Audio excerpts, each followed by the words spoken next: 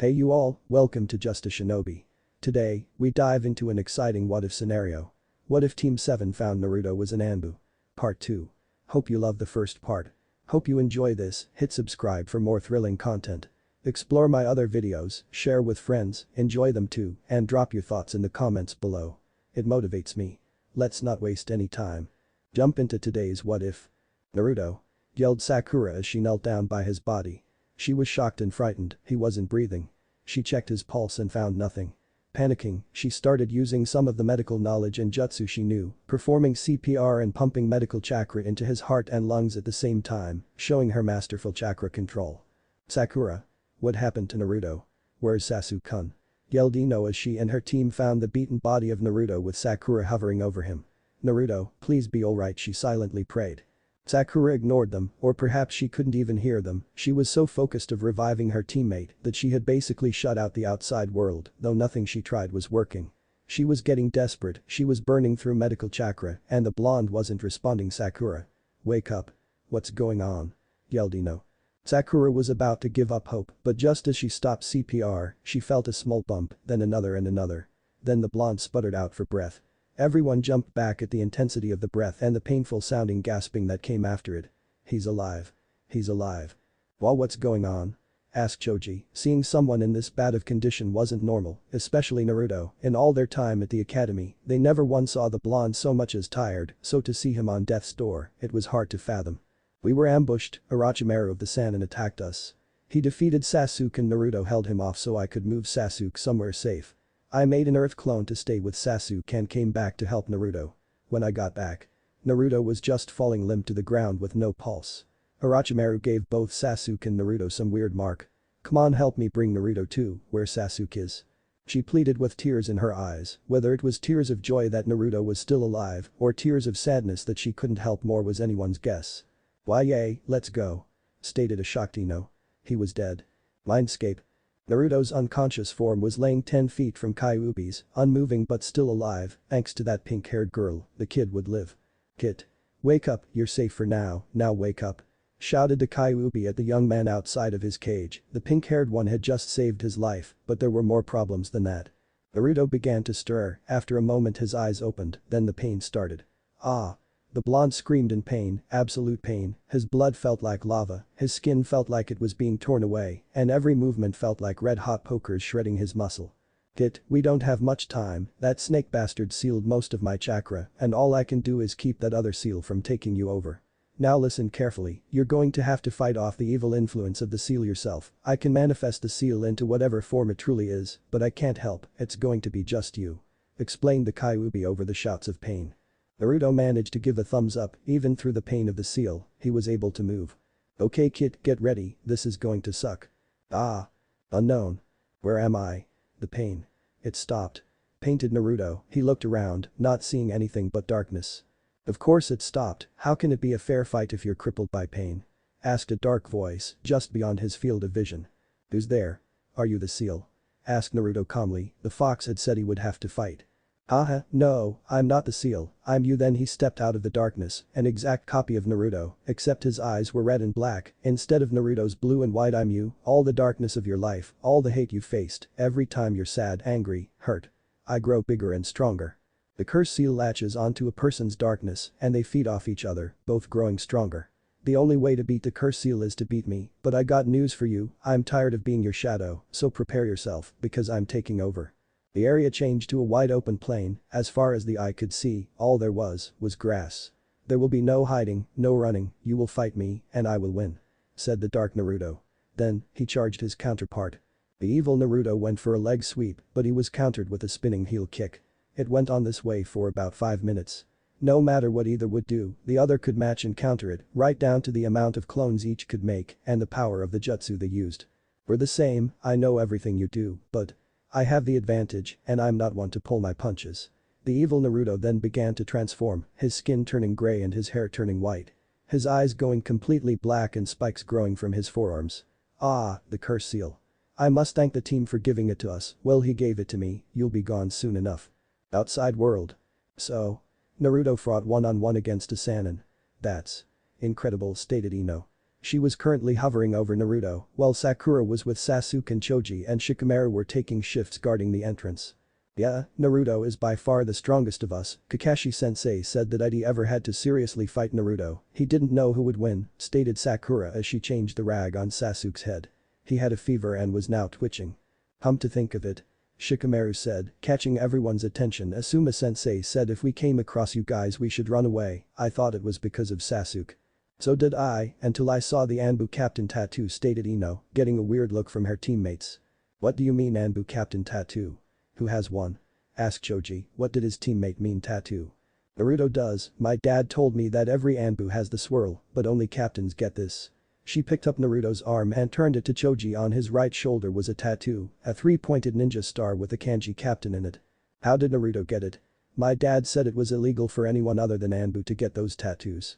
Asked Shikamaru, though he had his suspicions, he had ever since the academy that there was more to Naruto than meets the eye. Naruto was in Anbu, he was on Kakashi-sensei's team, and when sensei was made the commander, he made Naruto the team captain. Stated Sakura, leaving a dumbfounded Team 10. But he was the dope of the class. And Kakashi is your sensei now, how does that work? Asked Ino, in her mind the timing didn't add up, unless. He was in Anbu from the age of 9, and a captain from the age of 11. He was in Anbu during the academy, he was undercover. During our training Kakashi said that if Naruto stayed in Anbu, he could have been the commander in 2-3 years. Mind battle. You can't win. Yelled the dark Naruto as he threw a punch aimed for good Naruto's face. We're the same, only I have this. This gift. I'm going to take control and you will no longer exist, then I'll do everything you should have done. And I won't let you take over. Even if it means letting the beast out of its cage. I will not fail. Yelled Naruto as he started pumping as much of the Nine Tails chakra as the seal would let him. Even if I have to die to do it, I will not let you take over. But the fox. What's going on? The kid is overpowering the 5-pillar seal. Stated the Kyuubi, shocked that a container, even one as strong as his was, could actually overpower a seal like the 5-pillar seal.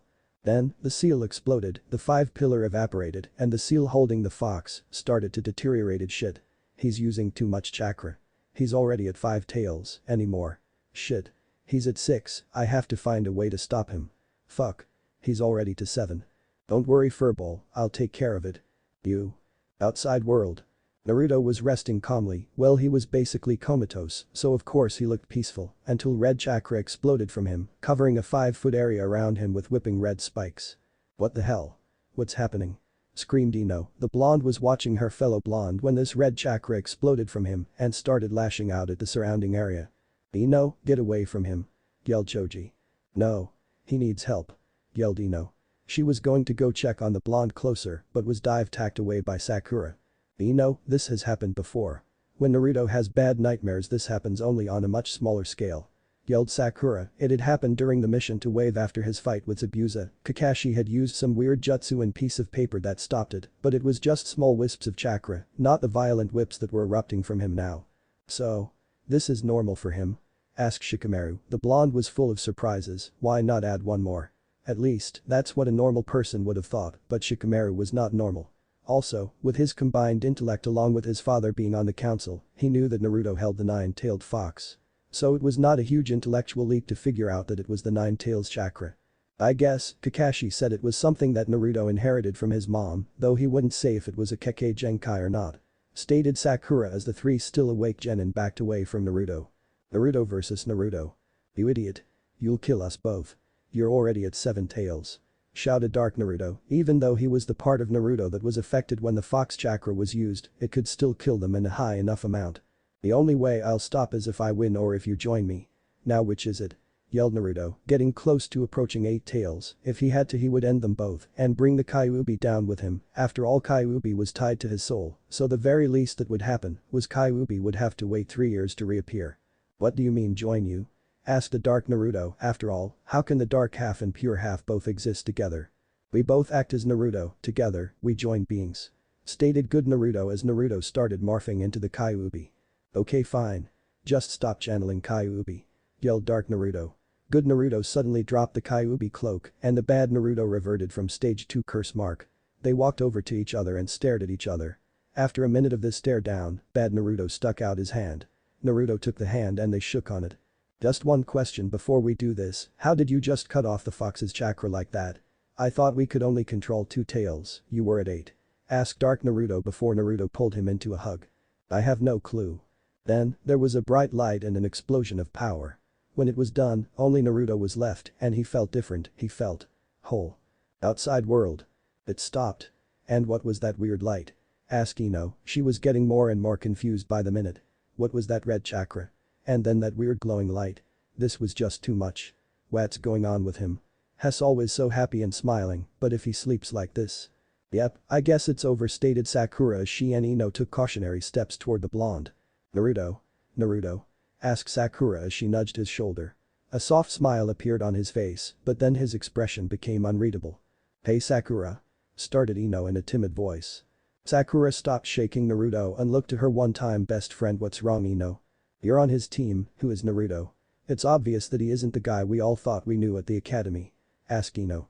I can't answer that, both because I don't really want to and because I don't know the full truth. The only ones that truly know Naruto are Kakashi, Lord Hokage and maybe Ibiki. Mindscape. Hey Kyuubi. I did it. I beat the curse seal. Yelled Naruto as he phased into the seal and started looking around. This wasn't the sewer that Kyuubi lived in, it was a cream-colored room. I saw that, but Kyuubi's not here right now, so I guess you're stuck with me. Dad. Hokage Tower. Jiraiya, what can I do for you? Asked Sarutobi. They were both just told by Anko that Orochimaru was spotted fleeing the forest. I already know about Orochimaru, so if that's the reason for your visit, we must find a new topic. I figured you had heard about that, smiled the Toad Sage. His sensei really was an amazing man. The real reason I came was because I want to take Naruto with me for a month of training at Mount Myoboku. It's time he takes my place and that's the best place to start. I think that will work perfectly. There's a month break before the finals of the Chunin exam, could you take him then? Asked the aged Cage. Naruto was very strong, mid to high Jonin level, but he knew that was nowhere near the blonde's peak. Yeah, in fact I was planning on it. What's his skill level right now? It's got to be at least low Jonin. Asked the Toad Sage. He would need to get the boy up to Jonin level in almost everything before the boy could become a sage. Well, his Taijutsu is on par with Kakashi, maybe a bit lower, his Taijutsu helps him a lot. Ninjutsu. Couldn't tell you, but I would say that he could give most Jonin a run for their money. He knows a wide array of high-level jutsu, but I don't think he's a real master of them. Just like you, he has no skill in Jinjutsu other than Bringer of Darkness and Destruction Wave. His speed and power, on par with his father when Minato didn't use chakra hydration, truly amazing in that respect. He may even be at your speed already. Chakra control. Kakashi said it's high Chunin, though I've seen Naruto make a Rasengan in each hand during our training. His Kenjutsu, Zabuza said he was far from a master, but he was very solid on the basics, and with his analytical mind and unpredictability, he's tough to handle. He can make a Rasengan in both hands now. Maybe he should take your job instead of mine. Laughed Jiraiya. At this rate he would have 2 students to become Hokage. What's the destruction wave jutsu? It doesn't sound like a jutsu. The truly ingenious jutsu, it's a Jinjutsu that attacks all of the senses into believing that he blows everything away with a blast of pure chakra. Ask him to show you when you train him, it's remarkable, laughed Sarutobi. The blonde was truly amazing, even his worst area could top a specialist. He really will make a great Hokage, just like his father. After all, both Minato and Kushina were cage-level ninja. I wouldn't be surprised if Naruto is Hokage by the end of this month of training, laughed Jiraiya. He truly believed that his godson would be Hokage someday. How close can you get him? From Kakashi's reports he can make 1,000 plus clones at once. Could you make him ready in that time? Asked Sarutobi with serious expression. Depends, I can easily make him Sannin level in ninjutsu and chakra, though I don't know about Taijutsu and strength, he seems to be close in speed. Maybe he's ready. Stated Jiraiya, with a gleam in his eyes. There was a tense silence for a moment, Sarutobi adopted a serious look. Jiraiya, my time as Hokage has come to an end. It's time I step down, you never would take the job, Orochimaru is. Well, I'd rather not go there. You know who the only option is. After the Chunin exams, it's your job to bring that person to be the 5th. Mindscape. Dad. Whispered Naruto. Yay, I had to fix the seal, you must have forced your way to 8 tails, though because it was in your mindscape, your body shouldn't be too banged up. Smiled Minato Namikaze, the 4th Hokage and said to be one of the strongest man to ever live. How are you here? Pervy Sage said you died to seal Kyuubi and me? Asked Naruto, his hero, his father, was standing mere feet away from him. When I sealed Kyuubi in you, I made sure to seal a part of myself in you as well, I didn't think I would be needed this soon though. Laughed Minato. His son was sure to be full of surprises, just like his wife. So how long do you have? Asked Naruto. About 5 minutes, that's all the longer the chakra holding me here will last. Admitted Minato sadly, if he could have it his way, he would have sealed himself in the seal as well, but he didn't have the time to design it that way, plus he was taking a gamble just being there, after all, no one escaped the Shinigami. Holding you here? You're using chakra? Could you use my chakra? I have more than enough. What about using Kyuubi's chakra? Asked Naruto. If his dad could stay with him forever, then he wouldn't ever be alone again. Minato's eyes widened slightly, why was there so much pain in his son's eyes? Yay, but I would need to modify the seal, and you would probably lose any control over Kyuubi you had. Plus the changes I made would only last a week or two tops, you would have to make the changes permanent on the real seal, plus it would mess up your chakra control pretty bad. Do it? Yelled Naruto as he imagined the seal on the wall to their right, the seal appeared, only it was way larger, and Naruto had actually been able to separate the layers. Minato's jaw dropped. I could give a rat's ass about Kyuubi's power. I can use shadow clones to train my chakra control back and I'm alright at Fuinjutsu, I could have a clone do it while you talk me through it. Minato smiled, his son was just like his wife, full of passion, and would try anything once. His smile disappeared and a look of determination and concentration took to his face. He made 3 clones and got to work. Naruto, channel as much chakra into the seal as possible, that should give me the time I need to make the changes, until I'm done don't stop the flow until I say. Got it? 2 hours and 35 minutes later. It took a while, but that should last a couple of weeks, it's going to take a while, but we should be able to make it permanent. Smiled Minato tiredly, he took a step toward Naruto and fell to his hands and knees. Dad, what's wrong? Asked Naruto frantically as he rushed to his father's side. You just need a break. I have been dead for. How old are you? Asked Minato while scratching the back of his head sheepishly. I'm 13 dad. Deadpan Naruto, maybe he was more tired than he thought. You're only 13. What the hell? I wasn't as strong as you until I was 18. Yelled Minato, he really was his and Kushina's son, to be that strong at his age, he made Kakashi look like a Beto. Really? Cool. Now all I have to do is be Godame and I'll be just like you, only better. Cheered Naruto, maybe his dream to overtake his father would become real, and now his dad could be there for it. Yay, really? Godame? Didn't someone become Hokage after I died? Asked Minato, his grandfather and granduncle were dead, and Saratobi had said he'd rather give up Jiraiya's books than to face the dreaded paperwork. Well Jiji took back the title, that's why I want to be Godame so bad, so I can take over for Jiji and technically succeed you.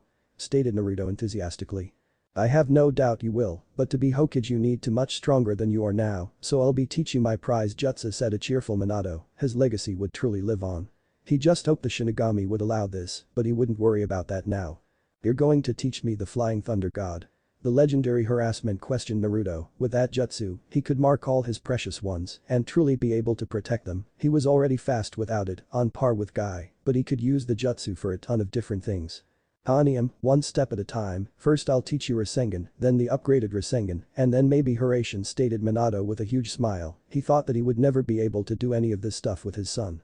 Now if only his wife was there with them. He would truly miss her, if only he could have managed to get some of her chakra into the seal. Naruto quickly made a Rasengan in each hand. I already know the Rasengan, Pervy Sage and Kakashi taught me. Minato was blown away, Naruto didn't even look like he was trying, and he was holding 2 perfect Rasengans. Oh okay, then I guess we can start on the next stage, what element do you have? 6 hours later, outside world. The group was getting very nervous now, both Naruto and Sasuke were still asleep, though thankfully, Naruto was now sleeping peacefully, everyone figured his body was resting from whatever was happening to him and Sasuke. We got trouble. Someone's here, stated Shikamaru, as he was the one on watch duty.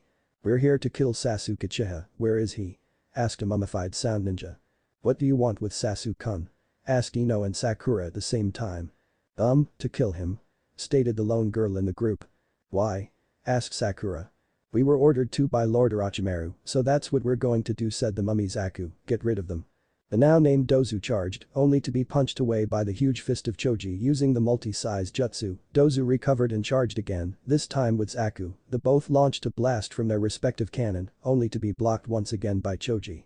Shikamaru used this time to hold the 2 in his shadow possession jutsu, and Ino used her mind transfer jutsu on their female teammate. Retreat, or I kill her.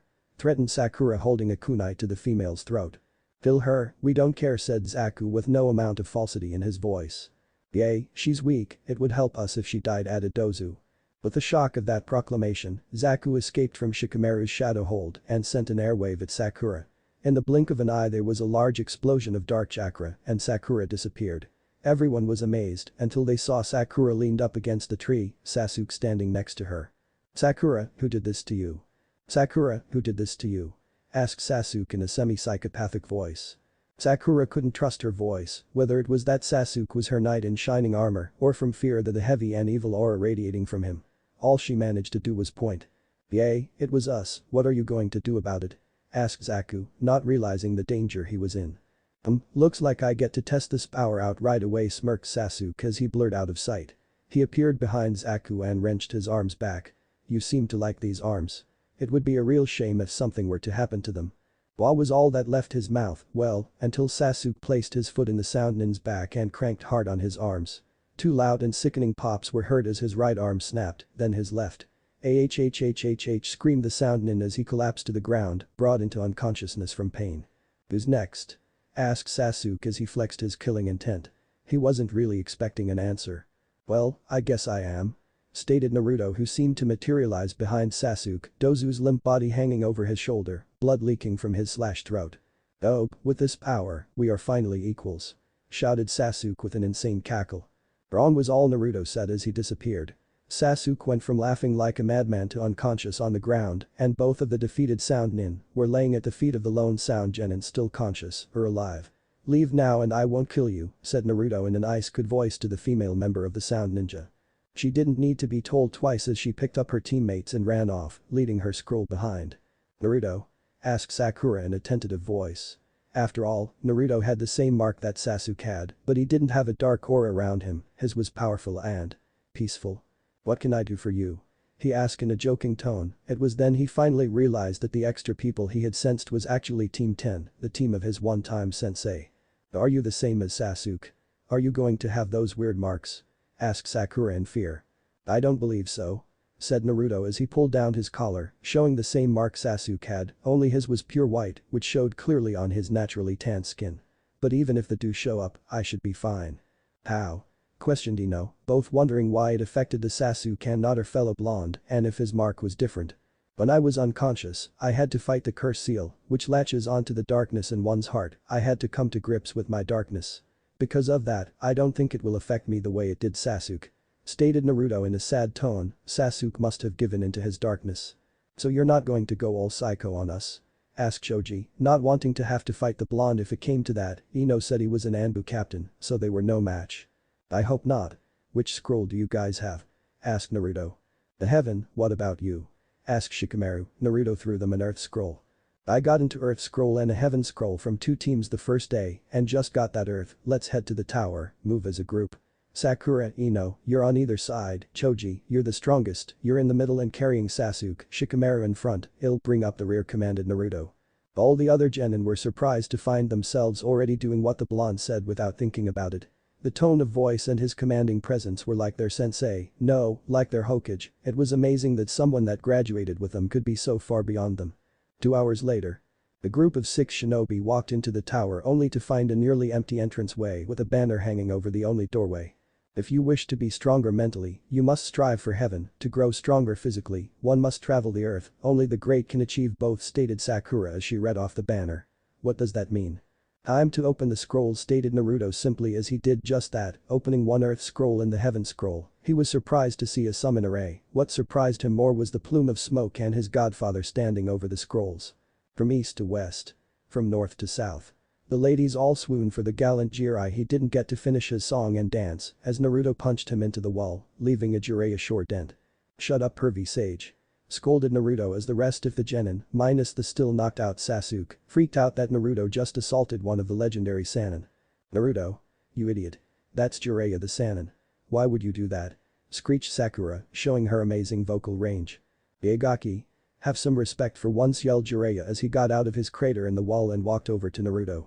"I'll respect you when you stop writing those books," yelled Naruto back, confusing everyone even more. "You have no respect for fine literature," retorted Jiraiya. "That is not literature. You're just a pervert," yelled Naruto. "I'm not a pervert. I'm a super pervert," yelled Jiraiya. Their faces got closer and closer as they argued. Then out of nowhere, they hugged. "I've missed you, you perverted hermit," said Naruto, releasing his godfather. "Missed you too, Gaki. Now what's this I hear about you facing off against Orochimaru?" asked Jiraiya in a suddenly serious voice. "I fought him off after he marked Sasuke, then at the end of the fight he got me, but your other blonde student helped me fix it, so I suggest we get to work on Sasuke's mark right away," stated Naruto, very carefully. He knew that information was very need to know. So far he only planned on telling Jiraiya, Kakashi and maybe Sarutobi. Jiraiya's eyes widened, he had only taught one other blonde, and Naruto knew that could only mean. "Let's go now, we have 3.5 days until the preliminaries, should be more than enough time to fix up the uchiha and discuss our next training trip." Both nodded and disappeared in a swirl of leaves, Naruto taking the unconscious body of Sasuke with him. The other 4 genin were in shock. "What just happened?" asked Sakura, not understanding anything of what was going on. Jiraiya and Naruto are taking Sasuke to seal off that curse mark, or maybe remove it," stated Kakashi, who at some point must have slipped in. Next to Kakashi was Asuma, Team 10 sensei. "Alright you 4, we'll lead you to your rooms, the next stage starts in 3 days, use that time to rest and prepare yourselves," stated the chain-smoking genin. Sealing chamber, Hokage Tower basement. Sasuke lay unconscious, face down on what looked like a autopsy table, his shirt off, and his arms spread to each side, on either side of him, Naruto and Jiraiya. "So? Evil containment seal?" Jiraiya asked. Naruto had experience with the seal, so it was best to ask him. "No, the deal itself isn't evil, it draws on a person's inner darkness, I was thinking one of these," stated Naruto as he unsealed a scroll the size of a summoning contract.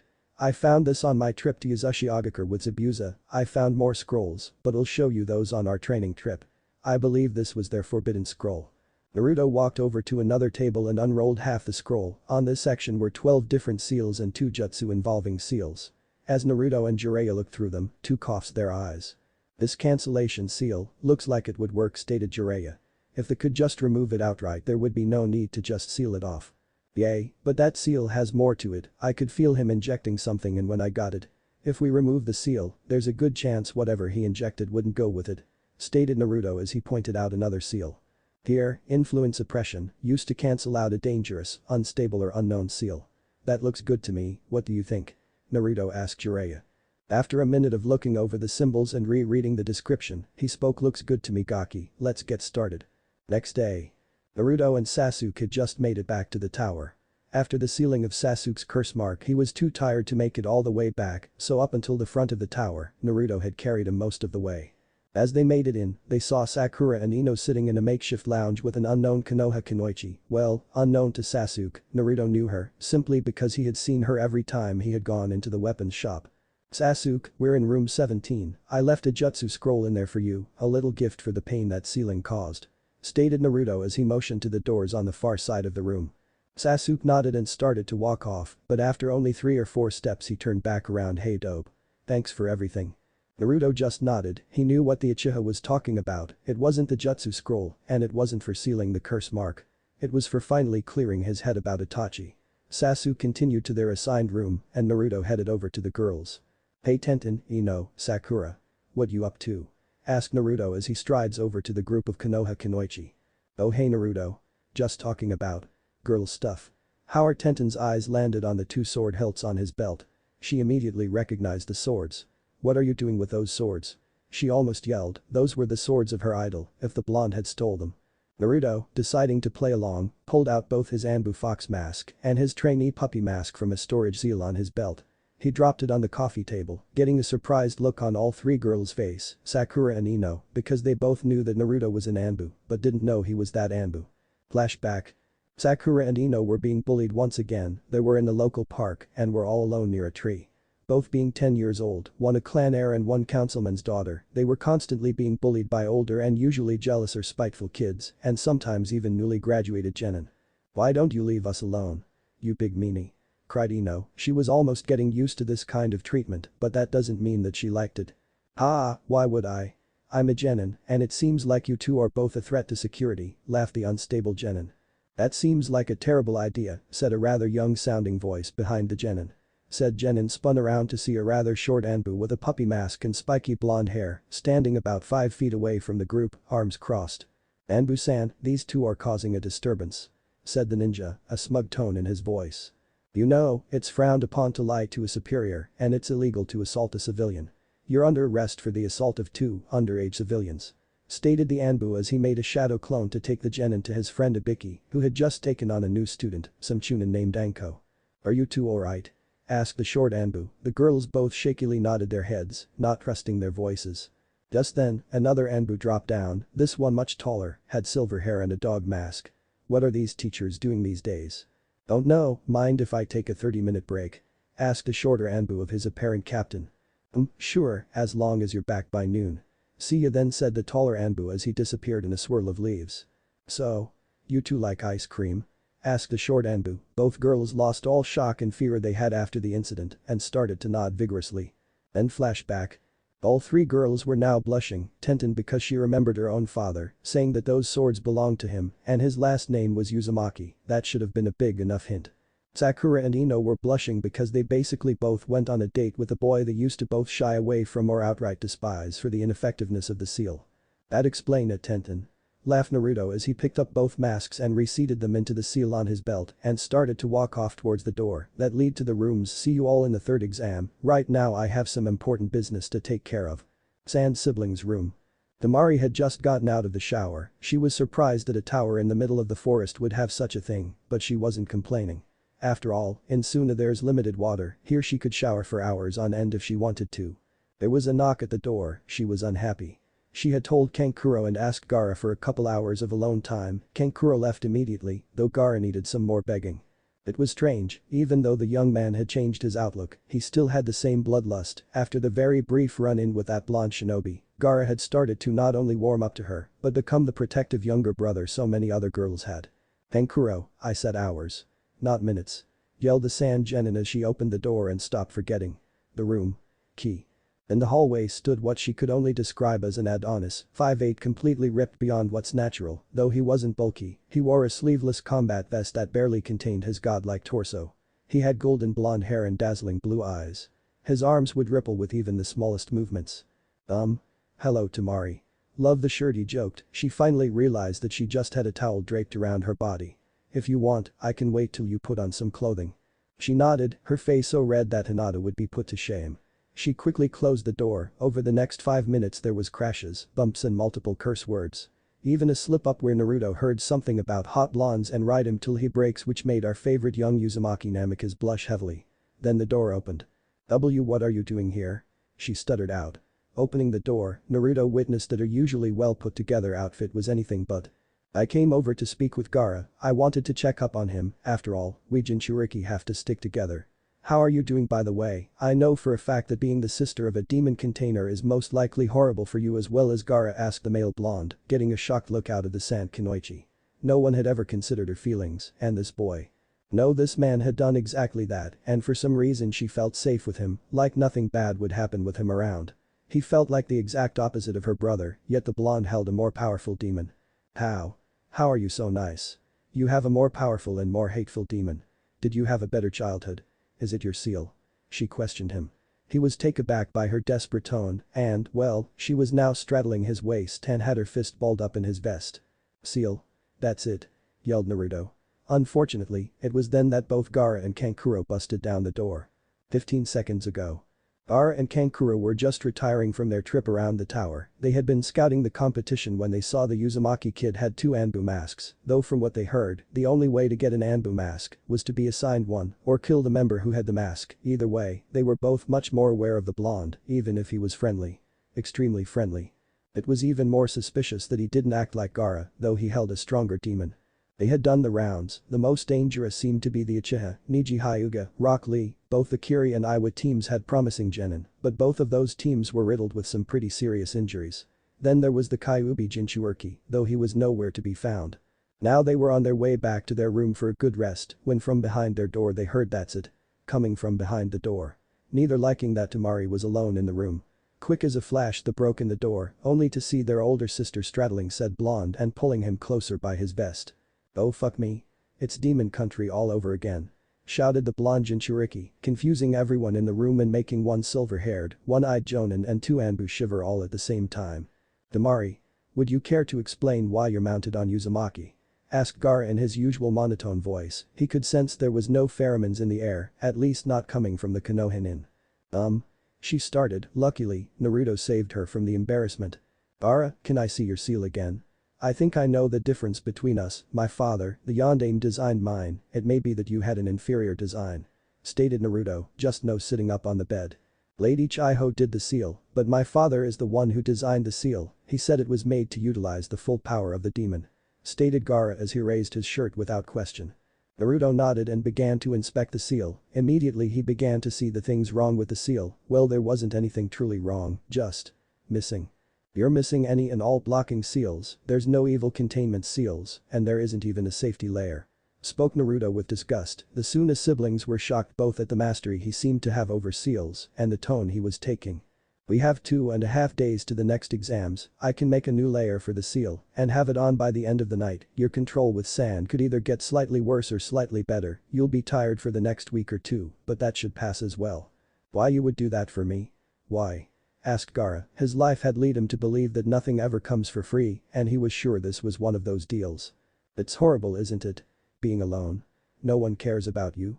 Gaara's eyes widened that was my life, I was hated by this village, beaten every day, more time teetering on the edge of life and death than I did doing anything else.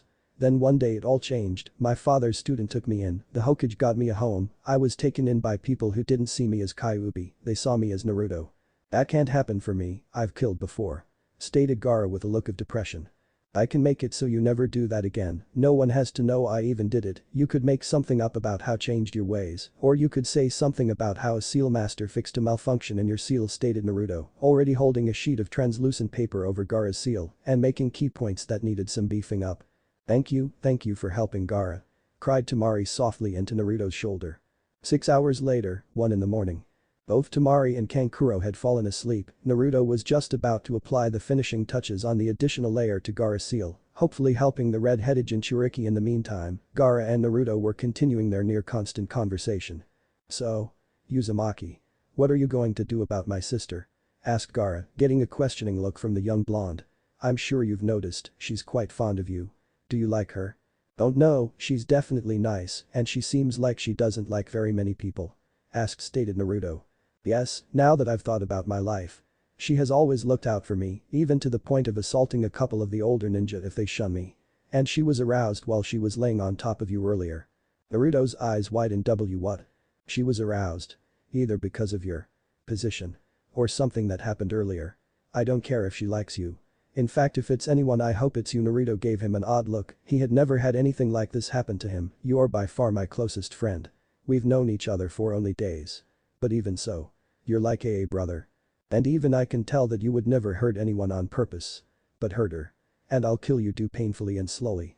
Naruto nodded slowly, he didn't know exactly what to say, he knew how Gaara felt, it was the same way Naruto felt that time AM's boyfriend dumped her in their 3-month anniversary. I understand Gaara, and if we do decide to take this any further, I will treat her like the princess she is, and maybe even get you a girlfriend laughed Naruto, Gaara, for perhaps the first time in his life, blushed. If I don't. Really? Asked Gaara in a surprisingly emotional voice. Little did Naruto know, Gaara had thought that he never could have a woman in his life, whether he would hurt them or none of them wanting anything to do with him. Yeah, chicks dig the dark mysterious types, I'm sure we can find you one. We can do it after the exams are over. But for right now, I'm about to add the new layer. Hold on to something. This will hurt. 2 days later, day of 3rd exams. The last team had just made it to the tower and just minutes before time ran out. Team 8 making it in just the nick of time. Now the 7 teams were standing in rows in front of the proctors, Jonin senseis, and Hokage. The teams that were now in the tower were Team 7, 8 and 10, Team Guy, the Suna team who had a much more stable looking Gaara, a team from Iwa who seemed to be roughed up except for a dark-haired boy, and a team from Kiri, one of which had one of the 7 legendary swords of the mist, showing he was at least a high Chunin level. Hello everyone, as you made it through my forest. But from here on out it's all going to be different. Nice job on getting here. And welcome to the 3rd round of the Chunin exams. And welcome to the 3rd round of the Chunin exams. Exclaimed Anko with her usual crazy voice. All the while eyeing up Zabuza, who was doing the same to her. Thank you Anko, and I would also like to congratulate you all on surviving this far. But on to the 3rd part of this exam, it will be one-on-one matchups from here on out, so if there's anyone unfit to fight, just raise your hand and we will mark you out. If you decide to call it quits you may stay to watch your team or you can leave to get medical attention. Now all that wish to be excluded from these proceedings, raise your hand, asked the aged Cage. Two hands went up from the Iowa team, one sporting large gash down his right arm that was wrapped in bandages, the other seemed to have a severe concussion. "Mark them down," Gekko asked the third Hokage. The coughing swordsman did as told and marked down the people leaving.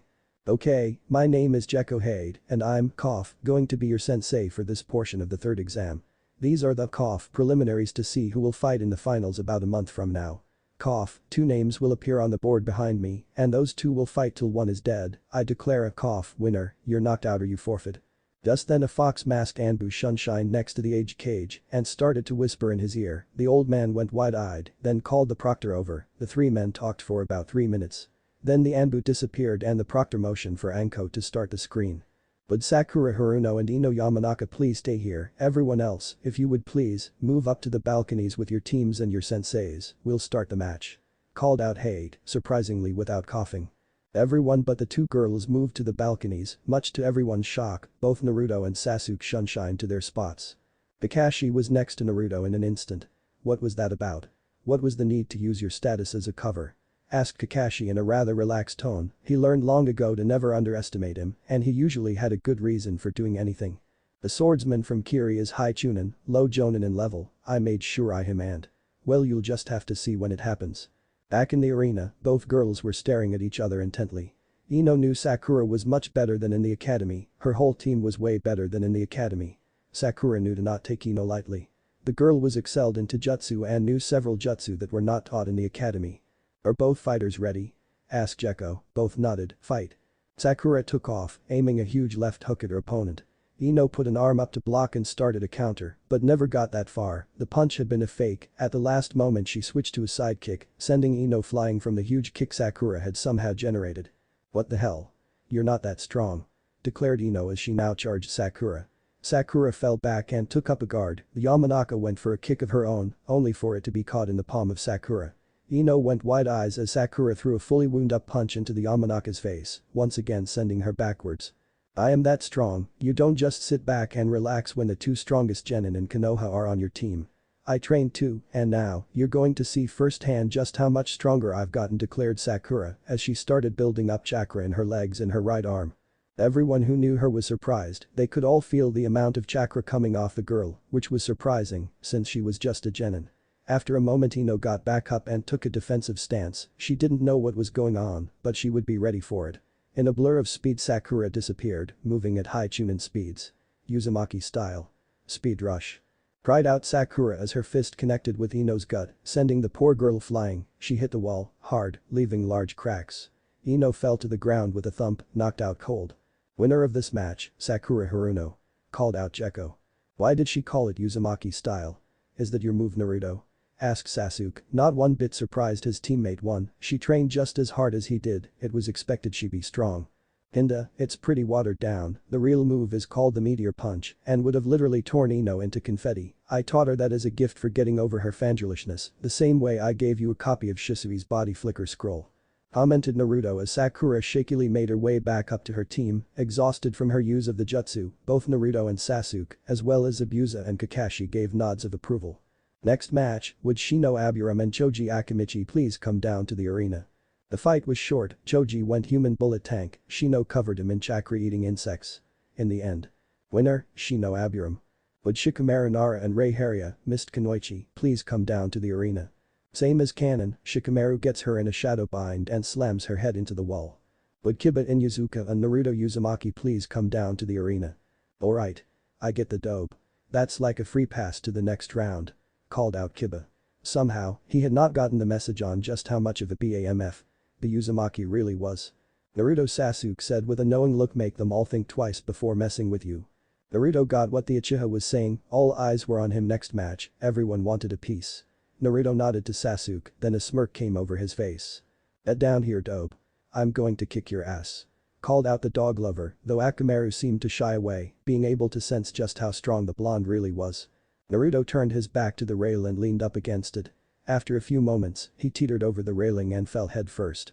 Everyone was shocked, though no one knew if he did it on purpose or accident. When his head was about 2 feet from the ground, his arms shot out and caught him in his fall. He then used his mammoth strength to actually throw himself from a handstand position, the full 50 feet, to land on his feet mere inches away from Kiba. The message was clear, don't fuck with me. Zabuza, Asuma and Kakashi were all very proud of their student. Letting his actions speak louder than words, he just punked the cockiest of the group. Guy was just happy at the youthfulness of his student's move and planned to use it to challenge Kakashi to another contest. Are both fighters ready? Asked Gekko. Both boys nodded, still mere inches from each other. Fight. Naruto started off with a headbutt, breaking Kiba's nose and sending him flying from the power behind it. Most of the room was shocked at the raw power the blonde had.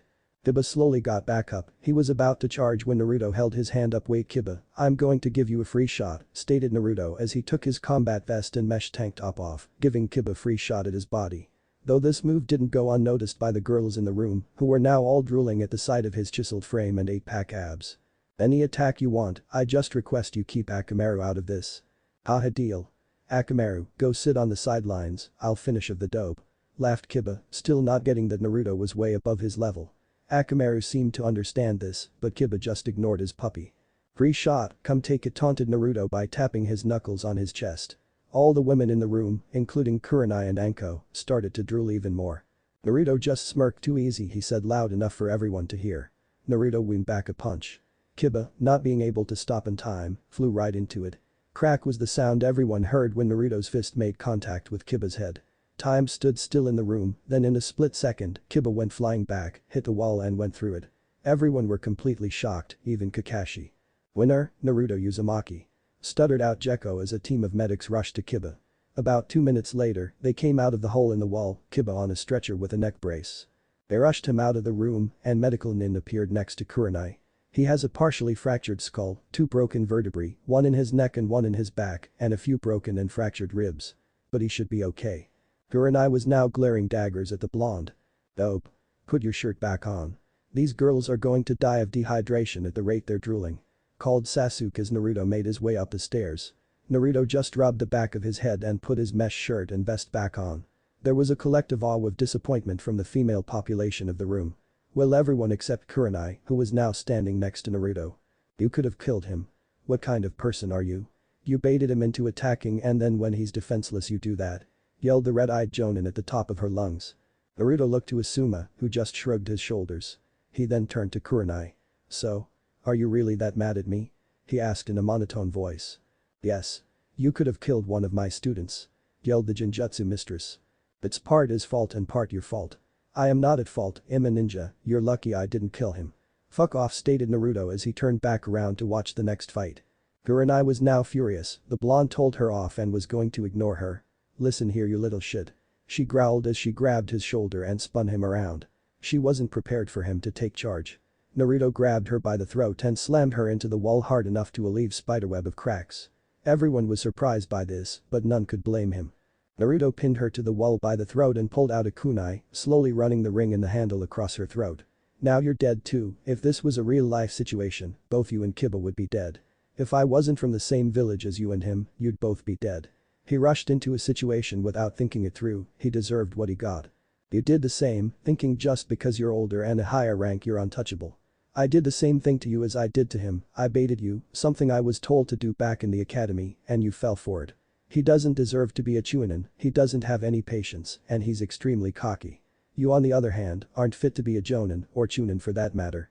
You did the same thing your idiotic student did, you've even proved you're a shitless teacher. Shino won his match with skills he knew from the academy, Kiba has only gotten cockier and a little stronger, and the most talented ninja on your team still stutters and is unsure of herself, despite the fact that in reality, she's just as strong, if not stronger than her cousin. Kurenai was at a loss for words, as was everyone else. And no matter how hard anyone could have tried, nothing the blonde did was wrong and everything he said was right. Though Hinata was stunned that her crush thought that she was the strongest on her team, even as strong as her cousin. That was a huge confidence boost. Naruto dropped the now shaking Kurenai to the ground and turned back to watch the next fight. Would Gaara of the Desert and Rock Lee please come down to the arena? Naruto appeared next to Lee and whispered, go all out, this guy is stronger than Sasuke, almost as strong as me in Lee's ear. Then he disappeared and reappeared next to Gaara. He whispered in his ear, Lee is a pretty cool guy and I bet he would be your friend too, I'm not saying don't win the match, but please don't kill him or cripple him. Gaara just smiled and nodded. The match went much the same, it was somewhat even until Lee opened the 5th gate of the 8 gates. Eventually, Gaara trapped both legs and an arm and got Lee to surrender. Afterwards Gaara helped him up and they shook hands. Would Kankuro of the desert and Tai Sasuke, Miss Nin, please come down to the arena? It lasted 5 minutes, it ended when Kankuro got landed a poisoned senbon in the Miss Nin's neck. Would Tamari of the desert and Tenten please come down to the arena? Same as canon fight, except Tamari catches her in her arms, not in her fan. She gets an appreciative smile from Naruto. Would Hinata Hyuga and Neji Hyuga please come down to the arena? Before Hinata could move, she found an arm around her shoulders, she turned to see Naruto smiling at her, Kurenai flinched back from the blonde. Hinata, despite what you think, you are strong, just because people say you're not doesn't make it true. You have strength very few have. You've had a hard life, just like me and Gaara. People call you weak, say you're a failure, you lost your mom, and even your cousin thinks you're better off dead. And you took it all in stride and kept moving forward. You're strong Hinata, and trust me when I say, you can beat him. And even if you lose, you still show just how strong you are. Said the blonde. During his little speech, Hinata went from the nervous little girl she always was to a proud confident young woman. She nodded and made her way down to the arena. The match was incredible. It was a completely even fight for the first 10 minutes. It was back and forth, every time Neji landed a hit, Hinata would fight back and land one of her own. But Hinata didn't have the experience Neji did, and it showed at the end of the match when Neji landed 2 quick hits on her chest, knocking her out. Would Sasuke Uchiha and Tombi of the Stone please come down to the arena? Finally, I was getting bored. Too bad it's you, I wanted to fight the swordsman stated Sasuke in a monotone voice, succeeding in an attempt to piss him off, a tactic he picked up from both Naruto and Kakashi. How dare you? I'm the grandson of the Tsuchikage. I'll kill you where you stand. Yelled Tombi, but now that he said it, Naruto could see the resemblance, both were short, had big noses and were quick to anger. Don't care, I'm a direct descendant of Madara Uchiha, you don't see me bragging about it. Are both fighters ready? They both nodded fight. Tombi took off at mid-genin speeds, going after the Uchiha. Sasuke continuously dogged his attacks, letting him tire himself out. Sit still. Yelled the chibi version of the Tsuchikage. Wait a minute. If you get that joke I applaud you. No stated Sasuke as he sidestepped a kick. Moving in for the kill, Sasuke spun around on his front heel and delivered a spinning backhand to the short ninja's face. The spinning back fist connected, sending Tombi flying with the surprising amount of power Sasuke seemed to have, but Naruto knew better, Sasuke was using chakra to enhance his power. Oh, the fucking hurt. Yelled Tombi as he got back up, huge bruise already on his cheek. For being the grandson of the Inoki of both scales, you really are weak taunted Sasuke. I'm going to kill you Uchiha. Tombi rushed at what Sasuke could only assume was his maximum speed, around high genin. Sasuke took a page out of Naruto's playbook and baited him in by showing weak spot in his guard. Tombi saw it and went in for the kill. As he got about 5 feet away, Sasuke wound up a devastating uppercut. The punch connected, sending the Iwa genin rocketing into the air. In a split second, Sasuke was on him, finally using the body flicker technique that made his brother's friend famous. He jumped up and caught him with a wicked axe kick to his gut, sending the Iwa nin plummeting to the ground, where he created a crater. Winner, Sasuke Uchiha. Sasuke made his way back up to his team. Everyone gave a nod, except for Zabuza who gave him thumbs up for his brutal efficiency. Did the seal act up? Asked Naruto after he pulled him away from everyone else. Not at all smiled Sasuke, Naruto just nodded and they both looked towards the next match. Did you try to use it yet? Asked the blonde, Sasuke shook his head no. Because of the uneven number of fighters, one fighter will have to go again. Would Taro Fujami and Naruto Uzumaki please come down to the arena? Look out, he has the splashes word, in the hands of an expert it can destroy this whole tower in a single swing. Stated Zabuza before Naruto could move. Said blonde turned to his teacher and nodded. So your teacher is that traitor, does that mean you're also a swordsman? Asked the Miss Nin as he pulled the blade from his back. Naruto just nodded and pulled out both of his swords. The sight of the Nadachi and Claymore made several people involuntarily tense, including his opponent. Those are the swords of Kushina Uzumaki.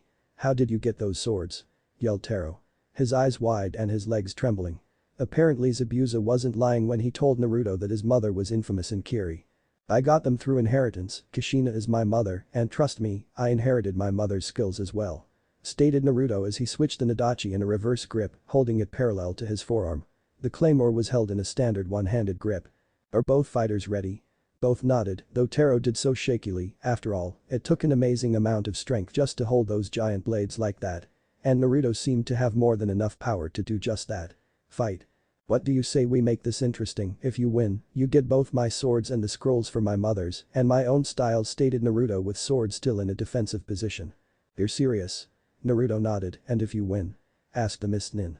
You give me your sword and deliver a message to the Mizukage for me, stated Naruto simply. Taro just grinned and nodded yes, gaining back some of his confidence. After all, those swords were said to be on par with the 7 swords of Kiri. That, and he thought himself as the strongest of the 3 people training to be the new generation of swordsmen. Naruto stood unmoving as his opponent slowly and deliberately went through hand signs that Naruto knew well. You're making a big mistake if you cast that mist. Zabuza is my sensei, I'm extremely efficient in the silent killing technique, you'd just be wasting chakra. Stated Naruto with no expiration on his face. Ha! No one is as good as me at the silent killing technique. Laughed a mist swordsman as he finished the last seal. The arena filled with mist, making it impossible for anyone to see. Naruto acted quickly, jumping silently and standing on the ceiling. He quickly activated his Dijutsu and felt his chakra calm down and lose its chakra signature. Flashback, day before preliminaries. Naruto was sitting in his room while Sakura was off with Ino doing God knows what and Sasuke was in the arena practicing new his body flicker technique. Right now, Naruto was sitting with his perverted godfather, discussing the training Naruto was going to be doing. So your elemental affinities are wind, which you've cut the waterfall, but not the floating exercise, lightning, which you've gotten done the leaf exercise, water, also the leaf exercise, and fire, which you've done nothing with? Asked Jiraiya as he was creating a training schedule. Yay, I'd like to get to the second stages of all the elements I have. I have a couple of ideas for jutsu, but I need better control. Stated Naruto. Okay, that covers your speed, strength, taijutsu, and now your ninjutsu training. We need about 2 weeks for the special training. So we have about a week left open for whatever else you want to do. Stated the Sannin as he looked over the schedule. What? How do I have a week left? We only have a month from the prelims to the finals, how am I going to fit all this in and your special training? Asked a bewildered Naruto. We're going to the Toad realm, time moves slower there than from this realm, not by much, but a month here is about a month and a half there. The first 3 weeks will be to hit your physical limit in strength and speed, along with taijutsu and ninjutsu training. The 4th week will be used for whatever you want, then the special training at the end when you're ready for it. The Sannin said, before he realized something. Why don't we use that time to work with your taijutsu and with Kyuubi? Sure, because dad had to alter the seal slightly to feed Kyuubi's chakra to him, I lost almost all control I had with the fuzzball. I don't really know how to train with my taijutsu, I unlocked the 3rd stage in the fight with the snake pedo. I think it has something to do with chakra control because when I tried to test it out, I could actually feel my chakra calm down, stated Naruto as he activated his taijutsu and then activated its 3rd stage. Though you only unlocked it when fighting the snake. Why do you have the diamond in both eyes? Asked Jiraiya, he had learned all of what was known of the taijutsu over the last week from Kakashi, Sarutobi and of course Naruto. Don't know, I was wondering that myself, but the weird thing is, my chakra signature seems to either diminish or altogether disappear when I activate it. Flashback end. Uzumaki style. Elemental wind dragon. Was what everyone heard before a giant pure white dragon with glowing green eyes ripped through the thick mist, dispersing it. Everyone had to cover their eyes or face from the power of the winds. I thought this was a sword fight. No more ninjutsu. Yelled the scared Kiri ninja. Fine by me, bringer of darkness technique. Yelled Naruto. The Kiri ninja's whole world lost all light and he felt like he was floating in an empty void. Ah, that's not possible. Yelled Kurenai, only Sarutobi, Jiraiya and Kakashi knew what she was freaking out about. What's wrong? Asked Asuma, being the closest jonin to the Jinjutsu mistress. That's the Nidame's personal Jinjutsu technique. I don't even have the amount of chakra control for that technique, let alone the cage level amount of chakra that technique needs just to activate, sputtered out Kurenai, steadily growing both more angry at the blonde and more respectful. It's over came the whispering voice of Naruto from all 4 sides of the Mist Ninjas, all 4 clones held a blade to his throat and a blade to other vital points on his body. Forfeit or you die. The true swordsman never forfeits, they fight to the death. You have won my blade, but I will not admit defeat. Stated the Mist Nin proudly.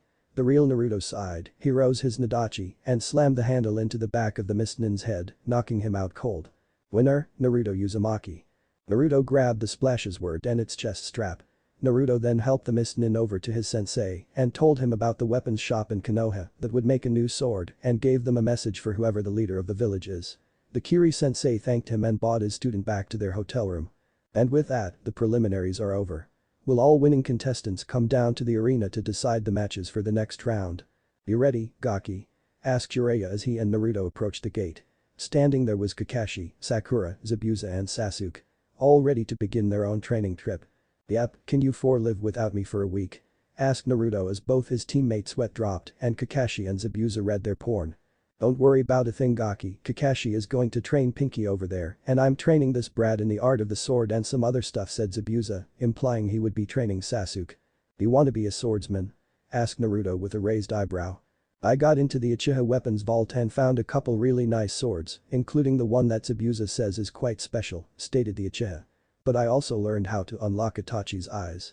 He thought yay, a chakra conducting katana, it's a pretty good sword, he might as well learn to use it.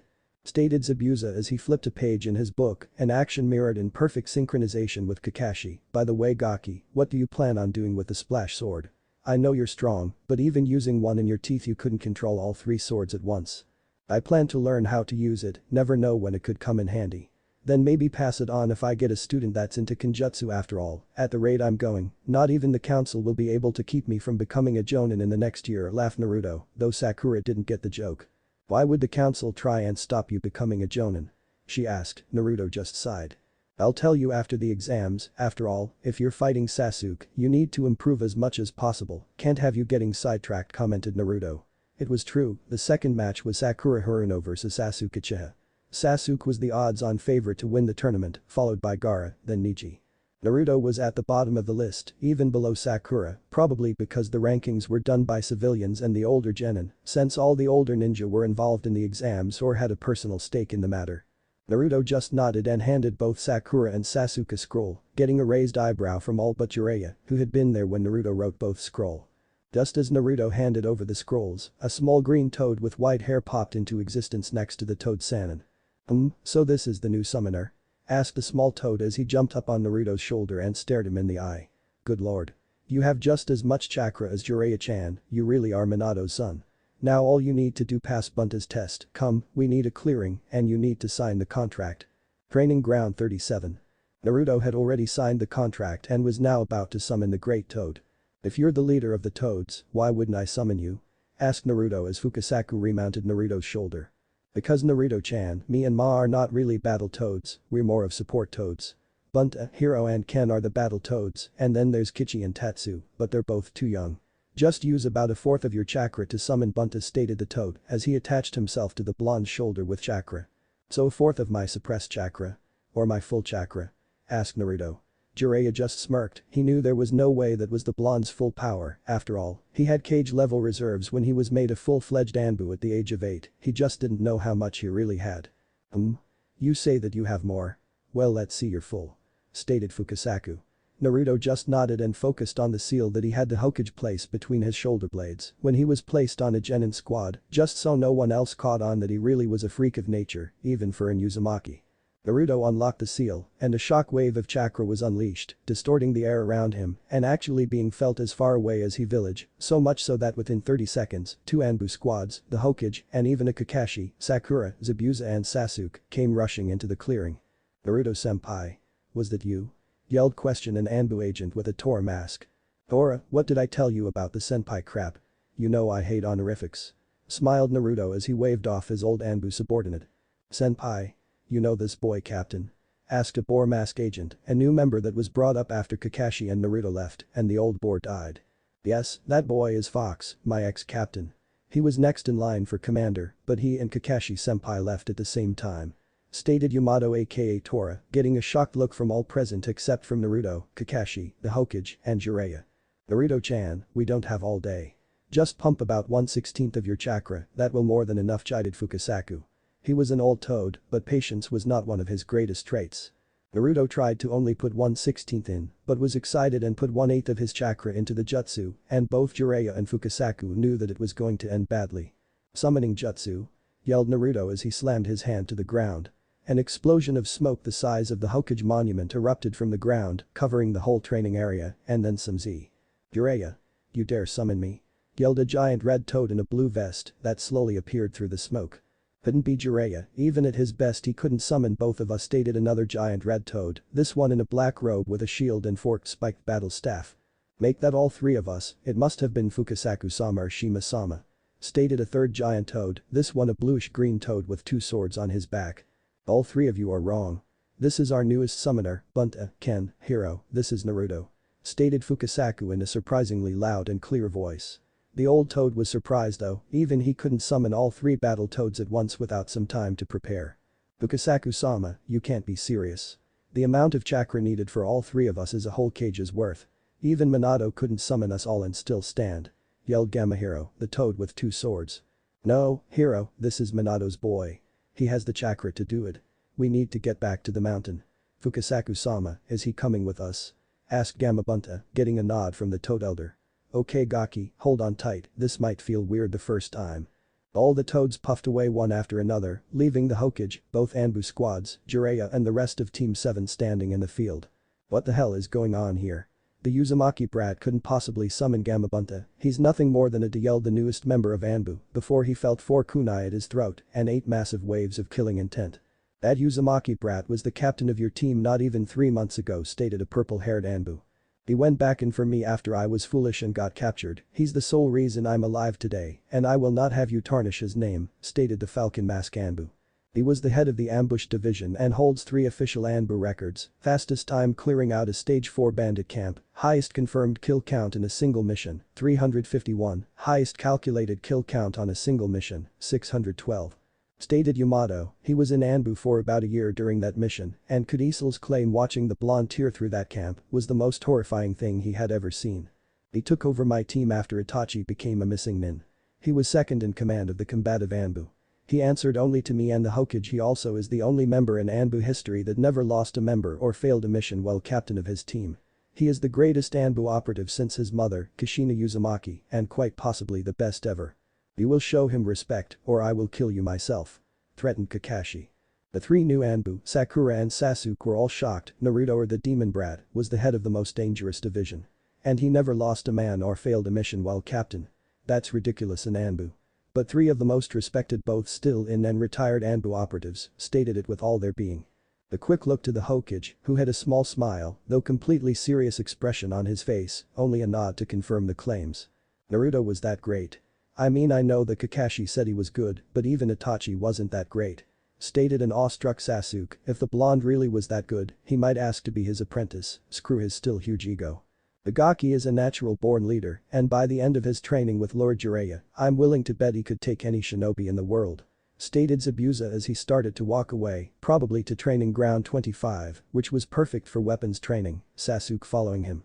Stupid Gaki and Bunta, leaving me here to get reverse summoned when they figure out I'm Mount Myoboku. Not there with him. Jiraiya looked around, finally seeing that he was standing next to Naruto and Pa, Fukasaku. Well Jiraiya-chan. What's this boy's training schedule going to be? Questioned Pa as he hopped back to Naruto's shoulder, something that Naruto didn't seem to mind.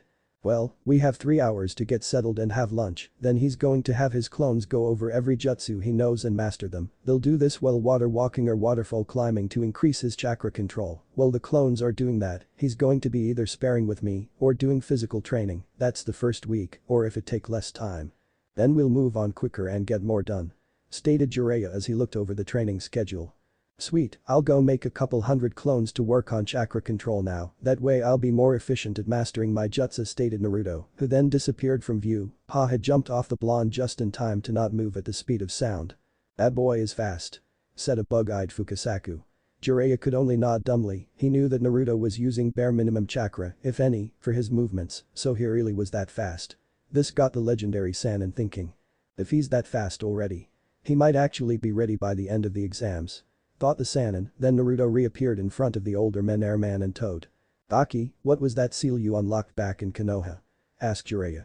One of my own, it constantly draws 1/3 of my chakra and either uses it to keep a gravity seal activated or just stores in a rainy day storage seal. The other half of the seal uses a type of chakra recycling that changes the frequency of my chakra to make it appear I have only 1/3 of my chakra reserves.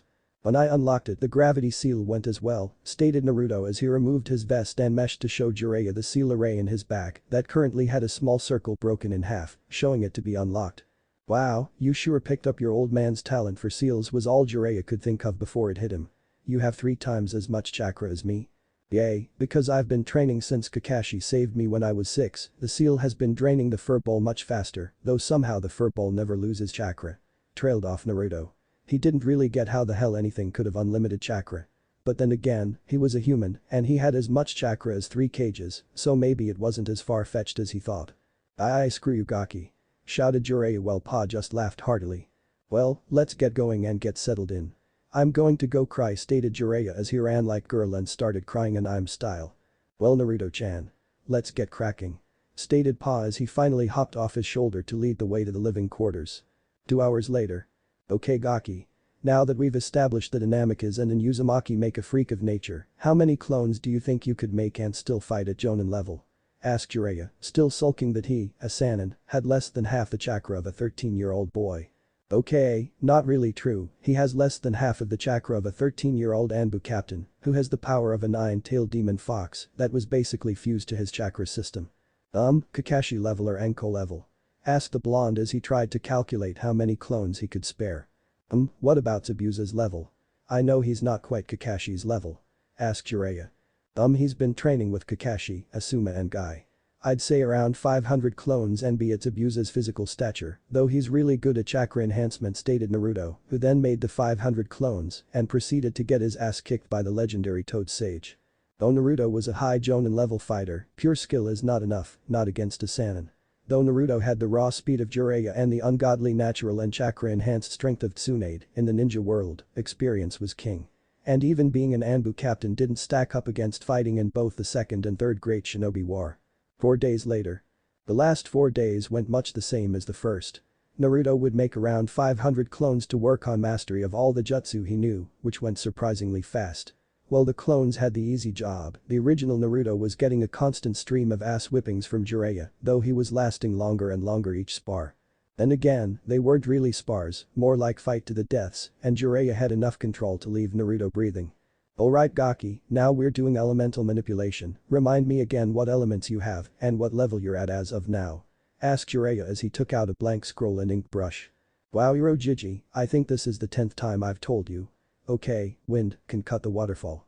Lightning and water are both past the first but stuck on the second step.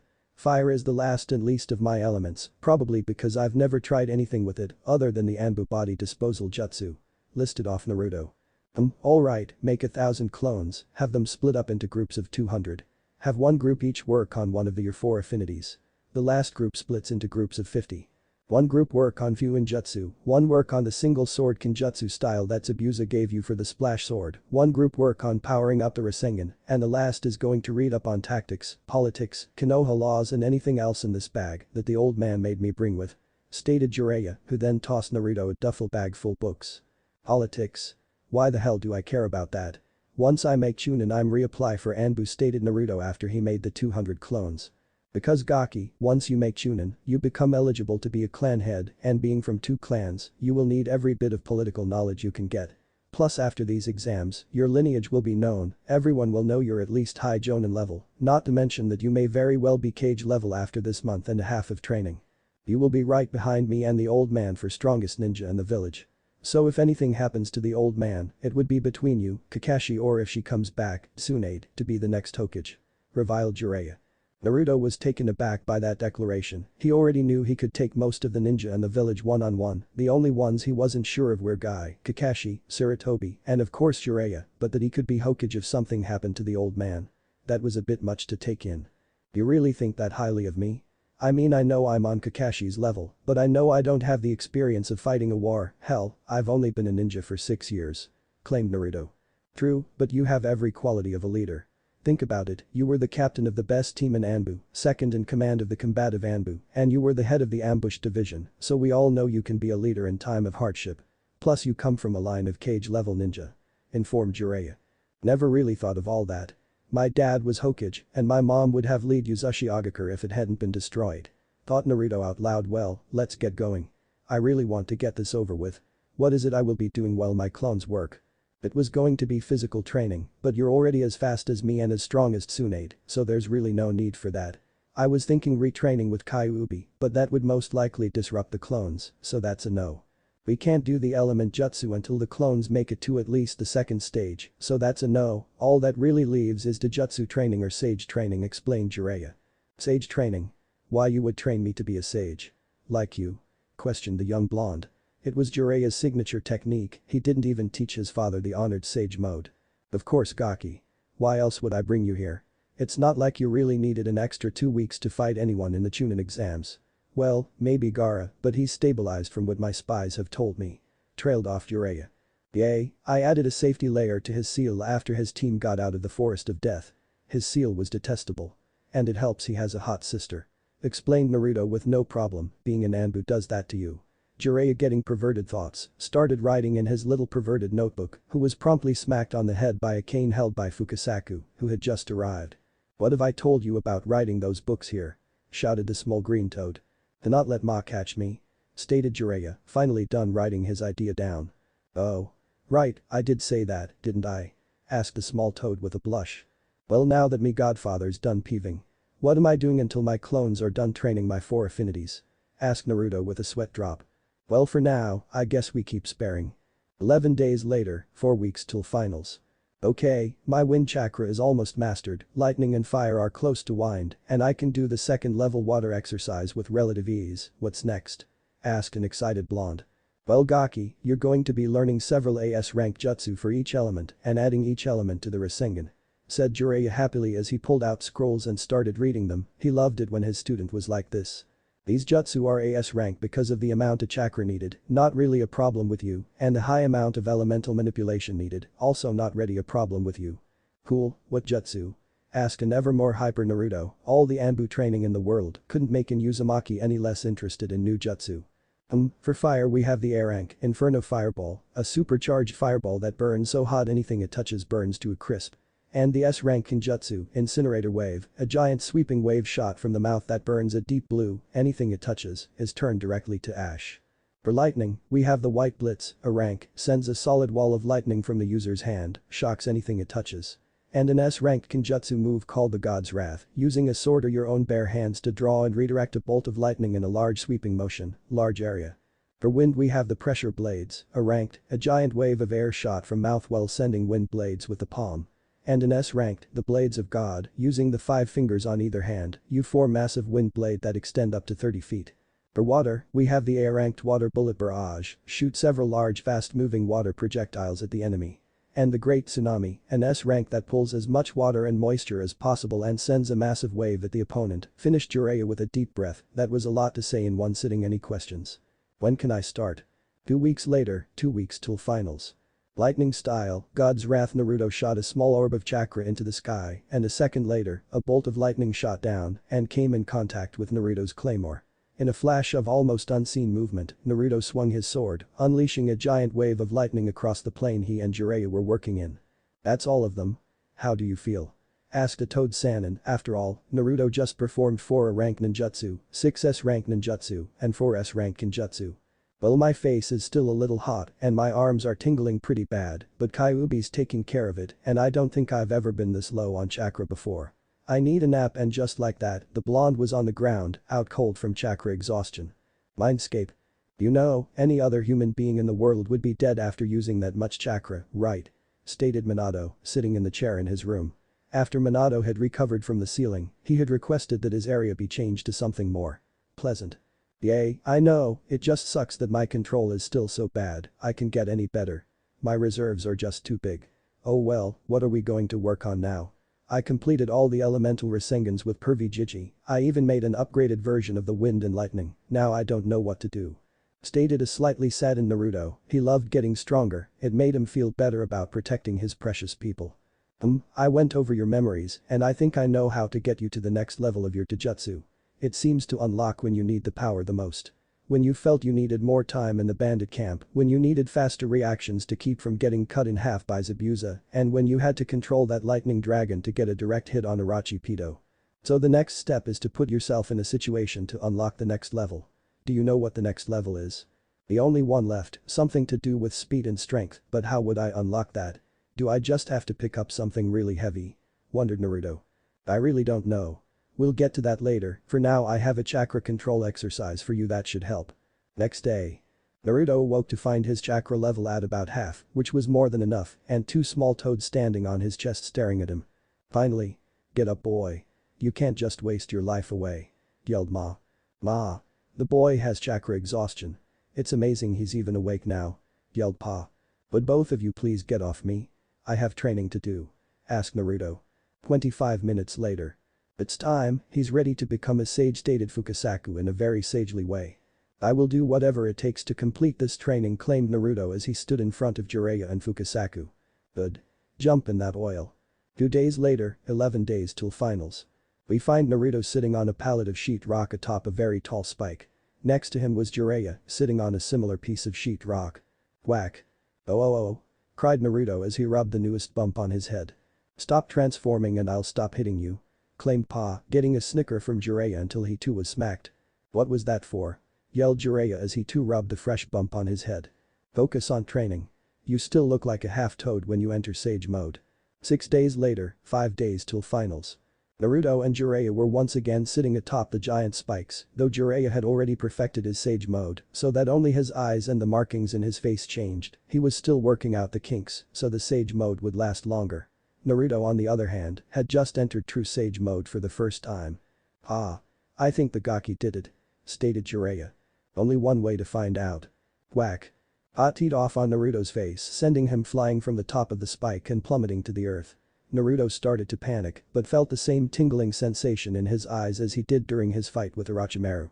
He impacted the ground and felt no pain. Alright Gaki. You did it, you've entered true Sage mode. What's with your eyes? Questioned the elder toad sage. Let me see your eyes. Shouted Pa after he caught a glimpse of the eyes.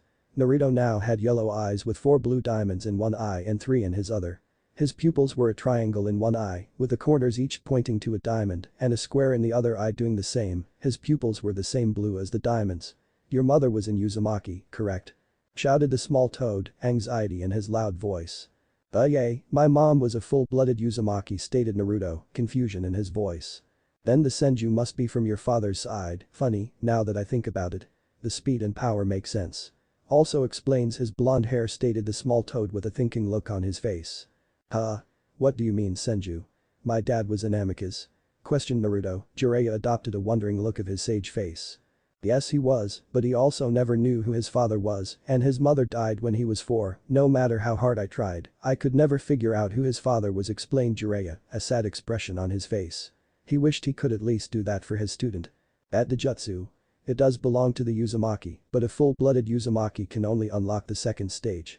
You need Senju blood to unlock anything above that. No one knows the 5th stage because it's different for each wielder and it's but an old wives' tale of the final form of it. It's gone by many names, but the true name is the Maelstrom Eye, explained the toad as if reliving a memory. How do you know all that? I had to travel all the way to the ruins of Yuzushiogakure to find that out. Questioned Naruto. There was a long pause, then a large sigh from the tiny toad. Do you know how the Sage of 6 Paths got his name?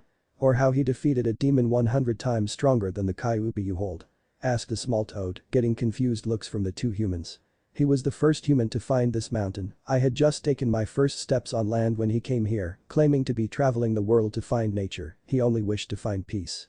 He went before the last elders and requested to use this mountain to find true nature, and he did. He was the creator of Sage mode, and his son Arashi, he had those eyes, only he had 2 marks each eye.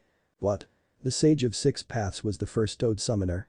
Asked Jiraiya. If that was true, then he really was a sage of toads. No.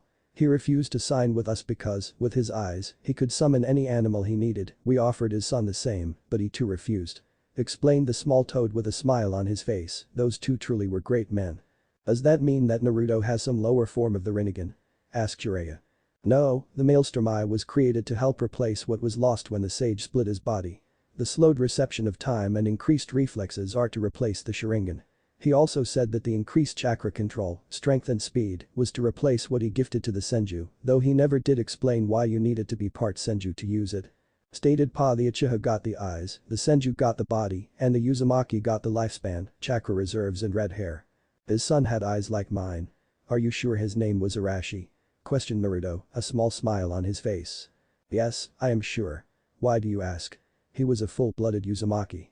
Asked a small toad. My mother's great-great-great-grandfather's name was Arashi. And his father's tombstone had the name the Great One on it. Sarutobi was having a horrible day. He woke up after another one of his visions, as he called them. He had them before, dreams too real to just be dreams. His first was of his sensei and then Hokage dying at the hands of Kumonins. He thought nothing of it until they were eventually surrounded by a group of high-ranking ninja titled the Kinkaku Force, and Tobirama sacrificed himself to let he, Danzo, his then teammates, and a few other nameless Chunin escape and fight another day. The second time he had a vision was the second day of his team training, when Jiraiya had witnessed him summon Monkey King Enma to show how weapons could be more effective than just hands and kunai. The vision consisted of Jiraiya growing up with the toads. The third vision was of a horrible underground laboratory which had all sorts of disgusting and revolting experiments. A laboratory that belonged to his then favorite student, his shining pupil. Though unlike his other visions, this one took months to come to full circle. The fourth was a terrible nightmare in which a giant fox destroyed the village. That one took years to come to pass.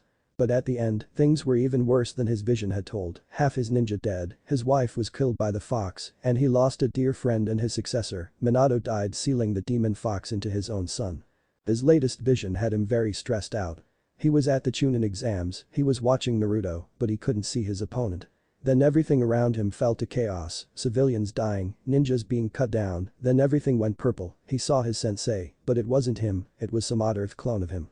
The last thing he saw was a large explosion in front of him and a blade piercing his chest from behind, and a cackling laughter he knew all too well, then. Nothing. Viz Razana. Could you please bring the forms for a change of will? Asked Saratobi in sad and defeated tone. After a very long pause, she responded. Hokage-sama. Did you just ask for the forms to change your will? Yes, I did. Could you please bring the forms? Stated Saratobi in a calmer and more commanding tone. And also the forms I need to fill out to appoint my replacement. Unknown hideout. 9 figures stood atop the outstretched stone hands of a very demonic-looking statue. The statue was covered in chains and had 9 eyes, though all of them were closed, and these men that were standing on the fingertips were anything but normal. The first and apparent leader had spiking hair and eyes of rippling purple. All 7 of these figures seemed to be no more than rainbow-colored holograms. 2 were definitely there in person. These 2 were the most widely known of the group. The first was Kisame Hagash, the tailed beast without a tail, known for his massive chakra capacity and blue skin. He was also known as the Monster of the Mist. He was one of the legendary 7 swordsmen of the mist and the wielder of Samahadiya, the sharkskin sword. His reason to be classified as an S-rank criminal were simple: the assassination of the water daimyo. Next to him, shorter man, his eyes the eternal red of the infamous Sharingan, was Itachi Uchiha. His trademark look was his ever-present Sharingan and the deep line surrounding his eyes. His reason to be classified as an S-rank criminal, now that was a complex tale not even he himself could fully explain. What do we know of the Jinchuriki? Have they all been found yet? Asked the supposed leader, an apparently medium in height man, spiked hair and rippled purple eyes. We have found the 1, 4, 5 and 9 tails. The rest elude us. We had tracked the 3 tails, but it has apparently been sealed into another host. We don't know where the host is or even their appearance. Only that the host is between 6 and 8 years old. Commented a strange plant-like man. Any news on their skills? I have heard that the 1 tail is very unstable, continued the monotone leader. My spies in the village say that he was very unstable, but since he was last in Konoha, he seems to have stabilized quite a bit. He is even gaining some supporters in the village. Stated a very short and stocky, hunched-over man. Even that stubborn old council are starting to side with him. This could cause problems. What of the others? Are the 4 and 5 tails still in Iowa? The leader asked. Yay, still there. They both live out of the village, but still have the support of Old Man Inoki, stated another medium-height, blonde-haired man, a bang covering his left eye and a ponytail on the back of his head. This will help us. They will be vulnerable for long periods of time. Finally, what we know of the Kyuubi's container. He's currently training away from the village. He's unexpectedly strong. At least high Chunin level and improving rapidly. He's very intelligent, figured out one of my spies in mere minutes of contact with him. His teachers are Kakashi Haddock, Zabuza Mamachi and now Jiraiya the Sannin. Stated the same short stocky man as before. My old teammate. Oh shit, that could be a problem. Stated Kisame, getting a raised eyebrow from the whole group, save Itachi and the leader. Why, pray tell, could it be a problem? Asked a large man in a bandana with green eyes. Zabuza was arguably the best of when we were all loyal, but he just stopped working out one day, something about him losing his daughter. After a few years I finally overtook him as the strongest, but it was only because he was a shell of his former self, and he's still strong enough to go toe-to-toe with any one of us besides Leader Sama. If he regains his old self, we're going to be facing a cage-level swordsman, finished Kisame for the first time in a while with a look of fear. I see, Kisame, Itachi. In 1 week you will go to Konoha and find out everything you can. They both nodded. Take this next month to find the other Jinchuriki.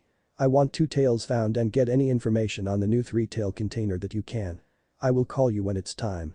3 days later, Mount Myoboku, 2 days till tournament. Ah. This sucks. Yelled Naruto as he pulled himself out of a Naruto-size creator. Mangaki. It's not that bad. Yelled Jiraiya from across the clearing they had been using a majority of the time they had been on the mountain. What? How can you say this isn't bad? You're using Sage Mode and not letting me. Yelled the blonde as he dropped back into his stance. But how much do you think you're improving? I can honestly say you might even be able to go toe-to-toe with Tsunade right now, you would lose of course, but you could handle her. Now, practice entering Sage Mode with the shadow clones. You'll have to do this if you run out mid-fight. Commanded Jiraiya. Naruto nodded, made 3 shadow clones, and went after Jiraiya again. Over the last 3 days, Naruto had changed somewhat. His old self was showing more and more, where his personality once had cold streaks, most likely from Anbu, now his happy-go-lucky side was coming though. On top of that, Naruto was quickly becoming Jiraiya's equal in Sage Mode. He had found out that he could have clones gather nature chakra for him, then he would dispel them and gain it the same as he would gain memory feedback. Also, the near-constant use of Sage Mode in his training had allowed Naruto to overcome the 5-minute limit, 5 clone maximum, and amount of high-level techniques limit, 2, of Sage Mode. He could now stay in Sage Mode for almost 10 minutes, use up to 10 clones at the same time, and he could use up to 4 high-level techniques before Sage Mode ran out. This, along with Sage Mode's healing factor body strengthening factor, allows Naruto to use all 4 go his S-ranked Kinjutsu and suffer from little to none of the effects. When he added his Dijutsu to Sage Mode, he went through the roof. The slowed perception and enhanced reflexes added to Sage Mode made him almost impossible to hit. His chakra control boost added to Sage Mode allowed him to last 12 minutes, as well as his Sage techniques, taking up less of his reserves. But the biggest upgrade that came from the Dijutsu was from its 4th level. The strength and speed boost of his Dijutsu along with Sage Mode was a truly deadly combination. During the spar with Jiraiya in which he let him use the Dijutsu, Jiraiya was picked apart. Even with the ability to block Naruto's physical attacks, his body couldn't handle the godlike force behind the blows. In one match, both of Jiraiya's forearms fractured, along with his hands being broken and a rib being broken. And that was just when he was able to block the blonde, the speed at which the blonde could move was almost on par with his father's Harishin. The drawback though was too much for it to be truly effective in combat though. After running out of Sage Mode, he would instantaneously lose consciousness from chakra exhaustion. It seemed that while the Maelstrom Eye worked increasingly well with Sage Mode, it wouldn't run off of nature chakra. So until he mastered the 4th stage, he couldn't use it in battle, though he could still use the first 3 stages no problem. Wait up Gaki, I have a better idea. Let's get a bite to eat, finish up the seals and head back a day early, after all, we've destroyed most of your clothing, and I doubt that you want to fight in just torn up pants. Laughed Jiraiya. Naruto then remembered that they really had ruined all his clothing during their time training. You got it. I think it's time to show the world the real Naruto Uzumaki Namek is. Training Ground 25, 1 day till tournament. Mangaki. If you wanna date my Haku, you've got to do better than that. Yelled Zabuza as he once again locked blades with a young Uchiha. Over the month of training, Sasuke had improved by leaps and bounds. Under Zabuza's ridiculous training, he had improved in almost every department. His workout program was brutal, but held results that couldn't be denied. 1,000 sit-ups, push-ups, pull-ups and squats a day heralded results. He was now about as fast as Lee was before he took his weights off, almost as strong as Choji, and could take a couple hits if need be. But that wasn't all he did, there was ninjutsu training, chakra building and control exercises, Sharingan training and the final piece, his Kinjutsu training. He had learned the Rising Dragon Kinjutsu style, something he found in the vaults of the Uchiha library. It was based around incredible speed, excellent timing, and several airborne moves that would throw your opponent off balance and keep him there, but also allow space to use ninjutsu and even jinjutsu. This was especially helpful, as he had learned one-handed seals from Haku during the 2nd week, so he could through jutsu and keep an opponent of his heels at the same time, making him a true threat. Haku was a whole other matter. During the week he had trained with her, he had admitted that he liked her more than a friend, and to his shock, she liked him as well. He had asked her to go on a date once the finals were over, but Zabuza caught wind of it and, "I'll do anything I have to. Fire style, great fireball jutsu," declared Sasuke as he shot the fireball, getting Zabuza to back off. Zabuza charged back in, winding up for a powerful slash across Sasuke's right shoulder. Sasuke put up his guard, awaiting the inevitable slash from the monster Zabuza. However, the slash was a fake. Taking a page out of his blonde student's handbook, he spun his left shoulder back and bought the flat side of the head cleaver into the side back of Sasuke's unprepared and unblocked head. Sasuke was launched about 10 feet, landed roughly and was out like a light. Well, he lost. But then again, even Uzugaki would lose to me in a pure Kenjutsu match. Maybe. 15 minutes later. Sasuke was having the best dream, Haku was his wife, Itachi was back, but innocent, and he was surrounded by water. Wait. Water. He opened his eye and found himself trapped in a sphere of water. A second later, the water dispersed and Sasuke hit the ground. Well Gaki, you lost, you know what that means. Said Zabuza in an emotionless voice. Yay, I wasn't strong enough. But I will be, I'll get stronger and earn the right to date Haku, I'll get stronger so I can protect her. Declared Sasuke with fire in his eyes. That Gaki is the right answer, you may date Haku. Huh? Was Sasuke's intelligent response. Zabuza sighed and sat next the Uchiha. You might as well know the whole story kid. I was once the strongest person in the mist, even stronger than the Mizukage, and he was a Jinchuriki. What's a Jinchuriki? Asked Sasuke. I'll tell you later. Anyways, I was the strongest. My life was great, I was well respected by my peers, feared by my enemies, I had a beautiful wife, and I had a wonderful daughter. But it wasn't meant to be, my daughter had bloodline poisoning, back then there was no cure. She died on her 4th birthday. Me and her mother were devastated, I started letting my performance slip, my training plummeted, and soon I was no longer the strongest. Then, just as my life was getting back on tracks, the bloodline purge started. My wife was killed by her own teammate on a mission because of her Kekkei Genkai. That was when I rebelled, I walked into the office of the Mizukage and tried to kill him. Had I been at my best, I might have, but I was nowhere near my peak, and I'm still not. I had to flee, but on my way out of Kiri, I found a little orphan girl. Named Haku. I see, so that's why you're so protective of her, stated Sasuke with sad expression on his face. Yay, to me, she's the daughter I lost. And I'll do anything to protect her. That's why I'm allowing you to date her, you know her pain, and you said yourself that you would do anything to protect her. Stated Zabuza, who then got up. Come on, it's time to go back to the village, plus you probably need medical attention. You're bleeding from the ears. Mount Myoboku, Naruto's room. So Gaki, what seal and where? Asked Jiraiya as he finished making his patented invisible sealing ink. The 3 sword containment seals, one on the back of each wrist and one on the back of my neck. The improved gravity seal goes in between my shoulder blades. 4 chakra containment seals, 1 on each shoulder and 2 on my lower back. Chakra concealer on my right pec. Resistance seal on my left pec. And the 2 universal storage seals, 1 on each forearm. Listed Naruto. Boy Gaki, I know you picked up your father's talents for seals, but this is ridiculous. 13 seals on your body. I only have 4, though I might add those chakra containment seals. Question, stated Jiraiya as he started on the 4 seals on Naruto's back. I know, but I'd rather be prepared, plus I already checked, all the seals I'm adding won't interfere with Kyuubi's seal. Stated Naruto. You know you're really fast at writing seals. It was true, Jiraiya already had the 2 chakra containment seals done and was now working on the gravity seal. Yeah, when you're writing all day it helps, plus sensei used to make me write something every time I did something stupid. Which was often. That's the whole reason I got into seals. Huh, I didn't know that. I guess it's the same with me and stealth. I pulled so many pranks as an Anbu trainee, I just developed a sense of stealth. Stated Naruto. Yay, I did too, but I did it to sneak into the women's bathhouse. Laughed Jiraiya. Were you always a perv? Deadpan Naruto. Yep. Training ground 50, 1 day till finals. One more Sakura, came the naturally bored sounding voice of Kakashi. Ugh was the sound that came from the young Kunoichi as she ran another lap around the training ground at high speed, around low Jonin.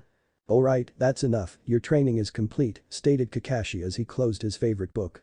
Sensei, what do you think my skill levels are? She asked in a tired voice. Your Taijutsu is mid-Chunin. Ninjutsu is your weakest area, around low Chunin. Jinjutsu, your best area, low Jonin. Medical, I couldn't really tell you. Normal speed and strength are around low Chunin, but with your ridiculous chakra control, you can get to low Jonin and stay there for a while. Overall I'd say low to mid Chunin, mid to high Chunin when you chakra enhance, stated the Cyclops. Do you think I could beat Sasuke? She questioned. As Naruto will tell you, anyone can beat anyone. But I think if you can get him a good 2 or 3 layer Jinjutsu and land a couple good hits, you should be fine, stated Kakashi with an eye smile. Come on, let's get back to the village. Morning of tournament, 6 hours to start time. Naruto and Jiraiya had made it back late last night after completing all the seals and crashed in Naruto's apartment. They had just woken up and were now on their way to the weapons shop that was owned by Tenten's dad. "How are the seals working?" asked Jiraiya as they walked down the not-so-crowded streets. "Fine, I managed to fill the first 2 chakra seals last night and I'm storing the chakra in the other 2 right now, I should be at full for my match," stated the blonde as he opened the door to the weapons shop. "Welcome to." "Oh hey Naruto, Jiraiya-sama, what can I do for you this morning?" asked Tenten's father from behind the counter. "I need 50 kunai, 50 shuriken, a refill on my sword cleaning oil and new pants, shirt, sandals and black fabric for a headband," stated Naruto. "Coming right up, go ahead and pick out what you like." 2 hours later, ramen shop, 4 hours till tournament. Naruto and Jiraiya were both wolfing down ramen, Naruto because he always did, Jiraiya because Ma had made him eat toad food the last day and was trying to get the taste out of his mouth. Naruto was now dressed in black sandals, black Anbu cargo pants, a dark blue muscle shirt with a custom dark orange vest with blue stitching over it and a sleeveless blue version of his father's legendary coat. Along the bottom was red lightning and on the back was Konoha's golden sage and gold kanji. On his right bicep was his golden Yuzushio headband and on his left bicep was his golden version of the Konoha headband. On his forehead was the same headband that Jiraiya wore, a horn customized protected with the kanji for oil on it. "So Naruto-kun, are you going to win the tournament?" asked AM in a rather seductive voice, catching Naruto and Tucci off guard. "Why yay. I'll will the whole thing, the only one that's trouble is Gaara," answered back Naruto. "Well when you do win, it's all you can eat ramen on me," she said with a smile. "Cool, well gotta get moving," stated Naruto with a foxy grin as he paid for his ramen and left. "What was that about? Is someone attracted to our favorite blonde?" laughed Tucci, making AM blush. Same time, Hokage office. "What brings you here, Raikage Dono?" asked Sarutobi as he looked over the 3 people in front of him. The first was a man named A, the Raikage and a very large and imposing dark-skinned man with white hair and a goatee, who was known to be the fastest in the world after Minato died. He was 6'3" and looked closer to a bodybuilder than a shinobi.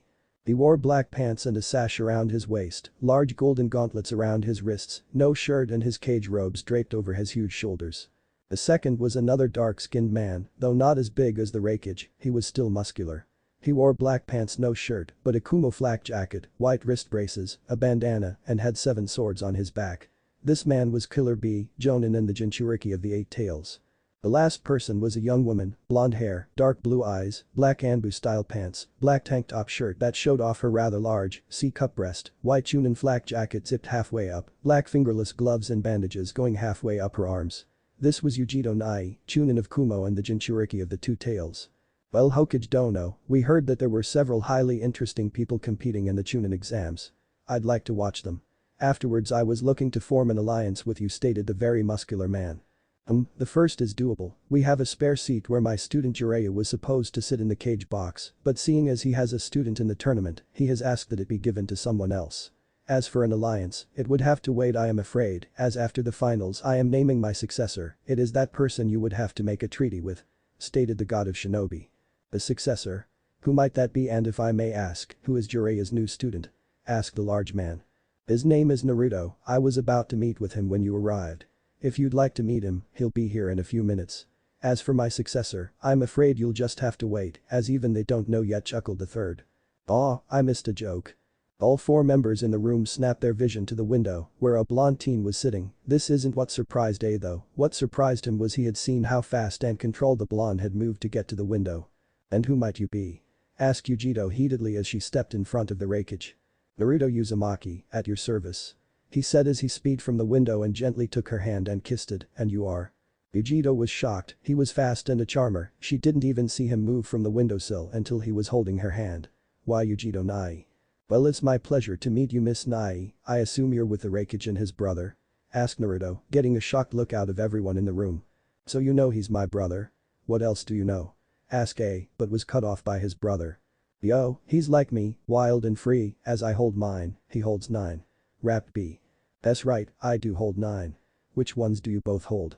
asked Naruto, not minding the rapping, after all, he had spent years with Guy. "I have 8 and she holds 2, and just who are you?" asked B. "Oh right. Sorry about that. Genin Naruto Uzumaki," stated Naruto in his Anbu voice, shocking the 3 once more. "No way you're a Genin. No Genin moves that fast. Plus you have more chakra than I do and you're more ripped than anyone I've ever met besides Asama," questioned Yujito, a blush as she just realized she had been staring at his arms. Hokage don't know, is this the Naruto you said was in the finals? Asked A as he noticed the oil headband. Yes he is. Said Sarutobi simply and with a smile on his face. How is that possible? I read the odds for the finals, he has the lowest chances of winning stated Yujiro. Naruto looked at the Hokage, silently asking permission to answer their question. Sarutobi just nodded, after all it was going to be public knowledge soon. Go ahead, you can tell them everything. Naruto raised an eyebrow. Everything? I believe Raikage Dono already suspects. Stated the elder Kage. Naruto just straightened up and unsealed the fox mask of his belt, showing it to the three Kumonin, getting a gasp.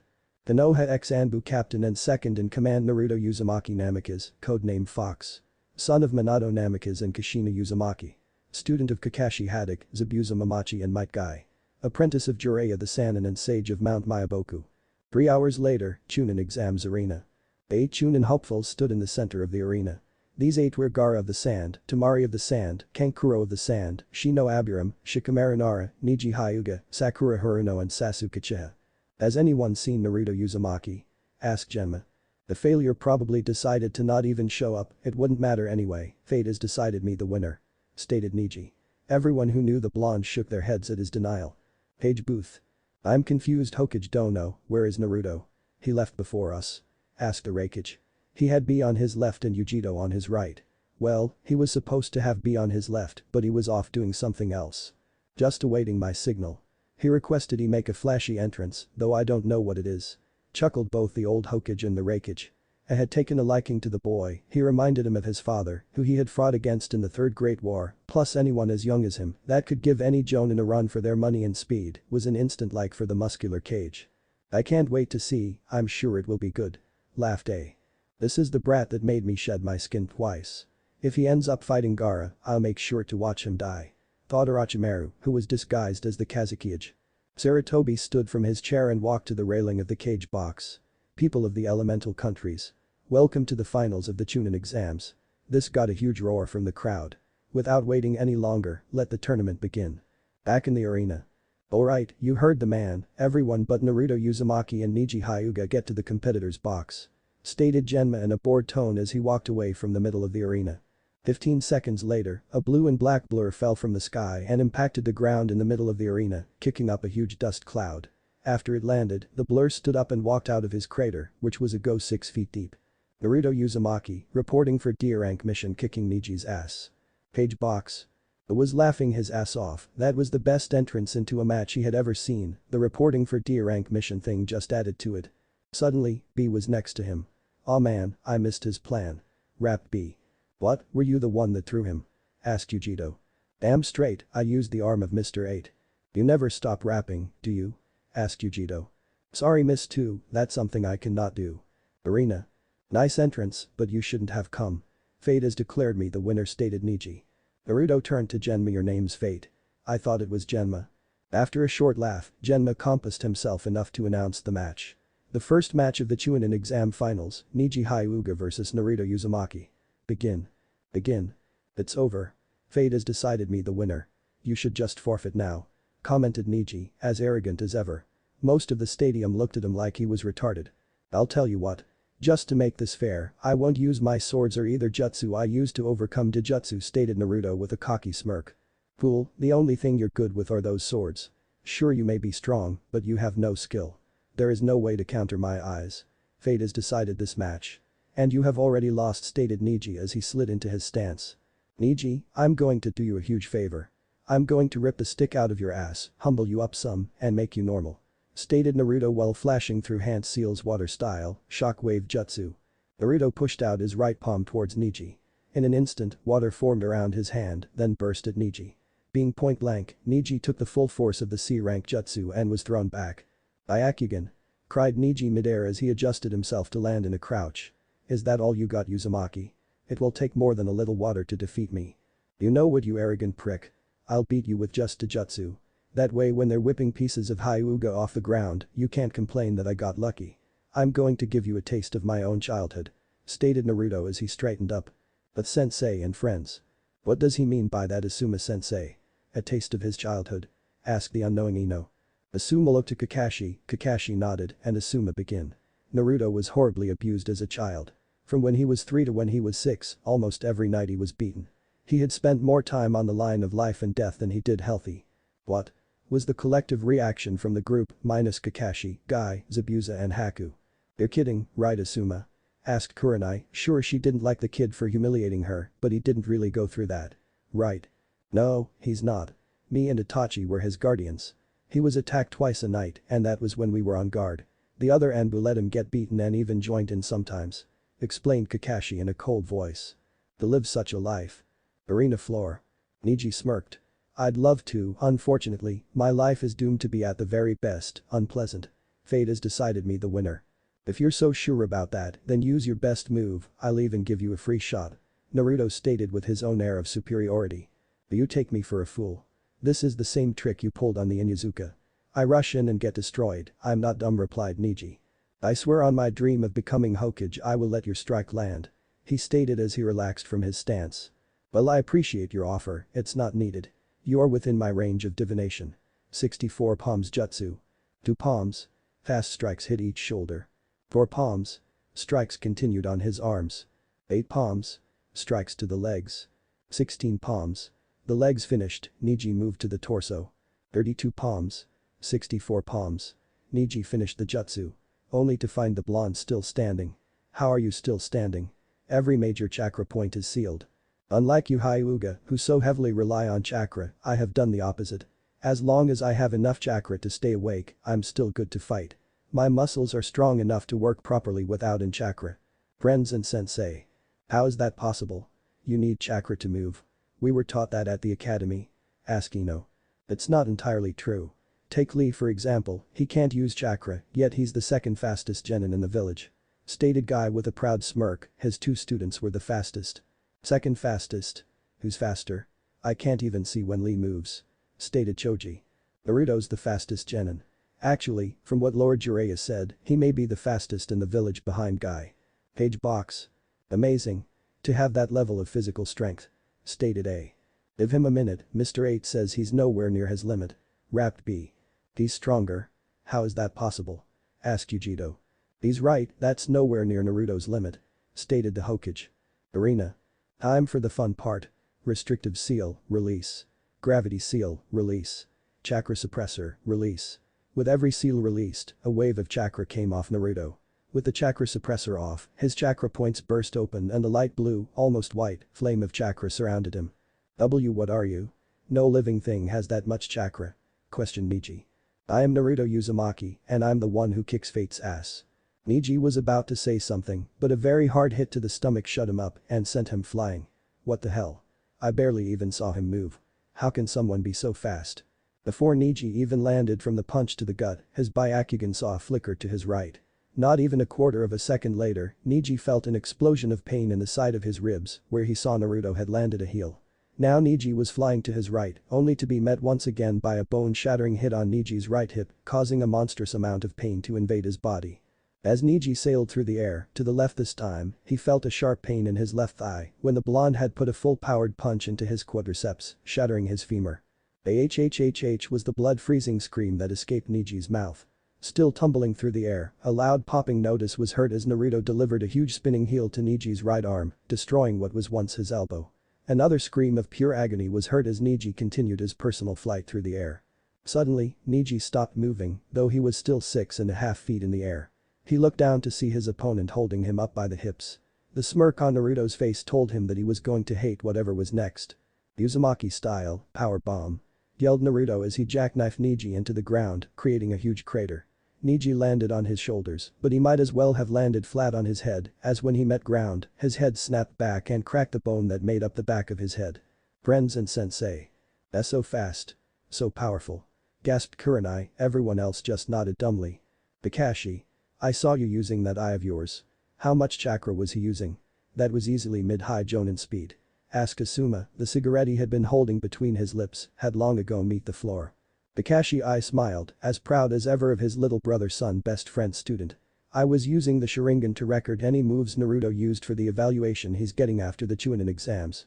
He was only using chakra on the bottoms of his feet or on his hands for traction. There was no chakra enhancements. Page box. Fast. Almost as fast as B when he doesn't use the 8 tails chakra. Commented Yujito, steadily growing more impressed with the blonde. Sorry to say miss too, but even that is something cannot do. Rapped B, who then spaced out. What can't you do, B? I know you're the second fastest in Kumo, you're easily my speed without my lightning armor. Questioned the Raikage. He was amazed by the display of speed and power, but couldn't help but feel that there was much more to his speed than that. B's face became completely serious. Mr. 8 says he was only using chakra for traction by applying it to his hands and feet. In a test of power and speed, I'm not sure he could be beat. Arena. Holy shit. You're still awake. Or are you just in too much pain to black out? Maybe it's fate keeping you awake. Stated Naruto in a cold and condescending voice as he noticed that Neji was still moving slightly. The really reason you're awake right now and not dead, as you should be, is because I sent a chakra cushion to your back and head. What are your? Questioned Neji once again, his face showing nothing but horror. I'm the same as you. A man who has had a tough life and got through it. Though unlike you, I don't use fate as a crutch or anything else. Stated Naruto, still cold and emotionless. You know nothing. I've been branded with the caged bird seal. At any moment I could be killed if I do something the man house doesn't approve of. Shouted Neji, earning a gasp out of most of the stadium. You're just a clueless, clanless orphan. You don't know how bad life can be. You think that your seal is bad? Questioned Naruto as he pulled his shirt up, showing the seal holding Kyuubi. I have a fucking demon sealed in me. This earned gasp from the young and either bows of respect from some and cries for his execution from the rest. That's right, the nine-tailed fox, sealed into me by my own father, Minato Namikaze, the fourth Hokage. Page box. Now that he said it, it makes perfect sense. He looks just like Minato and Biju are usually sealed in members of the Kage's family. Stated A, playing along so the Kazekage wouldn't know about the fact he already knew. After all, it wouldn't look good for Konoha if an enemy had information an ally didn't. Hokage Dono. Surely he is lying, seethed the Kazekage Orochimaru. He hated Minato. He took the title of Hokage from him. A title he had earned, in his mind at least. Then he went and died, making the old fool Sarutobi Hokage again. Yes, it's true, he's the son of Minato. But friends and sensei. What? Was the question that came from all of the teens in Kurenai. It's true, Naruto is my sensei's son, that's one of the reasons I took care of him. Stated Kakashi. Arena. You think you've had it bad? You're loved. The village loves you because you're a Hyuga and a prodigy, the Hyuga love you because they're your family, and even Tenten loves you. I'm hated. Most of the village hates me even though I'm the only thing holding back the Kyuubi from killing them all. They beat me, cut me, try to kill me for what I hold, and they're too stupid to realize that if I die, Kyuubi's free to do what it wants. I'm the son of the Yellow Flash and Kushina Uzumaki. And I'm hated for saving everyone in this village every day of my life, so go ahead and bitch and whine about fate all you want, because at the end of the day you're still loved, have a family, and don't have to worry about being killed and you sleep by an Anbu who was supposed to protect you. I on the other hand, have no family and am hated, so piss off Neji, have a nice nap. Naruto sent a jolt of electricity into Neji. Neji was down from the count. The only thing he had going for him was the medics coming to heal him and the fact he was out cold, so he couldn't feel the pain. Naruto turned and walked to the arena floor, his chakra still visible as he disappeared down the tunnel leading to the contestants' box. Winner, Naruto Uzumaki Namikaze. He was already in the tunnel, but could still hear the crowd going absolutely apeshit, some cheering for the match, some because the son of the Hokage won, others because they truly liked the blonde, some of them even claiming him as a hero for his sacrifice. Others with booing that the demon brat had tricked everyone into thinking he was the son of their most beloved hero. Contestants' box. Naruto walked into the room, only to find all eyes on him. What? Is there something on my face? Asked Naruto as he started feeling around on his face. Everyone either sweat dropped or face vaulted, though they all compassed quick enough to bombard him with questions. Is that the secret you were going to tell me? Asked Sasuke. Naruto nodded. So you're the Yondame's son? Asked Sakura, another nod. You're troublesome, stated Shikamaru. Naruto just shrugged. You're the same as Gaara. Is that why you helped him? Asked Kankuro. Yeah, but I'd help anyone who needs it. Stated Naruto.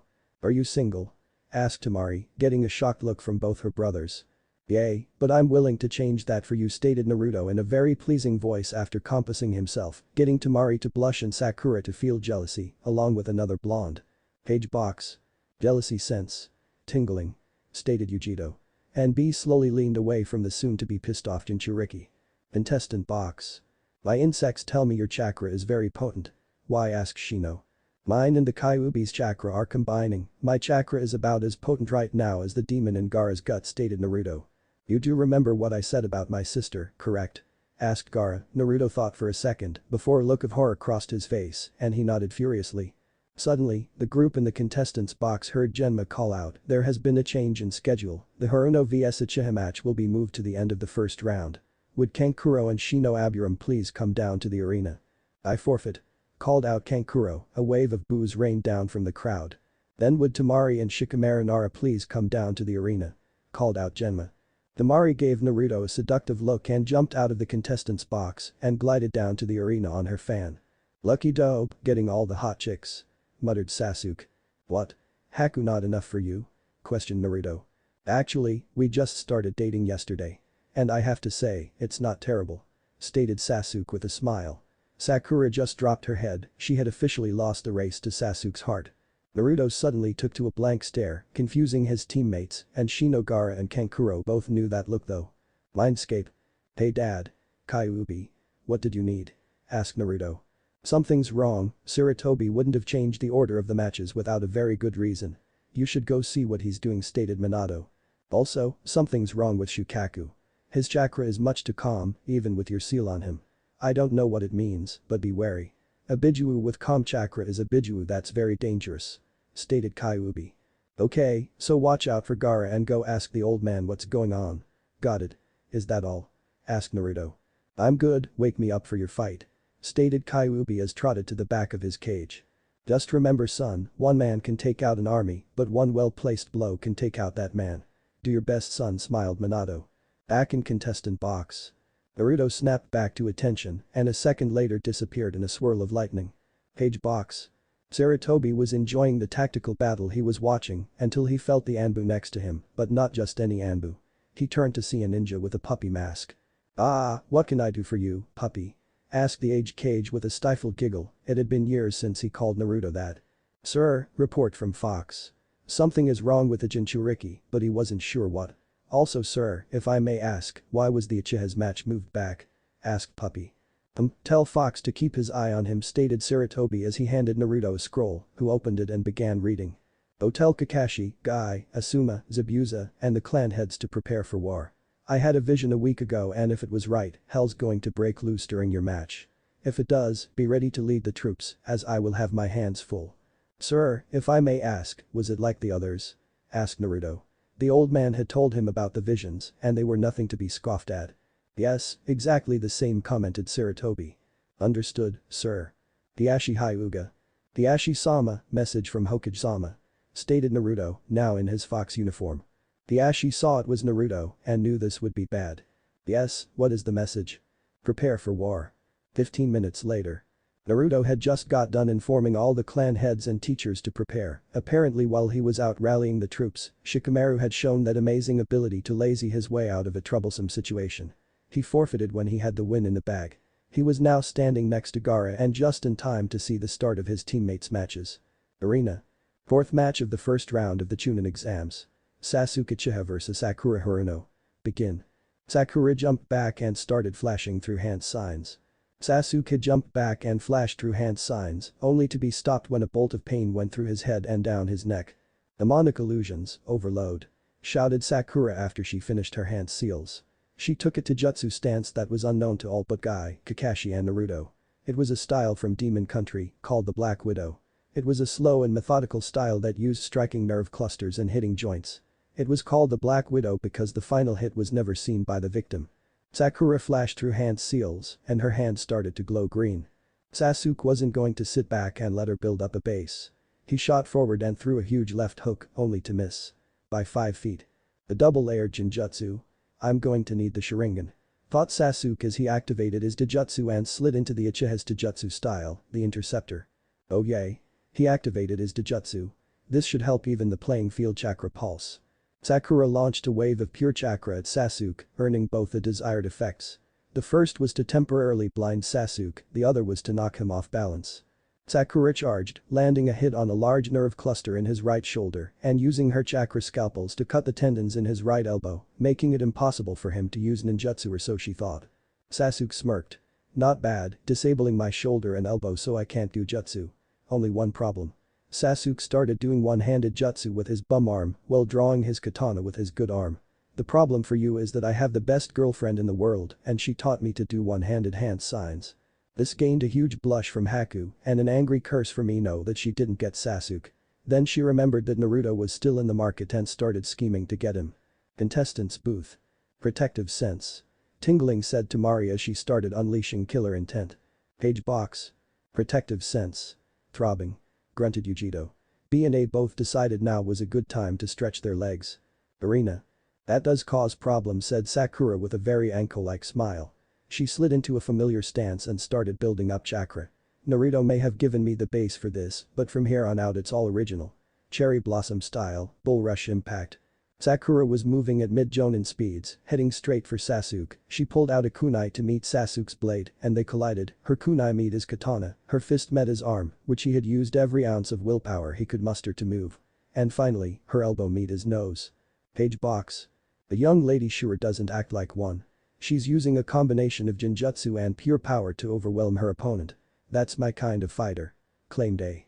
He was having a blast. First his new favorite genin beat the piss out of a cocky Hyuga, then he got to see two great strategical minds go at, resulting in a surprise finish, and now, he gets to see a powerhouse versus an uchiha, and both looked well above Chunin in this fight. Indeed. So far I believe I'm putting my name in for Shikamaru Nara, Tamari, Sasuke Uchiha and Sakura Haruno. Stated the Hokage. What about the Uzumaki? It was an impressive display of power. Questioned the Kazekage. Yes, it was. But to be a Chunin means much more than brute force. They need to show strategical knowledge, the ability to lead a group, and the willingness to put themselves on the line to win.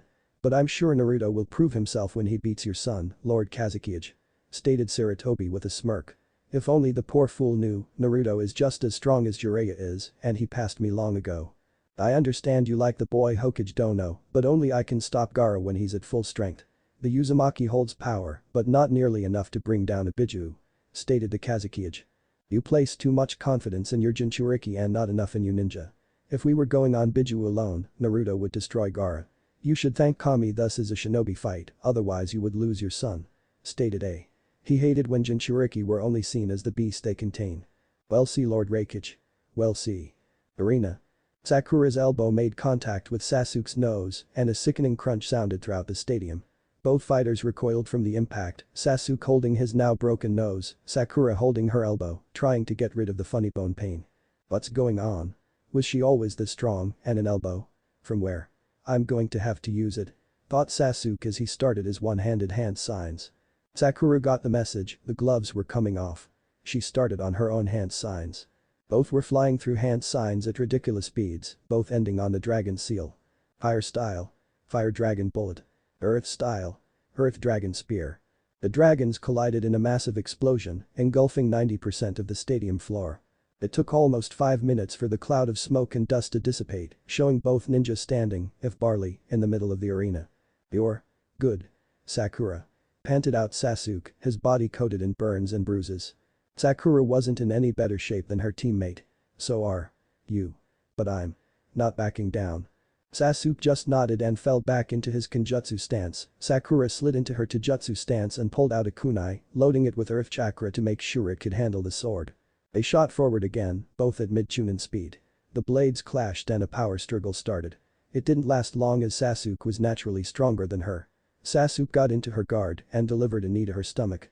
Sakura grabbed his leg as it hit and picked the uchiha up, only to bring him right back down in a body slam. Sasuke hit the ground, hard. The wind was knocked out of him, and Sakura fell to a knee. That last move had used what little chakra she had to spare, and the pain from the burns didn't help at all. Sasuke, still on his back, sent a kick to Sakura's face. She saw it coming and rolled to the side, only to find herself pinned to the ground by Sasuke, who was now kneeling on top of her back with a sword to her throat. Forfeit, stated Sasuke. No, then Sakura turned into mud. Sasuke jumped up and started looking around for his opponent. Earth clone. But Sasuke was then taken out of his thoughts as the mud puddle that was Sakura reformed and got the drop on him with a punch to the cheek, laying him out. How? You were a clone. Nope. I used a Jinjutsu. To make it seem like I was a clone. Stated a heavily breathing Sakura as she once again dropped to a knee. You really are a smart ninja. But your reserves don't match your intellect. I can tell you have just enough to stay awake. Forfeit. Stated Sasuke as he rose from his position on the ground. Not happening. I'm not stopping until 1. of us is out cold," stated Sakura as she stood up again. "Just enough for one more, then I'm out like a light." She called my bluff. "Shit, I used up too much chakra, no matter what I'm screwed after this match though." Sasuke as he steadied himself. "Cherry blossom style, dance of the petal," stated Sakura. To Sasuke, she didn't move until his instinct told him to cover his face, only for his arms to be forced to the side. Everyone else had seen it happen. After Sakura had named the attack, she speaked toward Sasuke. The uchiha had not moved, making most think that the move was a Gen-to-Jutsu mix. Which was correct. "Hi!" shouted Sasuke. In an instant Sakura was in front of him and to his horror, had a clear shot at his face. Sasuke shot his hands out to grab her arms. Sakura smirked. A very Anko smirk. Crack. Both fighters reeled back once again, this time from a huge headbutt from Sakura to Sasuke. Sasuke dropped to his knees and gripped his head, pain filled his world. Sakura's huge forehead had hit both his broken nose and his forehead. Sakura was on her back, no signs of life showing to the crowd. "Winner. Sasuke Uchiha," shouted Genma, then Sasuke fell face first into the dirt, out cold. Everyone in the stadium was shocked by the whole match, but the ending had everyone speechless. Page box. "Okage Dono, I believe this match is a draw. Miss Haruno knocked him out. Plus she should at least get style points for her ingenuity and grit. She's very well-rounded, showing Chunin level skill and strategy, Taijutsu, Ninjutsu and Jinjutsu. I put my vote in for both being Chunin," stated A. "As do I, Raikage Dono," stated Sarutobi with a huge grin. His village so far had shown power, intelligence and a never-give-up attitude. Yep, if it wasn't for his vision, he might just be the happiest man in the world. "Friends and senseis. Wow. Just wow," stated Ino, getting only dumb nods from everyone else in the area. Contestants booth. "That was quite the match, wouldn't you agree?" asked the monotone Gaara. "Yay, didn't see that coming," stated Naruto, before looking to Gaara. "How's the seal holding up?" "Fine, I'm liking the whole sleep thing. Though I get nightmares sometimes, those are unpleasant, but with all I've done I've probably earned my fair share," stated the monotone. "Don't worry, eventually they just stop bothering you," stated Naruto, not turning away from the arena. "I hope so, I really like sleeping," stated Gaara. He then turned to Naruto. "How many for you?" 351. "That's all. With you being Anbu I figured you'd have more. Not that it's bad. I wish I had been more merciful," stated Gaara with a hint of sadness and cold voice. "No Gaara, that's not my lifetime total, that's the most I've ever killed in one fight," stated Naruto. "In one fight? That's a lot. More than me, though I never felt the need to kill that many at once," stated Gaara. "Any idea on the total?" Naruto looked down. "I've lost count, but I can still see all the faces I've faced and all the backs of those I didn't show mercy to. I'm starting to remember them too, through my dreams." Arena. The next round is an elimination round between Naruto Uzumaki and Gaara of the Desert. Will start after a 30-minute break. Please use this time to go the concession stands or use the restrooms. "I'm going to go talk to old man Hokage, wanna come with?" "Your old man is up there," asked Naruto. Both brothers declined, but as Naruto moved to leave, a tendril of sand wrapped around his right wrist. "I don't know if it's still on, but there is an invasion set for today. You're like a brother to me and you have been more help to me than my father ever has. I'm telling you this now so that my brother and sister are safe. Any sooner and all three of us would be detained," stated Gaara, a tiny hint of sadness and regret in his voice. Naruto smiled at his friend. "Don't worry, we got a tip a couple of days ago that this might happen. All I ask is that you three run as soon as it starts. Konoha Ninja may be nice in times of peace, but there's no telling what will happen when it starts." Naruto took out a scroll and wrote something down, then handed it to Temari. "These are the directions to a bunker owned by my family. It's out of the way and only locks from the inside. On your way there, protect as many civilians as you can," ordered Naruto, getting a blush and nod from Temari. No one has ever been this nice to her, let alone cared enough to do something like this. "Okay, I'm going to go see the old man. Shino, can you relay a message to your father using your bugs?" asked Naruto. "Yes," was his simple response. Naruto mentally chuckled at that, all Abiram were the same. "Okay, tell him the commander says that the job of the clan heads and clans is to evacuate and protect the civilians. Their second job is to capture as many sand shinobi as possible without killing them." "Understood." Shino just nodded and lowered his head, apparently talking to his bugs. "Uzumaki, my father doesn't smell like snakes." Page box. Naruto appeared next to Sarutobi, back in his Fox Anbu outfit. Sarutobi shot him a look and immediately picked up on the switch tactic that Naruto had been running by himself to throw off any spies. But where was there a spy? "Ah, Fox. Puppy has informed me you ran into some trouble with the young ninja. have you found the source of the disturbance? Asked Sarutobi. He had figured it was nothing, but you could never be too careful. Not yet, sir, but it turns out you were correct. We just received word that they are on their way, should arrive sometime today. Stated Naruto in coded speak, allowing the passage of information safely. Good, maybe they will get back to see the final match. He then whispers who gave you the information. Gaara, he would have told us sooner, but choose not to, because he wanted to protect his siblings. Also, he told me his father never smells of snakes. Right now, the Kazukiage smells just like Orochimaru. Stated Naruto in a whisper, though you could still hear the absolute hatred in his voice as he spoke his name. Sarutobi's eyes widened. Send news to all shinobi, war is on the cusp of breaking out. Naruto, you are the troop leader for this, everything will run through you. You are the best tactical leader the Anbu has ever seen, and I put my full trust in you. Go now, start the preparations. Stated Sarutobi, pride evident in his voice. This would be the test to see if he was truly ready. Understood, sir. But Kakashi and other senseis. The senseis, plus Anko who had dropped in to watch Naruto's match, had sent all the students to get food for the next round, lucky, because Naruto had to tell them all his orders. Fox appeared in a poof of smoke, to the Jonin credit, none of them flinched. What can we do for you, Fox? Asked Asuma. Code 749. There is an invasion planned for today, probably sometime during the tournament. Stated Fox, getting a shocked look from all members present. I was just appointed the leader of the forces by Hokage-sama. Naruto then dropped his hinge but kept his serious expression. Asuma, you and your squad along with Kurenai's squad will help with evacuations and guard the civilian bunkers. Kakashi, Zabuza and Guy, you will work as a 3-point barrier squad with your teams, start in the arena and slowly spread out. Kill every enemy you come across. Haku, you're a Chunin, so you have command of any genin you come across. Every genin not pre-assigned to a task will go with you. Go to the academy and protect any students that didn't make it out. Once there, search for Iruka Yamino, he's a teacher there and will lead your squad from that moment on. All of you, any leaf ninja you come across, tell them to head to the village walls, or if they're a jonin, to form squads and kill any hostile. I've already informed Ibiki, and he is setting up all the available Anbu to protect the storage buildings, the Hokage Tower, the Daimos or the cages through the secondary earpiece. Any questions? Yay, why would we listen to you? Sure you were an Anbu, but now you're a genin. Asked Kurenai. Kakashi and Anko instantly paled, this was going to end badly. Kurenai. Stated Naruto, no emotion in his voice, then an unfathomable amount of killer intent focused on Kurenai and just Kurenai. You will listen to my orders. I was appointed by the Hokage himself, and to disobey my orders is treason. You will follow my instructions. Or I will kill you myself. Kurenai was on her knees, emptying her stomach in a bag that Kakashi had handed her before Naruto started bombing his killer intent at her. The scary part was that, even though Asuma and Guy were on either side of her, neither of them seemed the least bit affected, meaning that his killing intent was solely focusing it on her. As soon as it started, it stopped. Kurenai looked up to see Naruto had gone. She looked around, only Haku was even remotely affected, and that was only because she had never seen a jonin forced to upchuck from killer intent alone.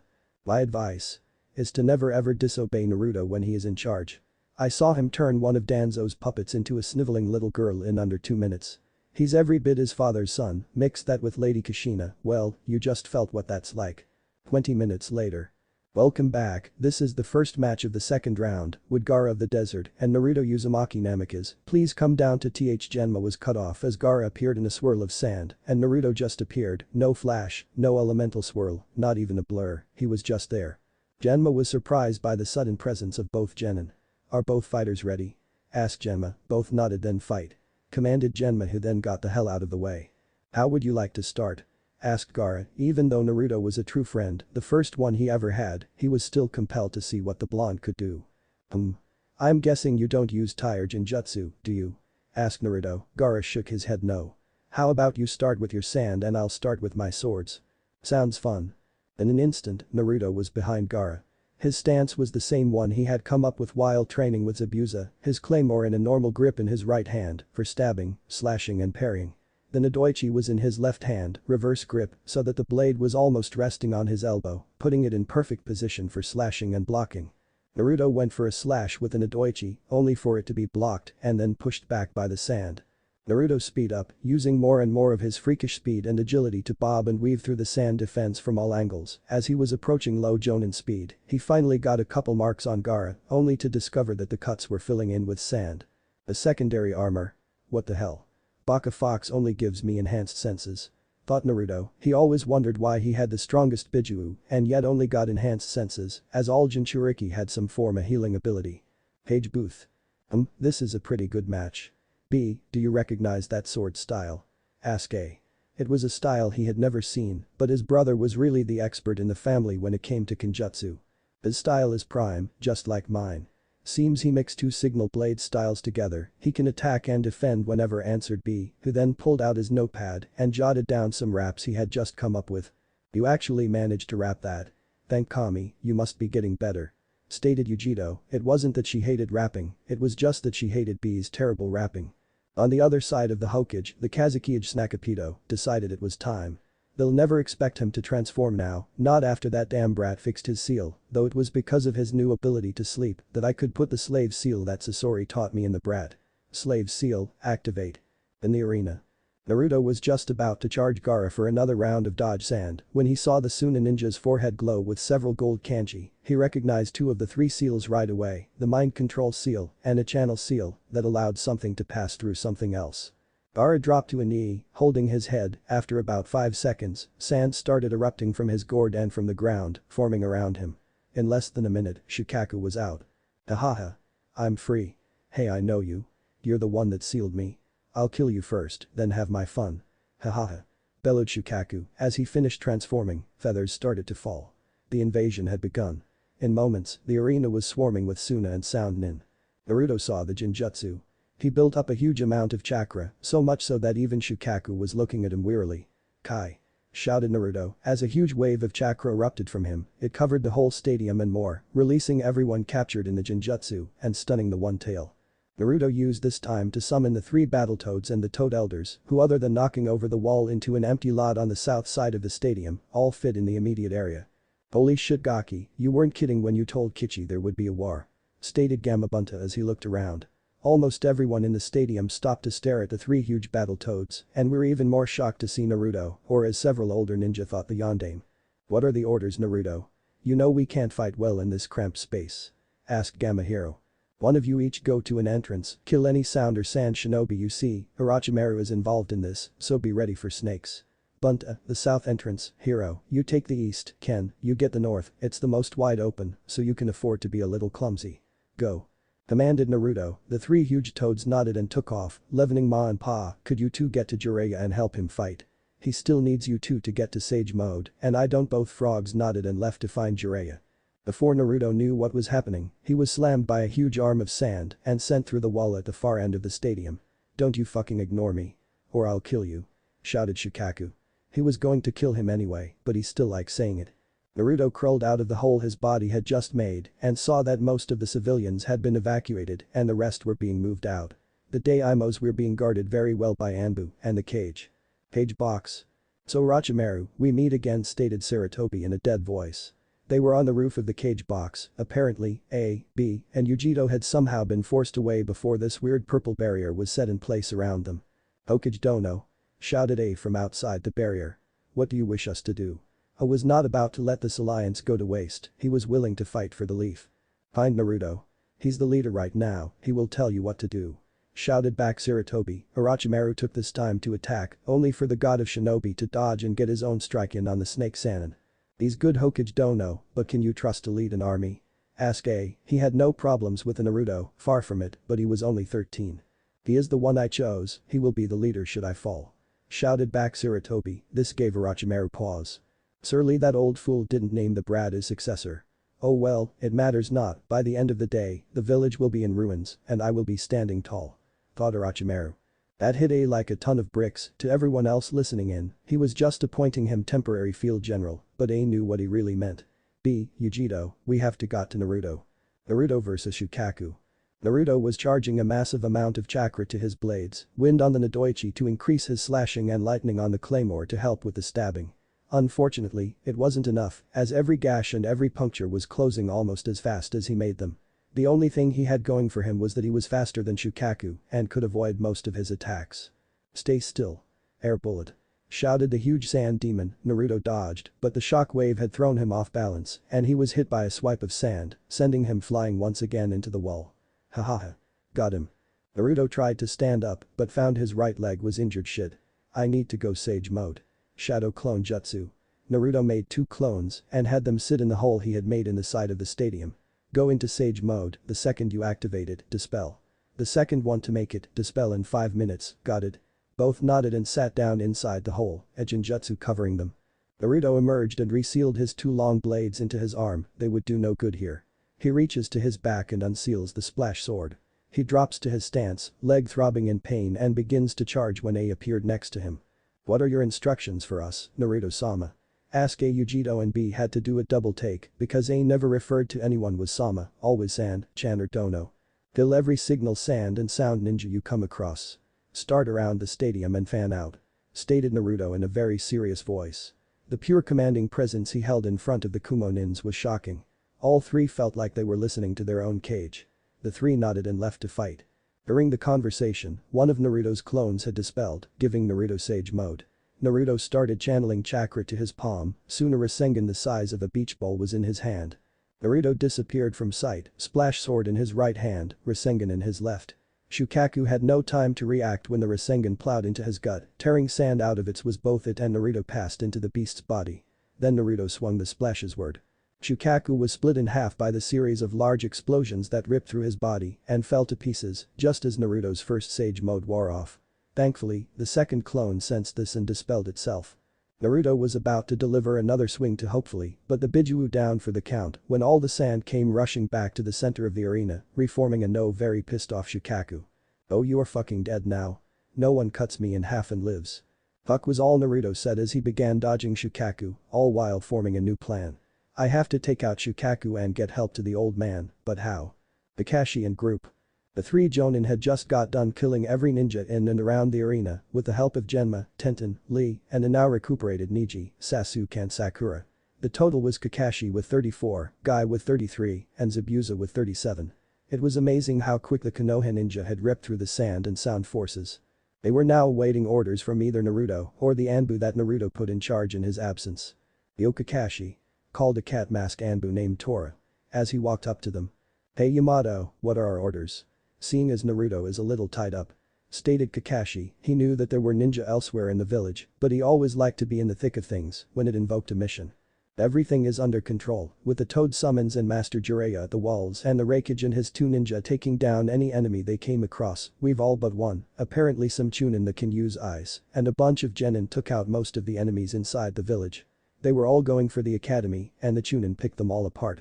Stated Yamato, the report I had gotten said that a Chunin and 10 or 11 Genin killed every enemy ninja outside the academy grounds and a teacher took out all the ninja that were inside the building. That's my Haku, both Zabuza and Sasuke said at the same time, getting a laugh from the groups and glare from Zabuza. Who was the teacher? Asked Ino, she didn't remember any teachers at the academy that were that strong. The ex-hunter Nin. Stated Yamato. He wanted to see if anyone knew who that was, but doubted anyone but Kakashi knew. So Iruka still has it, huh? Good to see he hasn't lost a step being a teacher, stated Guy. He had been in a hunter Nin cell that was under Kakashi's command with Iruka. When a capture went bad and his teammate died, he had quit Anbu and went into teaching. Iruka sensei was a hunter ninja. Asked Choji, surprised the boring Chunin could be so badass. Yep, one of our best. So what do we do? No one can get to Lord Hokage, and Naruto is the only one beside Lord Jiraiya that could fight on a level high enough to even keep pace with Naruto, we would all just get in the way. Stated Kakashi. Some in the group found that to be a hard pill to swallow, but what they had seen so far of the blonde, it did make sense. Well, I guess we just wait.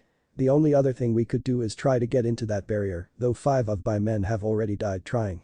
That barrier even protects against the Nara Shadow Jutsu. Reported Yamato, he had lost 5 good men trying to get through that damn barrier. What about that blue ball that Naruto just used? Could that get through? Questioned Sasuke. The jutsu seems strong, but why did it seem like he already knew about it? I don't know, the Rasengan is powerful, but Naruto and Jiraiya are the only ones who can use it and I'm pretty sure only Naruto can use it to that level of power. Sarutobi vs Arachipido. Sarutobi was currently fighting the first and second Hokage, who had been revived by a jutsu the second himself invented. Thankfully, the Ito Tensei is an earth-style jutsu. Naruto had taught him a fairly useful lightning jutsu, known as lightning style, shockwave jutsu, which would basically short-circuit the nervous system. He had just landed a hit on the head of the second Hokage and managed to dislodge the seal Orochimaru used to turn them into mindless zombies, allowing the second to talk, but he was still under Orochimaru's control. Seru Tabarama, the Nidaime Hokage said. The only way to beat this jutsu is to either seal the soul or let it come to peace with what it regrets most. Sarutobi ducked a kick from the first and a punch from the second, both were still under control of Orochimaru. I don't have anything to seal you in, and I'd rather not resort to using Minato's jutsu. What is it you regret most? Asked Sarutobi. The fact that I never got to meet my son, grandson and now my great-grandson. Answered the Nidaime as he shot a blast of water at Sarutobi. I didn't know you had a son. Do you know their names? Or even what they look like? Asked Sarutobi. Tabarama turned his head and looked at the young blonde fighting the one-tail. It seems fighting Biju runs in the family. First me and Hashirama, then my grandson and now my great-grandson, quite the family I have.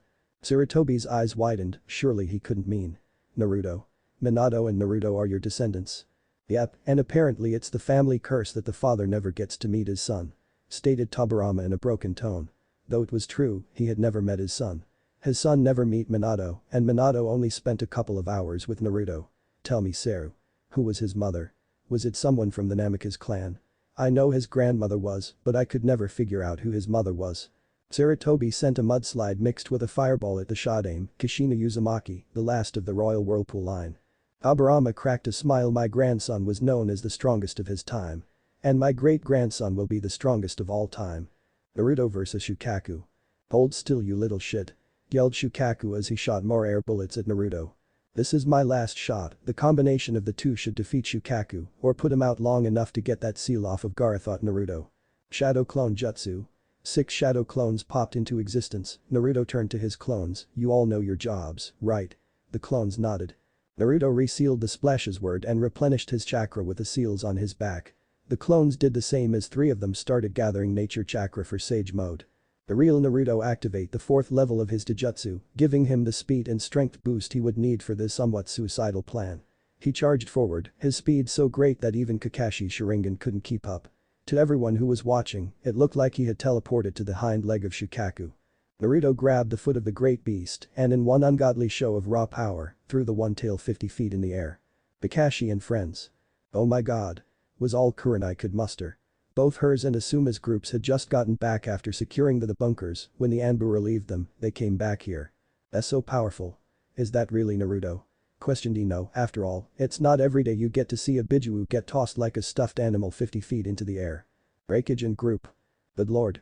So fast, so powerful. Was what A was whispering to himself as he watched Naruto move at speeds that could match his lightning release armor at full power, then watched as the blonde actually threw a tailed beast like a rag doll. Yo bro, did you see that throw? Page Booth. The fighting had stopped when they saw Naruto throw Shukaku straight up into the air like a toy. Sarutobi was shocked silent. In all his years of combat, he had never seen anything like this. Tabarama was grinning from ear to ear. His great-grandson threw a Biju and it was still going higher, to the point that it actually blocked out the sun. What the hell is he? Yelled Orochimaru. He could not possibly be more pissed off than he was now. A genin was beating a Biju. His Biju. Back with Naruto. Now. Yelled the original Naruto. The clones nodded. The first clone, who was charging a Rasengan-like ball in his hands, was thrown up to the same height that Shukaku was currently at. Brassing cannonball. Shouted the clone as it fired the beach all-sized, lightning-infused Rasengan at the beast. The jutsu lodged about 10 feet deep in the demon's gut, then it exploded in a wave of lightning bolts, shorting out Shukaku, who had let out an horrible scream. Now. Shouted the real Naruto again, and again a clone was thrown in the air. This clone had a wind-infused Rasengan that looked like a giant spinning shuriken that gave off a horrible continuous bell-like noise. The clone hit its apex and then whipped the huge jutsu at the Biju Rasen shuriken. It ripped into Shukaku, cutting it almost in half. Then it exploded. Almost all of Shukaku instantly disintegrated, a rain of sand showered to the ground, only its giant head was left intact. Though Shukaku was now only a head, he was still screaming you little shit. I'll kill you yet. Go fuck yourself you little cock. The real Naruto and one of his clones jumped up and latched onto what used to be Shukaku's neck. Both shouted Uzumaki style. Atomic power bomb. Both Narutos used every ounce of strength to launch the head of Shukaku into the ground below, where it had disintegrated on impact, leaving only Gaara and a huge pile of sand. One of the clones rushed to Gaara and slapped a demon suppression seal on his forehead. While still in midair, Naruto's clone threw him towards the barrier. Now. He shouted as the last clone launched another Rasen shuriken, this one at the side of barrier that held Orochimaru. Old man. Get back as far as you can. Page box. Full power to the shield. shouted Orochimaru. He didn't know what the fuck that was, but it had bad news written all over it. Seru. If you survive this, teach that boy Ito Tensei and have him summon me and Hashirama. I have a feeling that he would like to meet us. Until then. Get behind me. Commanded Tobirama as he summoned a huge water wall. Arasen shuriken hit the corner of the barrier and after a brief struggle, tore right through, cutting the Fat Sound 4 member in half and then exploding, catching Orochimaru, the redeeted Sound 4 member and both Tobirama and Hashirama in the blast. After the blast died down and the smoke cleared, the bodies of 4 Sound Ninja were all that were left. Apparently, the explosion had done something to reverse the Ito Tensei. Orochimaru and the other 2 Sound 4 Ninja were long gone and Naruto was standing in front of Sarutobi. Okizama, Orochimaru fled, I sent the Anbu after him, but I doubt they will find him. Also Shukaku has been defeated and all areas secure. Stated Naruto, still in sage mode, but just barely. Good, you did good Naruto, you've proven yourself. You are ready to fulfill your dreams stated Sarutobi in a very happy and somber tone. What? Are you alright old man? You're real pale. Asked Naruto. Naruto, you must protect those who have faith in you and who love the village and train up to those to whom you can entrust the next generation. From tomorrow, you will be the Hokage. Stated Sarutobi with a smile. He then coughed up a huge amount of blood and collapsed, a large slash across his back, purple liquid oozing out. Old man. Old man. Shit. Get the medics up here now. He's been poisoned. It was dark out, around 9 o'clock at night. The smell of salt hung in the air and the fog horns of boats sounded through the night. It was a normal event in Wave Country, boats arrived at all hours of the night. Over the months that had passed from when Team 7 was there and Zabuza killed every one of Gato's men and Gato himself, the small island country had become an essential hub in the world of shipping. Every Ryo earned in the village and all the money from Gato's safes were put back into the village. Now Wave Country was known as a sailor's dream because they offered good hotel rooms for a rather cheap price for anyone who was staying for more than 2 days. Also, because of its newfound fame, it was attracting something other than business, refugees. Mostly from water country, but some from other areas. They had started showing up about a month ago, they would spend about a week and then leave to find new places to live or just stay altogether because they enjoyed living there. But it was this night that would change their lives and it wasn't because of what they did but because a young boy, cursed by a man he did not know and a hero who would return to the place he had saved. 50 feet. Cargo ship, cargo hold. I can't wait to get into one of those hotels they have here. You think I could get my own room? Asked one of the deckhands. He and his friend had been sent down to get any unauthorized persons out of the cargo hold. I don't know, this is my first time in Wave. Hopefully they got good food, I'm starved the deckhand cut himself off. Then rushed to a small figure who was face down in the corner. Hey, you alright? The second deckhand tried to flip him over, but a wisp of purple burned his hand before he made contact. Chakra. The next day. How is he doing? Asked Kakashi, who was currently sitting in the lobby of the hospital, reading his always trusty book. He just woke up, the doctors are running some tests now, but they said he will be alright with some rest answered Jiraiya, who was watching the television in the corner. Seems that one of the things that survived the invasion were the cameras recording the Chunin matches. Right now they were showing the end of Naruto's match versus Neji. Uzumaki style, power bomb. Did you teach him that? Asked Kakashi. Nah, he found a bunch of scrolls when we went to Whirlpool. Apparently, that was his grandfather's personal technique answered Zabuza, who had just got back from checking on Haku. She had suffered from mild chakra exhaustion, but would be discharged the next day. Should we go see him? Asked Zabuza, curious to see what the kid looked like after fighting and beating a Biju. Sure.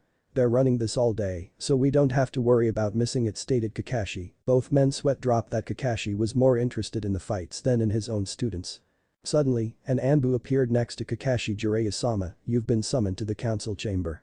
What for? Asked the confused Jiraiya. What the hell could those idiots be trying to do? No. They've named you the next Hokage, sir. Answered the Anbu. Jiraiya and Kakashi looked to each other. I'll go get Naruto, can you stall them for a minute or two? He asked the Anbu, who nodded and disappeared via swirly wind of leaves. 25 minutes later, council chambers. What do you think is taking him so long? Asked a fire daimyo. He truly liked Jiraiya, but he had wished the young man he had met a few months ago could have been Hokage. Smart, powerful, young, yes Fox would have made a good leader, too bad he did not know the young man's name. Suddenly, the doors burst open, literally tearing them off their hinges and sending one of them into a wall and one toward Shikaku Nara, who in a bout of either quick thinking or laziness, dropped out of his chair. Unfortunately, Yamato, the Anbu commander, didn't react fast enough and was taken out by the flying door. Alright. Someone want to tell me why the old man's wish isn't being honored? questioned Naruto, who was currently supporting himself on a pair of crutches, seeing as his leg was still in a cast from the day before. "What are you babbling about? The Sandaime is dead and we are appointing a new leader," shouted back the oldest female in the room, who also happened to be the Sandaime's ex-advisors. "Wrong. He's not dead. He's in the Anbu hospital right now being treated for poison. Secondly, you idiots, minus the fire daimyo, can't appoint a new Hokage while there is one still in office," challenged Naruto as Jiraiya and Kakashi both followed in behind him, holding stacks of paper. "It matters not if Hiruzen is still alive, he is currently out of commission, so we have every right to appoint his successor," challenged Danzo in his even tone he was so famous for. This was the perfect chance for him to get the title of Hokage, and he'd be damned if some punk took it away from him. "Yes, but only if the current leader is out of commission. As Goddamn Hokage of Konohagakure, I'm putting an end to this sham right here and now," commanded Naruto, getting a shocked gasp from a majority of the room. "And on what grounds do you call yourself Goddamn? You were not voted in by us, so it's obvious that you're not," challenged Sarutobi's male advisor. "Glad you asked, Jiraiya, Kakashi, could you please hand out the 3 documents to these idiots?" Jiraiya openly laughed at the balls his godson had, calling these people idiots was like calling Tsunade old and ugly, something the blonde might actually do. Jiraiya had passed out his stack, and Kakashi was handing the last of his to the daimyo. "What foolishness is this?" asked Danzo, who was too lazy to read his stack. "That cripple are 3 different documents, naming me the old man's successor, Aka, the Goddamn Hokage. The first is his last will and testament, saying in the result of his death, I become his successor. The second is the actual form he filled out to make me his successor. And the last. Well, that's a call to arms from the Raikage himself, who was there when Sarutobi appointed me as his successor on the battlefield, saying that if you don't follow Sarutobi's wishes, he will hand over a detailed list on exactly who I am to Iwa. And I'm sure that you all know what would happen if Iwa found out that the Yellow Flash and the Red Death had a son who was a cage-level ninja, especially now that the village is weakened," explained Naruto, who was now sitting cross-legged on the end of the table, facing the daimyo. No one, not even Danzo, could find a way through all of that. But what worried them the most is that the Raikage himself had backed Naruto. The fire daimyo had a huge grin on his face. "Seems I get my wish after all, seeing as in these documents he reveals you to be Fox who I had met a few months ago. How have you been, Naruto-kun, or should I say, Naruto-sama?" laughed the Fire Lord. It wasn't public knowledge, but the fire daimyo was actually one of the smartest men in the Fire Nation. "Yes, it is nice to see you again, Lord Daimyo, though I'm sorry you had to waste your time in this pointless meeting. Would you please bang the gavel so I can get to my duties, please? Also, would you like to go get a bowl of ramen? My treat?" asked Naruto with great respect in his voice. Naruto truly respected the man, though probably because he knew the daimyo like ramen almost as much as him. "Deal. Meeting dismissed. Naruto Uzumaki Namikaze is the Goddamn and I want some miso," commanded the daimyo, who then sprinted to Naruto with surprising speed and latched onto his arm. A split second later and the two were gone, leaving a disbelieving council, a sweat-dropping Jiraiya and a laughing Kakashi. "Ramen stand. Wow, Lord Daimyo, not many civilians can handle moving that fast and not lose their lunch," complimented Naruto after they appeared outside of Ichiraku. "Yes, most can not. I however was a Chunin level ninja before I took over for my father and still use Shunshin to get around sometimes," explained the fire daimyo. "I had no idea, sir, I just figured that you had been moved that way by your guardian 12. Stated Naruto as he pulled the stool out for the older man. "Well, that Asuma sure found it fun, but he usually just did it to anger me. And please, call me Tasuki." Next day. Naruto was sitting in what was now his office, though he hadn't removed any of the Sandaime's personal effects or added any of his own. He had been up all night, using his clones to read every battle report and then every personal file for his ninja. He had finished everyone up through T and was about to move on to U. Naruto had still not been announced as Goddamn, both because of the Moronic Council members still trying to fight it and because he wanted to wait until the old man recovered enough to be the one to announce him. Which was slowly going out the window because the medics just couldn't completely cure the poison or the spinal damage. Which was the reason for his current meeting. "Naruto, there is only one person who can save Sarutobi-sensei's life. I'm requesting permission to go and retrieve Tsunade's Senju," stated Jiraiya. Usually he would just go, however, in times of war, even the Sannin had to follow protocol. "I'll do you one better. I'm going with you," stated Naruto, getting a shocked look from Jiraiya and Kakashi, who was there for moral support. He didn't want to work today, so Naruto had him run interference at the door. "How? You can leave your post, and besides, why would you want to?" asked Jiraiya. "Why would the blonde want to go?"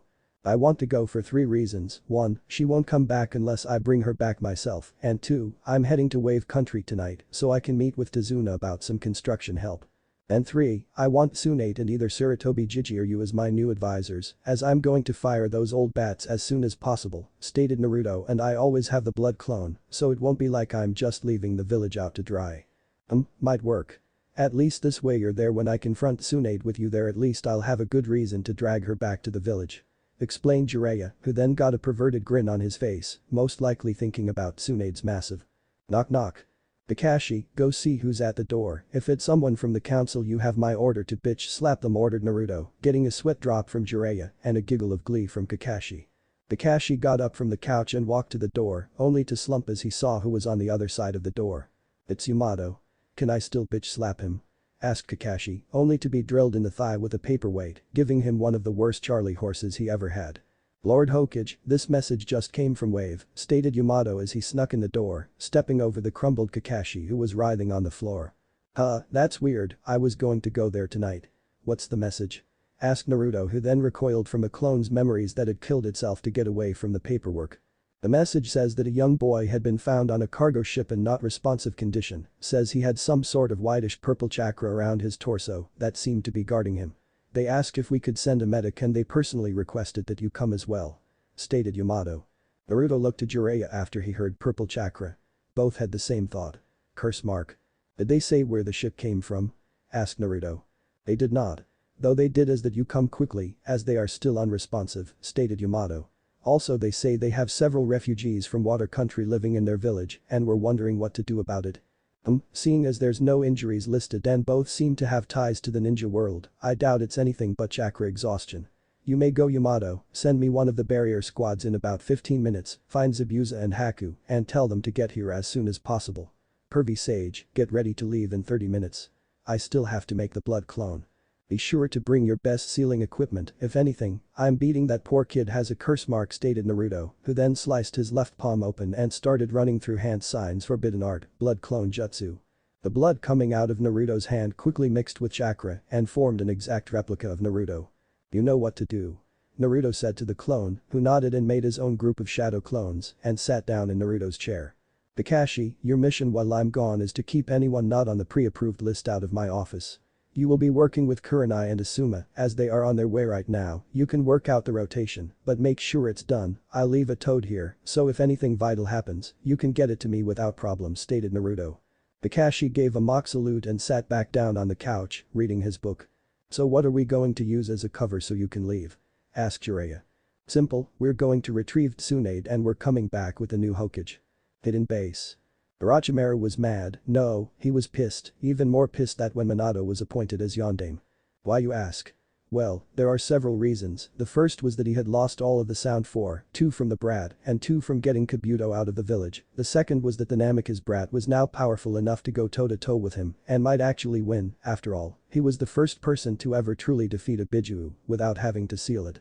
Third, his spies in the village reported that the old man was still somehow alive, thanks to the same Namikaze brat, and finally, he couldn't use any damn chakra. Tell me again, Kabuto, why is it that I can't use my chakra, yet can still move?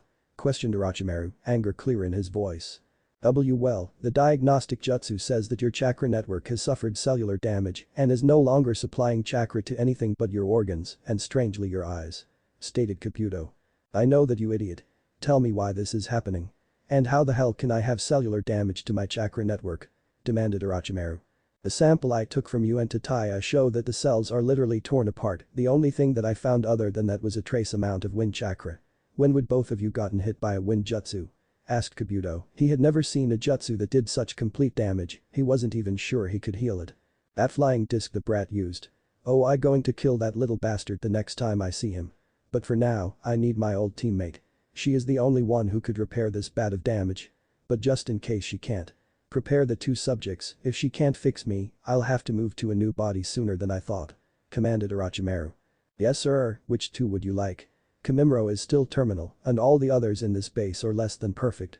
Asked Kabuto. Any 2 will work, just make sure they're the strongest we have, after all, soon I shall have an uchiha body. Somewhere in Earth Country. Kisame and Itachi were walking back to one of the bases after capturing a bounty and searching for one of Kisame's Jinchuriki, the Yonbi, Aka the four-tailed monkey. Kisame had two because Zetsu was just a spy, wasn't truly powerful enough to capture a Biju. So what do you think? He's wide open. I could take him. Stated Kisame. No, Leader Sama has stated that we are not to capture until ordered. Besides, Zetsu just got here. Stated Itachi. Amazingly, Zetsu then popped out of the ground. Konoha was attacked during the Chunin exam, stated the white half. Orochimaru and the sand, though it seems that the sand was tricked, stated the black half. What of the Jinchurikis? Both the one and nine tails were in the exam, were they not? Asked Kisame. Yes, that's why I'm here. It seems that the nine tails is rapidly growing more and more powerful. Stated the white half. He defeated Shukaku and killed two of Orochimaru's finest before driving the snake himself off. Stated the black half with a grin. He disliked the snake Sannin. So the one-tailed kid can transform. He must be getting powerful. Stated Kisame. No, there was some sort of seal on him that partially released Shukaku. The nine tails kid actually defeated a nearly full power, if not full power Biju, stated the black half. How? Shukaku wasn't an idiot like the three tails is. How could a man beat a Biju? Asked Itachi, who had to struggle to keep the pride out of his voice, as he was indeed very proud of his little brother figure. If only you were strong enough to be Hokage Naruto, maybe I could finally come home. He thought. It was awe-inspiring. The kid actually threw the full-sized one tail about 50 feet into the air, stated the white half. Then used what I can only assume were 2 seconds class ninjutsu and at least a high B class taijutsu move to tear the one tail to shreds in midair, then slammed what was left into the ground from about 35 feet in the air. Finished the black half. What would you rank him at strength-wise? Actually, give us a rundown on his skill. Asked Itachi. I'd put him at least S rank, maybe even SS rank, started the black half, getting a shocked look from both Kisame and Itachi. Only 5 people in history had an SS rank: Hashirama Senju, the first Hokage, Tobirama Senju, the second Hokage, the third Raikage, Minato Namikaze, the fourth Hokage and Madara Uchiha. His stamina, durability and chakra control are all easily high Kage level, as those two S-class jutsus he only used one hand and no hand signs. His speed rivals the Raikage, so that's Kage level. His strength is godly, as I said, he threw Shukaku like a rag doll. And his chakra reserves are almost twice your level. Kisame finished the white half. What? That's impossible. Stated Kisame, he was the tailless Biju, how could anyone have twice his supply? I'm only telling Gong you what I saw, and that kid had shadow clones that were performing S-rank jutsu without dispelling. State the white half. So ninjutsu is his specialty? Asked Itachi. I don't think he had a specialty. He looked very skilled in ninjutsu, taijutsu, and with swords, using both a two-sword style to perfection and a one-sword style moderately well. Answered the black half. Seems it might take both of us for this one, Itachi. Stated Kisame, he may be cocky, but he knew that if the kid had twice the amount of chakra that he had, it would spell trouble. Yes it does. Does Leader Sama have any orders? Asked Itachi. Yes, got to Konoha and scout the Kyuubi. If he's out in the open, capture him and bring him back to the cave, only attack if he is by himself. Also, the third is reported to have died at Orochimaru's hands. Find out who the new Hokage is. Konoha gates. 4 people stood at the main gate of Konoha. Zabuza and Haku Mamachi, Naruto and Jiraiya. All ready to handle the mission they were assigned. Okay, Zabuza, Haku. Your mission once we get to Wave is to track down all the refugees there and list them. I want to know the clan name or the Kekkei Genkai. If they have neither, write down if they are ninja or not. Explained Naruto, getting a nod from both. Pervy Sage, you're with me at all times unless ordered otherwise. Let's get moving, I'd like to get there before sunset, which gives us 3 hours. Bates of Suna. The Sand siblings had just made it back to Suna. Naruto had given them an escort to the border, and Gaara took them the rest of the way with his desert suspension technique. Feels good to be home, what do you think, Gaara? Asked Temari. Yes, now that father is gone, maybe I can finally have a more normal life. I wonder when we will see Naruto next. Questioned Gaara, though he was looking for a reaction from his sister more than anything. Hopefully soon, added Temari, a light blush on her face. So you do like him? I knew it. Yelled Kankuro. Gaara silently laughed, he really did love his family. The 3 made their way into the village, only to be stopped by a Jonin. Gaara-sama, you are to report to the council immediately. Unknown base. The lone crippled man sat upon a not-so-modest throne in an almost completely dark room, save 2 lone lamps that cast a warm yet dull glow. In front of the crippled one-eyed man was a ninja who could consider the perfect ninja, cold, ruthless, truly emotionless. Now if only the kid could get a little more tan. 42, what have you found? Asked the one-eyed crippled man. The Kyuubi vessel has left the village with Jiraiya the Sannin, a very strong Chunin named Haku Mamachi, and her father, Zabuza Mamachi. We don't have the power to kill him, sir. And he's proven he's almost immune to even the highest level Jinjutsu. Only an uchiha could possibly cast a Jinjutsu on him. Only Itachi," stated the root member. Danzo had to think about that. He could force Sasuke to unlock it, but Itachi had claimed he would return and kill him if he touched the younger uchiha. He couldn't get the older uchiha to do it because he knew that the blonde and Itachi were much too close for him to ever turn on him. And even though he used as much of his force to look for other surviving uchiha, but none had ever turned up. That left only one option. 42, send word to. He couldn't believe he was about to do this. Orochimaru. Hokage's office. Those were his exact words. Asked Asuma, not believing he was allowed to do such a thing. The blood clone Naruto had left before the others got there, saying something about Ramen and fangirls. "Yay," he said, and I quote, "any council member or other adult that tries to get in my office, you are to bitch slap until they leave." Believe me, that's what he said. If you don't believe me, look on the outside of the door. Stated Kakashi. Kurenai got up to look, seeing as she just couldn't believe anyone wise and strong enough to be voted the next Hokage would allow his ninja to bitch slap the council members. As she opened the door, she saw a piece of paper taped to the door that said all who try to enter this room will be bitch slapped, you have been warned. Asuma, he's not kidding. There's a written warning and everything. Stated Kurenai as she closed the door and took her seat. She then looked at the 4 pictures on the right side of the room. He really does look like him, doesn't he? Who? Naruto. Yay, he has his father's looks, his mother's personality and both of their skills. Is it just me or does Minato-sensei look like Nidaime-sama? Stated Kakashi. Why do you like that boy so much, Kakashi? You act like he's your own son. Stated Kurenai with noticeable disdain in her voice. Oh, first tell me why you don't like Naruto. Because if anything, there's one reason for you not to like him and you sure as hell don't know it. Stated Kakashi with force and anger in his voice. This caught Kurenai off guard. She turned to her not-so-secret boyfriend but found the same look of disdain for her in his eyes as well. You two want to know why I don't like him? Ever since he was an academy student, he's been making a fool of everyone. As a genin he pulled the same tricks and got away with it, then he nearly kills Kiba in the Chunin exams, and then he had nerve to tell me I was a useless teacher and a shitty leader. So yay, I dislike him. Why do you two like him at all? Questioned Kurenai. Kakashi got up, pulled a blank scroll out of a pile on the desk, wrote something down, and called Gamakichi. Could you come here please? Suddenly, a small red toad jumped off of the Hokage chair and landed in front of Kakashi. Hey Kakashi. Need me to bring something to them? Asked Kichi. Yes please, it's not urgent, but I would like an answer soon. If you do it in 5 minutes, I'll give you a candy. Stated Kakashi, who pulled a small toffee out of his pouch. You got it? Said Gamakichi, who then proofed away. What do we need Jiraiya-sama for? He left on a mission this morning with Naruto, Haku and Zabuza. Asked Kurenai, who then went wide-eyed. That pervert is the goddamn. No was all that Kakashi said. Asuma was just staying quiet. He didn't know what Kakashi was going to do, and he knew that Kakashi picked up a mischievous side from being around Naruto all the time. Suddenly Gamakichi popped back into existence behind Kakashi and handed him a scroll. He said you could do it, but to make sure that no one but you three see it. Oh. And he updated it last night. Alright, here's your candy. Said Kakashi as he threw the toffee over his shoulder and headed towards a file cabinet on the right side of the windows. Kakashi pulled out a very thick folder, put it on the desk and pumped some chakra into the seal on the cover, effectively unlocking it. Kakashi opened the folder, which was more like a binder, to the first page and handed it to Kurenai. Go ahead and read up on this person you don't like and tell me if he's qualified to call you a bad leader or not. Stated Kakashi, who sat back down and started up on his own reading. Naruto Uzumaki Namikaze. Parents. Minato Namikaze and Kushina Uzumaki. Rank. Hokage. Kurenai's head shot up, only to be met by the nodding gaze of Asuma. Idols. Jinchuriki, Sage, Hokage. Bloodline. Maelstrom I. Ranks held. Anbu Apprentice at age 7. Anbu Fox at age 8. Anbu Captain age 8.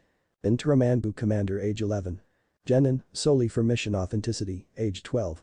Hokage, age 13. Special notes. During time as Anbu Captain, only 2 failed missions and no lost team members. Voted by fellow Anbu as best captain of all time, taking the spot formerly held by Kushina Uzumaki.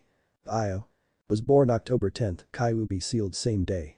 2 months of age, 13 assassination attempts, placed under 3-man Anbu watch including Kakashi Haddock, Mitogai and Asuma Sarutobi. Age 4, 72 total assassination attempts, placed in new orphanage after he was found being beaten by a caretaker. Found in alleyway, every bone broken and stabbed near the heart. Age 5, found in room at orphanage with stab wounds in every joint and stomach cut open. Age 6, found by Kakashi Haddock being beaten to death in an alleyway. Attempts to adopt Naruto blocked once again by council. Moved into apartment. Started secret training with several classified Anbu members. Naruto found being raped and tortured by 4 members of Uchiha clan, will attend counseling until mentally fit to return to Anbu training. Age 7, made Anbu apprentice, working under Kakashi Haddock and Itachi Uchiha. Found in home, had killed 6 civilians, 4 genin, 3 chunin and 1 jonin that had broken in with intent to kill, sent to live in Anbu headquarters for 2 months. Age 8, promoted to full-time Anbu, strengths and stealth, speed and chakra capacity, place him in ambush division team 1, under Kakashi Haddock. Kakashi moved to commander, recommended Naruto as replacement, Itachi promoted instead. Itachi kills clan and becomes missing nin, Naruto becomes new captain 1 week before 9th birthday. 9 years old. Naruto officially takes over team, first 10 missions are successful. 10 years old. Naruto has only had 1 failed mission in the 32 taken so far when given a new recruit who turned out to be a root agent assigned to kill Naruto. Naruto killed the imposter but failed the mission due to lack of troops. Age 11. Kakashi Haddock takes 3 weeks off, Naruto promoted to head of ambush division, combative division and interim commander. Age 12. Leaves Anbu for long-term surveillance mission with Kakashi Haddock to watch over mental health of Sasuke Uchiha. Age 13. Defeats Shukaku, named Godim Hokage by Hiruzen Sarutobi. Kurenai was shell-shocked. She had known he was Anbu, but not that he was a captain, and definitely not head of the whole combative Anbu, and even filled in as a commander. She then realized that there really was no one better to tell her she was a bad leader. Her genin team had 2 failed missions in 6 months, Naruto's team had 2 in almost 4 years of service. Then there was Naruto's childhood, she couldn't imagine the kind of hell he went through, or maybe she just didn't want to. There were pictures of his more vicious beatings in the back of the folder, but she didn't have the stomach to look. Before you even ask, all of that did happen at those times. And yes, he was beaten a lot more than is mentioned in that bio. Think next time you talk Kurenai. Stated Kakashi as he got up to walk out the door. I'm taking my break now, either of you want anything? Neither Asuma nor Kurenai said anything, so Kakashi just walked out the door. The door closed and both ninja heard Kakashi start talking. Oh, hello Councilwoman Haruno. Haddock, I demand that you let me in that room. Screeched the older Haruno, Kakashi thanked Kami her daughter outgrew that. Oh? But I have orders to not let anyone in. In fact, there was something I was supposed to do if anyone forced entry, but what was it?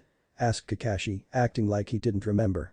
The council gave no such order, and until a new Hokage is named, we control the village. Now let me in or else. Smack. Ah yes, that's what I was supposed to do. Good day, Miss Haruno. Said Kakashi to the woman who was now embedded in the wall opposite the Hokage's office. Great Naruto Bridge. Wow, they named the bridge after you? Asked Haku. Sure, Naruto had taken out about 40 bandits, but Zabuza was the one who killed Gato. Huh, what do you know Gaki? A hero in 2 countries. I bet you get swarmed by the women here when they spot you. Laughed Jiraiya, secretly envious of the kid as he wished that women acted like that around him. Shut up pervy sage. Let's just get to Tezuna's house. And don't perv on Tsunami. 30 minutes later, Tezuna's house. Jiraiya was right. The second Naruto got into town, he was swarmed by countless women. Seems being the hero of Wave had more than its fair share of perks. So Naruto, back again huh? We didn't think you'd get here so fast, if at all. Stated Tezuna, still drinking sake, though he dressed a little better than he used to. Yay, we were just stopping in to say hi and maybe talk to the leader of this village, so we can get some directions. Stated Naruto. Jiraiya was, against Naruto's instruction, flirting with Tsunami, Haku was in the yard, playing with Inari, and Zabuza had gone off to the village to see if he knew any of the refugees. Ah, well you're talking to the leader of the village. 45 minutes later. Zabuza? Is that you? Asked a very deep voice. Zabuza turned his head, only to see a man he thought dead. Kanta. You're alive. Haha, yay. You don't look so bad yourself. Kanta was a huge muscular man. During his time as a Kirinin, Zabuza had worked with him on a number of missions, normally when brute force was needed. Kanta was light-skinned, bald, had a deep scar across his forehead, and was now dressed in a deep blue muscle shirt and a black pair of cargo pants. Yep, I'm actually a Leaf Ninja now, I'm here with my apprentice, Jiraiya the Toad Sage, and the strongest ninja in the Leaf, Naruto Uzumaki. We came here because of the influx of ninja, and came to offer them a home, and to be ninja of the Leaf. Stated Zabuza. Naruto Uzumaki. As in Naruto Uzumaki Namikaze, the Biju killer. Questioned Kanta. He would have made fun of Zabuza for becoming a Konoha but during the one-day war they showed they were still the strongest hidden village. Yep, but his official nicknames are Konoha's Golden Sage and the Wind Walker. Stated Zabuza, a chuckle in his voice. He's a sage too. Like Jiraiya the Toad Sage. And why Windwalker? Asked Kanta. Yep, they're both sages, though Naruto is the more powerful ninja. The Wind Walker came from one of the sand ninja that watched Naruto take down Shukaku. It was said that he moved so fast it actually made a wave of wind and because he can use wind chakra to glide on slick surfaces with more control. Stated Zabuza. Zabuza then felt a pull in his leg and looked down to see small dark red, almost black-haired boy, clothed in a dark red and black shirt and blue shorts and piercing onyx eyes. What do you want, kid? Excuse me, sir. I heard you say Uzumaki and I was wondering if you knew where my family was. My mommy died in water country and I've never met my daddy, even though I'm named after him. Do you know where the Uzumakis are, sir? Asked the small boy. Kid, I only know one living Uzumaki and you're in luck because I'm traveling with him right now. How old are you? And what's your first name, kid? Asked Zabuza. This kid kinda reminded himself of him at that age, well, before he killed a whole graduating class. I'm 6, my name is Shisui, what's yours, mister? Asked Shisui. My name's Zabuza. Come on, let's go find the Gaki.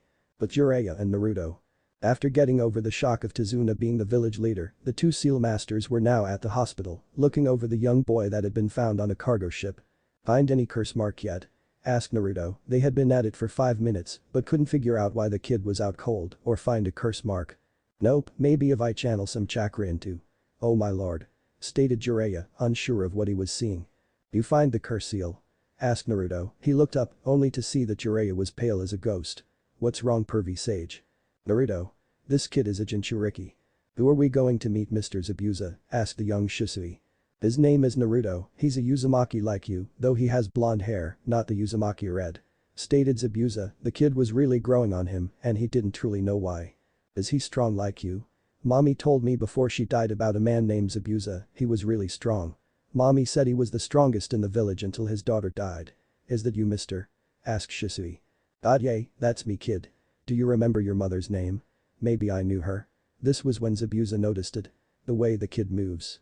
He's had ninja training. He moves like a genin and he got close to me without me noticing.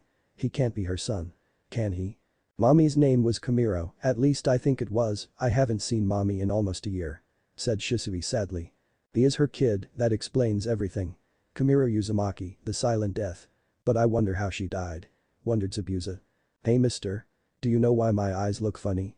Asked the small boy. Your eyes look normal to me. What do you mean funny? Asked Zabuza. Oh, wait. I need to turn them on first. Stated Shisui. He closed his eyes tight and did what he did last time. Okay mister, what about now? Zabuza looked down to see something that shouldn't be possible. Each eye was now red, with one tomo in each eye. Naruto and Jiraiya. No way. What does he hold? All the tailed beasts are sealed right now. Asked Naruto. He went to pump some chakra into the boy's stomach, but a tendril of whitish purple shot out and intercepted his hand. The only beast I know that could have that color is the 3 tails. But that's sealed in Yagura. We need to wake this kid up. I'll go get Haku, she can see what's wrong with him. Stated Jiraiya as he got up to leave. Naruto nodded and went back to studying the seal. Hidden base. Kabuto was very confused. Orochimaru-sama, this letter just came from Danzo. What does that fake cripple want now? I already gave the fool a new arm and Mokuton, what more could he need? Questioned Orochimaru, who was currently preparing to go and find his old teammate. The letter said that he needed your help. He wants you to kill the Namikas. In exchange, he will give you Sasuke Uchiha or a set of fully matured Sharingan eyes. The only catch is that he wants the curse mark for his soldiers. Somewhere near Waterfall. We're not even 2 hours from Taki. Come on, let's go get the 7-tail. Begged Kisame, which annoyed Itachi to no end. No, for 3 reasons. 1, Naruto will be hard enough to fight when we're both at full power. 2, it's not either one of our targets, and 3, Leader Sama gave us direct orders to go to Konoha. We will do as ordered. Besides, don't you want another matchup with Zabuza? Asked Itachi. Oh yeah, that's right, has a Konoha ninja now. Wonder if he's still any good. It wasn't that Kisame didn't like Zabuza, far from it actually. He was the strongest swordsman and was actually in line to take over for Yagura, though he ended up attempting to kill him. I'm more interested in my little brother, I wonder if he's unlocked eyes like mine yet. Aim. So the Kyuubi Jinchuriki was marked SS in Iowa. No matter, no one can stand against a god. stated a tall, lean, oranges-haired man with several metal rods in various places in his face. Even so, he did defeat a Biju. Something only the third Raikage ever even came close to. We may need some help unless you be the one to capture him. Asked a blue-haired beautiful woman, wearing the same black cloak with red clouds as the man had. He is too powerful for Kisum, and I am beginning to question Itachi's loyalty. I think I'm going to repair my body. Even if I can only make it so I can move on my own, it will increase what I am capable of. Stated the orange-haired man. His true body was all but paralyzed from his legs being crushed. We may have bigger problems than just the Kyuubi container. Came a dark and serious voice. The voice came from the person in the corner of the room, an orange mask with one hole over his right eye was all that was visible. What do you mean? The Kyuubi Jinchuriki is the main priority. Asked a blue-hair woman. Who could give us more of a problem than him? Ogoro was killed when a man with dark red hair managed to rip the Biju out of him. I know he sealed it into a young boy, but we have lost track of the boy, and when the sealing was done, the man faded from existence. I don't know who this person is or what his intentions are, but I'm afraid he might be him. Stated the masked man in a dark tone. Impossible, that man has been dead for 300 years. Stated the orange-haired man. And I have his eyes. Even so, he was the only one capable of fully controlling a Biju. Hashirama could cage them, and I can place a Jinjutsu on them, but only he could ever fully control them, states the masked man. This complicates things. Conan, prepare my body for surgery. I need it fixed in the next 3 years. As for you Toby. You will look for this man. And should Itachi leave, you will replace him, understood? Of course Pain. In Wave Country. So what's wrong with the kid, Haku? Asked Naruto, he already felt attached to the kid. The fact the little kid was a Jinchuriki and apparently was either separated from or had no family. On top of that, the kid kind of looked like Naruto, but with brown hair and a slightly wider face. In fact the kid kind of looked like couple torn muscles and chakra exhaustion. Though he seems to be unable to regain chakra. Stated a confused Haku. Let's try some nature chakra, stated Naruto, who put a palm on the kid's forehead and stomach. He closed his eyes and began channeling minuscule amounts of nature chakra, just enough to jumpstart the kid's chakra system and give him a little boost. Sure enough, as soon as Naruto took his hands away from the younger Jinchuriki, his eyes started to open. What shocked the group most was that the kid's eyes were one solid color, much like a Yamanaka, only the boy's eyes were a dark purple. Hey kid, how you feel? Asked Naruto, though he found it strange the kid was so calm. I'm okay. Are you God? Asked the little boy, a curious gaze locked eyes with Naruto. No. Why would you think that? Asked Naruto. You're really strong, and you're twice as strong as the white-haired man, and a lot stronger than the angel, stated the kid as he pointed to Jiraiya and then to Haku. Naruto chuckled. No, I'm not God, but what did you mean that I'm stronger than these two? Asked Naruto. Can he sense chakra? I don't know. You're just stronger, it's like you're an ocean and she is a pond, answered the kid. That's a sensor, and a very good one too. Commented Jiraiya. Only to get a confused look from the kid. What's a sensor? Is that why they all called me monster? Asked the small child. A pang of sadness entered Naruto. It was this point that Naruto really saw himself in the small boy. The kid was wearing a tattered blue shirt and pair of blue shorts, just like Naruto did at that age. No, a sensor is someone who can tell where someone is and how much chakra they have. Me and Jiraiya are also sensors, as we have trained with nature chakra. And trust me kid, you're not a monster. I've met plenty before. You're what ninja call a Jinchuriki, someone who has had a tailed beast sealed into them, though we don't know which one yet. Answered Naruto. But if I have a beast inside me, why aren't you afraid of me? Like all the others were. Asked the small boy. That's why they made me leave my home. Kid, Haku is the daughter of a man named Zabuza, who killed a whole school full of kids when he was 10. Jiraiya is a seal master and a very powerful ninja, and I am the strongest of my village, and Naruto lifts up his shirt and shows the seal his stomach. I'm just like you, and I'm sure I have a stronger beast in me. The little kid's eyes grew big. How many of us are there? If I have one and you have one. Then there's probably more, right? Yay, there is. I know several of them. The one that holds the one tail is a guy my age, his name's Gaara. The 2 tails is a woman, about 5 years older than me, her name is Yujito. The next one I know is the 8 tails host, his name is Killer Bee, and the 9 tails host, me, my name is Naruto. My name is Azumi. Where's the turtle? Asked Azumi. What turtle? Asked Jiraiya. The one that was talking to me before you 3 came. He was big and purple and white, he only had one eye, but he was really nice. Explained Azumi, the child in him finally showing through. All 3 Konoha ninja cracked a smile at this until Jiraiya realized what that meant. Naruto. It's the Sanbi. I know, but if he's already talking to his tenant, then he can develop a good relationship like me and Kyuubi do. Explained Naruto Izumi, you know that big turtle. The nice one. Yeah? What's wrong? Did that Sanbi person you were talking about take him? Asked the child, slightly panicking. No, in fact, that big turtle is Sanbi. He's the beast sealed inside of you. It's good that you talked to him, but what did he say? Asked Naruto. He said that I had to watch out for a man with spiky black hair and a red eye, and that when I become a ninja to seek him out again, do I really get to become a ninja? Questioned Izumi. Naruto just chuckled and messed up the already messy brown hair on the boy's head. If you want, you can come with us, and I'll make sure you become just like us. But I have to warn you, it's going to be a lot of hard work. Yay. Then I can be just like you. Cheered the young boy. More than you know, kid, more than you know. Laughed Jiraiya. 3 hours later, outside Tazuna's home. Mr. Zabuza, where's the people you were talking about and how come we're outside Mr. Tazuna's house? Asked Shisui. Well Gaki, hopefully they're in here and we're here because Tazuna is letting us stay here while we're in town. Said Zabuza as he opened the door and motioned Shisui to walk in. Shisui walked into the house, only to be swept up into a huge by Tsunami, he's so cute. Just like the other one. Squealed Tsunami, making the occupants of the room sweat drop. I thought she had outgrown that. Stated Tazuna. I'm just glad it isn't me this time. Deadpanned Inari. Hey Zabuza, who's the kid? You didn't steal him, did you? Asked Naruto, though he found it odd that the kid had red hair, even if it was almost black. You go first, who's the kid you got with you? Asked Zabuza. Naruto was about to speak when the kid took the situation into his own hands. My name's Izumi. What's yours? Asked the small child that was sitting next to Jiraiya on the couch. I'm Shisui. Stated Shisui, equally enthusiastic. Though this makes Naruto switch his gaze from the small child to Zabuza. Zabuza, why don't we go outside for a bit? Asked Naruto, though Zabuza knew it was more of a command.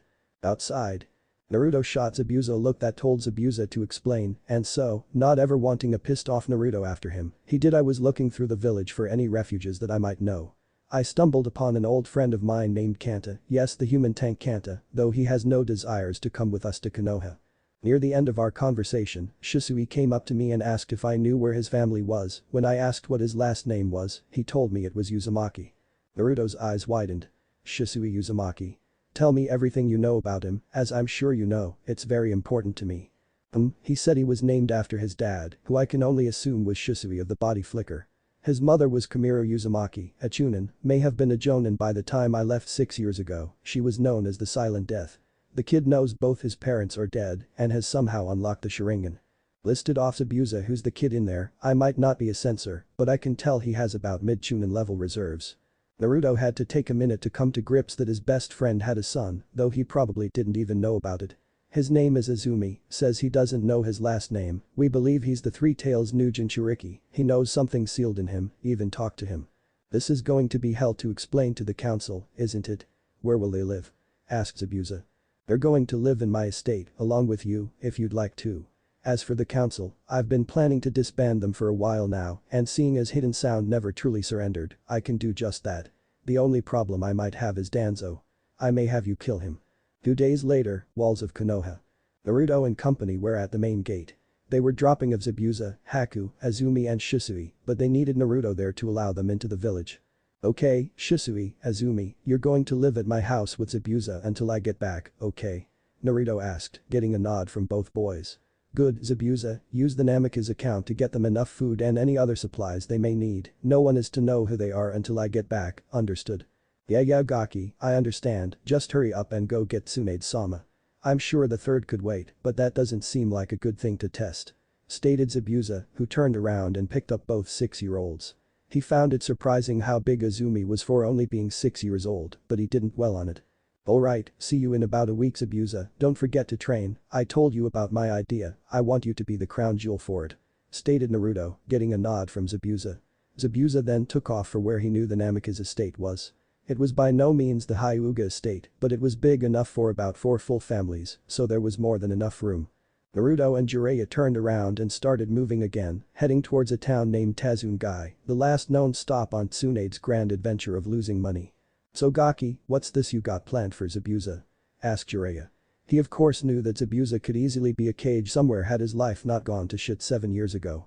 I want to make a Konoha version of the 7 swordsmen of the mist, but instead of all being swordsmen, each member will take a specialty, Taijutsu, Kenjutsu, Ninjutsu, Jinjutsu and hopefully weapons fighting. Also, I want every element to be included in the group, wind, lightning, fire, water and earth. I've already picked Zabuza for Kenjutsu and water, I just need the rest of them now. Stated Naruto. Sound smart Gaki, you're making a group that can be adapted to literally any situation, especially with Zabuza in it. Commented Jiraiya. Sarutobi-sensei had tried something like that, but it fell through the cracks when the Second Great War started. That's not all, in 3 years' time, I want them all to be S-class ninjas. Added Naruto, getting a surprised look from Jiraiya. What? You can't be serious. I know Zabuza could get there in 3 years, but 4 other as well. That's completely unrealistic. Stated Jiraiya. Naruto handed him a scroll, not with those people as members. 4 days later. She better be in this town, or I'm just going to send every hunter nin I have after her. Stated Naruto, fully pissed off that he had spent the better part of 4 days searching for the legendary medic. I bet she's here, we only missed her by a day in the last village. Besides, what are complaining about? You've basically got a week's vacation so far, and you've found 2 kids that are basically a younger you. Hell, if you could find a girl for them you could have a team on par with Asanin in 7 or 8 years. Commented Jiraiya. 2 years, I'm going to remove the graduation cap, there are hundreds of ninja that graduated early and turned are fine. Itachi and Orochimaru are the only ones to ever fuck that up. And I'm not entirely sure that Itachi is as evil as he appears. States Naruto. So a team of 8-year-olds. Who am I to judge? I graduated when I was 6, Minato graduated when he was 8, Kakashi graduated at the age of 5, and you never really graduated. Stated Jiraiya. I technically did, but 5 years after my ninja career started. Added Naruto. I'm hungry, let's stop in here and get something to eat. Jiraiya just nodded and followed Naruto into the bar he had pointed out. After some looking around, they found a booth in the back corner and sat down. After ordering their food, Naruto decided that it was time for a little recon on Tsunade Pervy Sage. Tell me everything you know about Tsunade, her abilities, appearance, anything you think would be useful. Her abilities are mostly Taijutsu and medical jutsu. Though she does use some Jinjutsu to throw you off track. She's probably the strongest ninja in the world, only below you. Her speed is high Jonin, and the only person I could see even standing up to her in a pure Taijutsu fight is Might Guy. She can heal herself during a battle, and she's incredibly intelligent in the midst of battle. As for her looks, last time I saw her, long blonde hair and 2 ponytails, hazel eyes, looks like she's about 25. Green jacket, blue pants, white shirt and huge boobs. Finished Naruto. How did you know all that? The boobs are well known, but the way she dresses isn't. Stated Jiraiya. She just walked in. Stated Naruto as he pointed to the opposite corner of the room. Sure enough, a big-chested blonde and a fair-dressed brunette sitting in a booth with a pig. Who's the brunette? Shizune, she's Tsunade's apprentice. Stated Jiraiya as he moved to get up but was stopped by Naruto as he got up and walked over to the 2 kunoichi. Hello miss, I was sitting over in the corner and couldn't help but notice your beauty, would you care to dance? Asked Naruto in the most attractive voice he had, which was pretty damn attractive if one were to ask a certain 2-tailed Jinchuriki. Nice try brat, but you're about 35 years too young for me. Stated Tsunade smugly. Ah, as if you old hag, I know you far too well to want to dance with you. I was asking out this lovely young lady. Stated Naruto as he took Shizune's hand and kissed it gently. What did you say brat? Questioned Tsunade, no man ever talked to her like that, well, Jiraiya had after she and Dan got engaged, but he was right to do it. You heard me. Why would I dance with a 47-year-old hag who followed a traitor, was proposed to by a man 1,000 times better than you deserve, and not even a week later, you were engaged to a man you known for at the most 6 days? Questioned Naruto. The whole bar was silent for once, completely immobilized by the killing intent rolling off of Tsunade, though Naruto seemed to be completely unaffected by it, probably because he was unaffected by it. You want to take this outside brat? I'd love to see if you could back up that big mouth of yours, threatened Tsunade. On the outside she was pissed off, but on the inside, she was hurt deeply. Only 3 people knew that Jiraiya had proposed to her that night 21 years ago, and it still hurt that she was dumb enough to reject him. Fine by me, but I'll warn you now, you're no match for me. Outside. Naruto stood across from Tsunade, his jacket and vest removed, and his gravity and muscle seals released. Jiraiya was watching from a rooftop not far from the 2, praying that Naruto didn't kill Tsunade. Any last words brat? Questioned Tsunade. She was already tipsy, but seemed to handle it well. Yep, when I win, you will do as I say. Stated Naruto. Now I'm pissed, I'm going to kill you brat, and I'm going to do it with 1 finger. Tsunade claimed as she rushed forward. Naruto was surprised that a battle-hardened shinobi like Tsunade would be so hasty, then again, to her, Naruto was just a kid. Tsunade sent a finger flick at Naruto's forehead, only for him to dodge it, pick her up by the throat, and slam her into the ground, causing an earthquake-like rumble to pass through the whole city. All this was done in less than a second. "You can get up now, that was your freebie, next time, you won't even know what hit you," stated Naruto. Shizune was in complete shock. Even if Tsunade was drunk, the 13-year-old kid just won a head-to-head with Tsunade. Tsunade dragged herself off the ground, questioning if she had a broken rib or two. "Tell me, Gaki.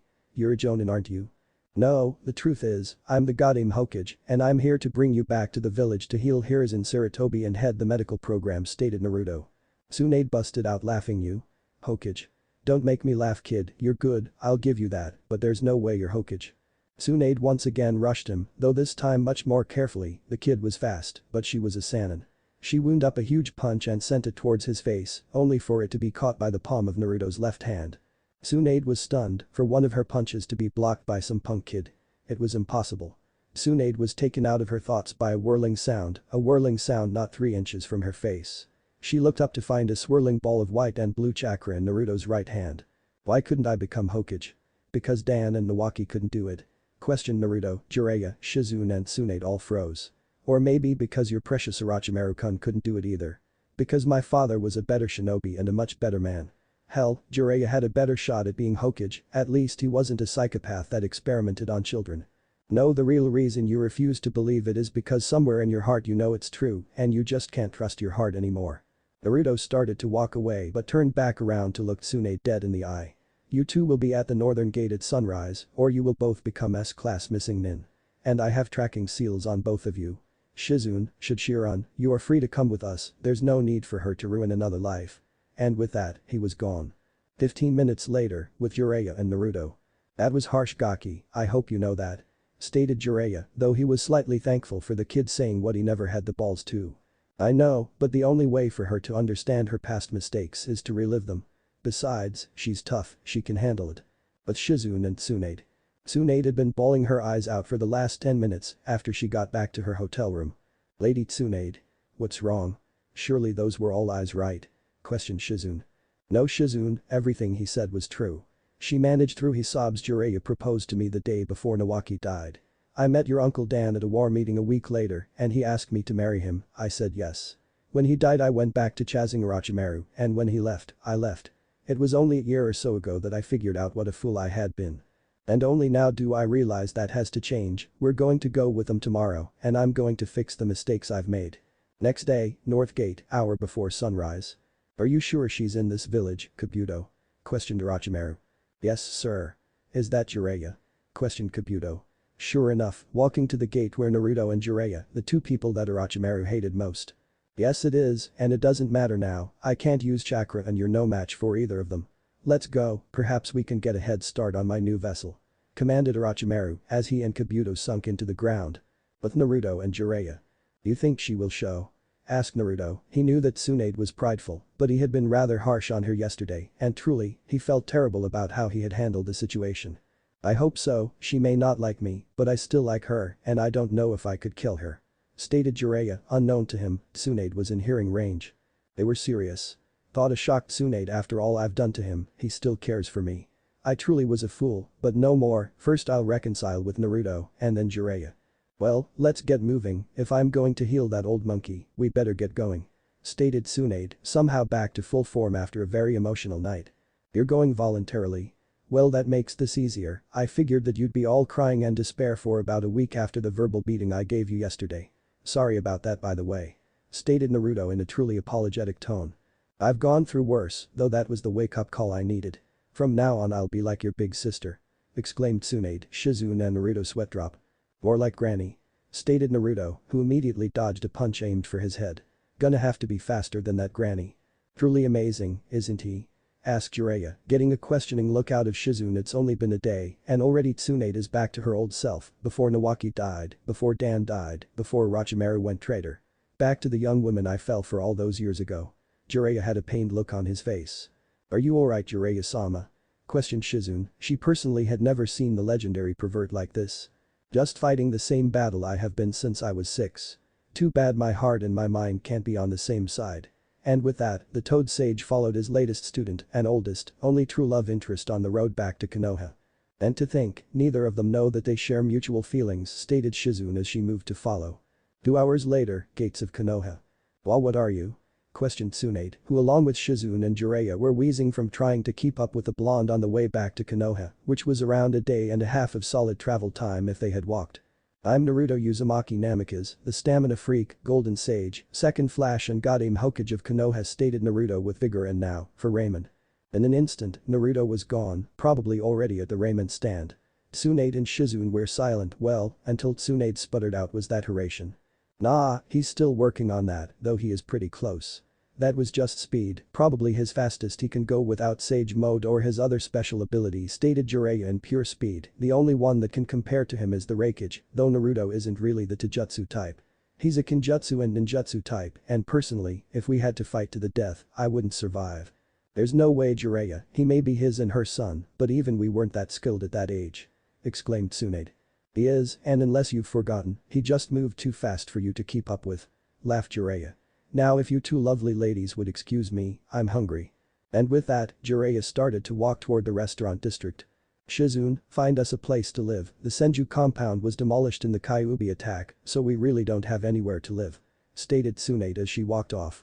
"Lady Tsunade, Naruto offered us a couple of rooms in the Namikaze estate," stated Shizune. I knew I liked that gaki," smiled Tsunade, who turned around and continued to walk before freezing in her step. "Jiraiya. You're buying me breakfast."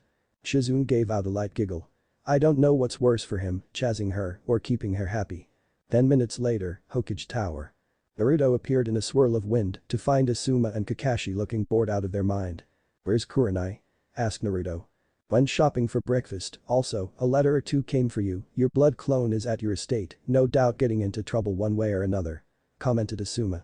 "Oh, if I may ask, who exactly were those kids that Zabuza brought over here?" asked Kakashi. "Their names are Shisui Uzumaki and Izumi, they will be living with me, and when I take a team, they will be on it," stated Naruto, who sat down in his chair. "You're going to wait that long? Those kids can't be any older than 8 and the academy graduation age is 12 after all," stated Asuma. "I'm going to redo the entire academy. No more will the only thing needed to graduate be 3 simple jutsu that are all but useless in a real fight. Also, all the teachers will be assigned to specific areas, only Iruka is good enough to teach all areas." Naruto's eyes silently widened and then a grin split his face. "I'm going to make Iruka the Jonin headmaster." Naruto, he's a Chunin, a damn good one, but still a Chunin," stated Kakashi. Naruto moved to the stack of combat reports from the invasion and pulled out 7 or 8 folders from the giant stack and sat back down at his desk. "Or. Hawk," shouted Naruto. In an instant, said Anbu were standing before Naruto. "You called Hokage-sama?" asked Hawk. "Hawk, bring me Shino Aburam, Sasuke Uchiha, Sakura Haruno, Neji Hyuga, Shikamaru Nara, Haku Mamachi, and Iruka Yamino," commanded Naruto. The Anbu nodded and left to complete the mission. "Or, could you bring me 5 Junin vests and 2 Jonin vest?" "Lord Hokage, the people you've requested have all arrived, would you like me to send them in?" asked Naruto's secretary, a very old woman around 65, named Mai, a retired Jonin who could still pack a punch, as several civilian council member had figured out firsthand after threatening her to let them into the office. "Yes please, thank you," Mai stated Naruto with a smile. He liked the old woman. She was one of the only supporters he had growing up, and when he heard she was having trouble paying for her house, he gave her the secretary position. Naruto decided to play a trick on his fellow ninja by standing at attention in front of the desk and having Zabuza, who was there to see Haku, sit in the Hokage's chair and wear that hat. One by one, the 7 that were called walked into the office, surprise covering their faces to see the now titled demon of the hidden leaf was their new Hokage. As each member walked up to the desk, they found themselves shaking slightly at the aura of power coming off of the supposed Hokage. Zabuza smirked, though no one could see him due to his mask. "Now before you all shit yourselves, no, you're not in trouble." A sigh of relief filled the room. "In fact, I'm not even the Hokage." He turned his head to Naruto and said, "Sir, I believe your chair is of prime temperature." Zabuza got up, tossed a hat to Naruto, and sat down on the couch. His orange booking in his hands before he even made contact with the chair. Naruto caught the hat and slowly and deliberately moved to sit in the chair. "Now that you are all here, you should probably know why you have been summoned," started Naruto, who pulled out a stack of Chunin and Jonin vest. "You've all been promoted." "Hold up. Naruto, you're the new Hokage." questioned Iruka, not believing his eyes. Of course there were rumors going through the village that Naruto was appointed, but then again, there were also rumors that Sasuke was appointed. Yep, voted in by the fire daimyo himself. Now, on to the promotions. Shino Aburam, for keeping a calm head and leading your team during the invasion, along with taijutsu and strategies well above the requirement, you're being promoted to Chunin, stated Naruto as he tossed Shino a Chunin vest. Shino nodded his thanks and stepped back. Neji Hyuga, stated Naruto as he readjusted himself in his seat, seeing as I know firsthand how strong you are, I am promoting you to Chunin. However, you will be tested in 4 months to see if you are able of being placed as a special jonin in taijutsu and chakra manipulation. My only request is that you drop that fate crap. Thank you Naru Hokage-sama, stated Neji as he retrieved his new Chunin vest. He had figured that because of his rather one-sided loss that he would not be promoted, so this surprised him greatly. You may all still call me Naruto, except during anything mission related and when in front of customers, stated Naruto with a sigh, he would never get used to that Sama crap. Sakura Haruno, stated Naruto, you are being promoted on a direct request from the Raikage. Seems he likes your style of fighting, nice headbutt by the way. The Raikage? So I'm being promoted because another leader likes the way I fight? Asked a confused Sakura. That, and everyone else that was judging the exam, smiled Naruto, getting a small smile back from Sakura. Shikamaru, who was spacing out looking at clouds through the giant panoramic window behind Naruto, snapped to attention, you're being promoted to Chunin for your analytical skills, strategies, and overall intelligence. Hopefully this will kick some of that laziness out of you. Troublesome, muttered Shikamaru, who was slapped on the back of the head by Naruto, who only Iruka and Zabuza saw move. Sasuke Uchiha, stated Naruto after sitting back in his chair, you are being promoted for your impressive display of ninjutsu, taijutsu and kinjutsu like Neji. You will also be testing for special jonin in 4 months' time for the aforementioned fields. Akumamachi, this time, Haku, who had been standing next to Sasuke, discreetly holding hands, stepped forward, you're being promoted to special jonin. Several battle reports have you as well as Iruka, as the only reason none of the students were hurt. Your fields of expertise are ninjutsu, taijutsu and I'm sure soon enough medical jutsu, seeing as Tsunade has requested students to pass down her medical knowledge too. Thank you Hokage-sama, smiled Haku, getting a deadpan look from Naruto. Moving on. Iruka stepped forward, not knowing what to expect, sure he was probably the strongest Chunin in the village, the only ones close were the gate guards, but he didn't want to give up teaching. After reviewing your file, I've decided that you have both the skill and experience to be jonin. Also, seeing as you are a jonin and can no longer teach classes, all the members of the room were startled by this. Iruka was one of the best teachers there was, so to see him be denied the ability to teach was almost heartbreaking. You are being promoted to the new jonin headmaster of the academy. The day after tomorrow we will go over the new academy curriculum.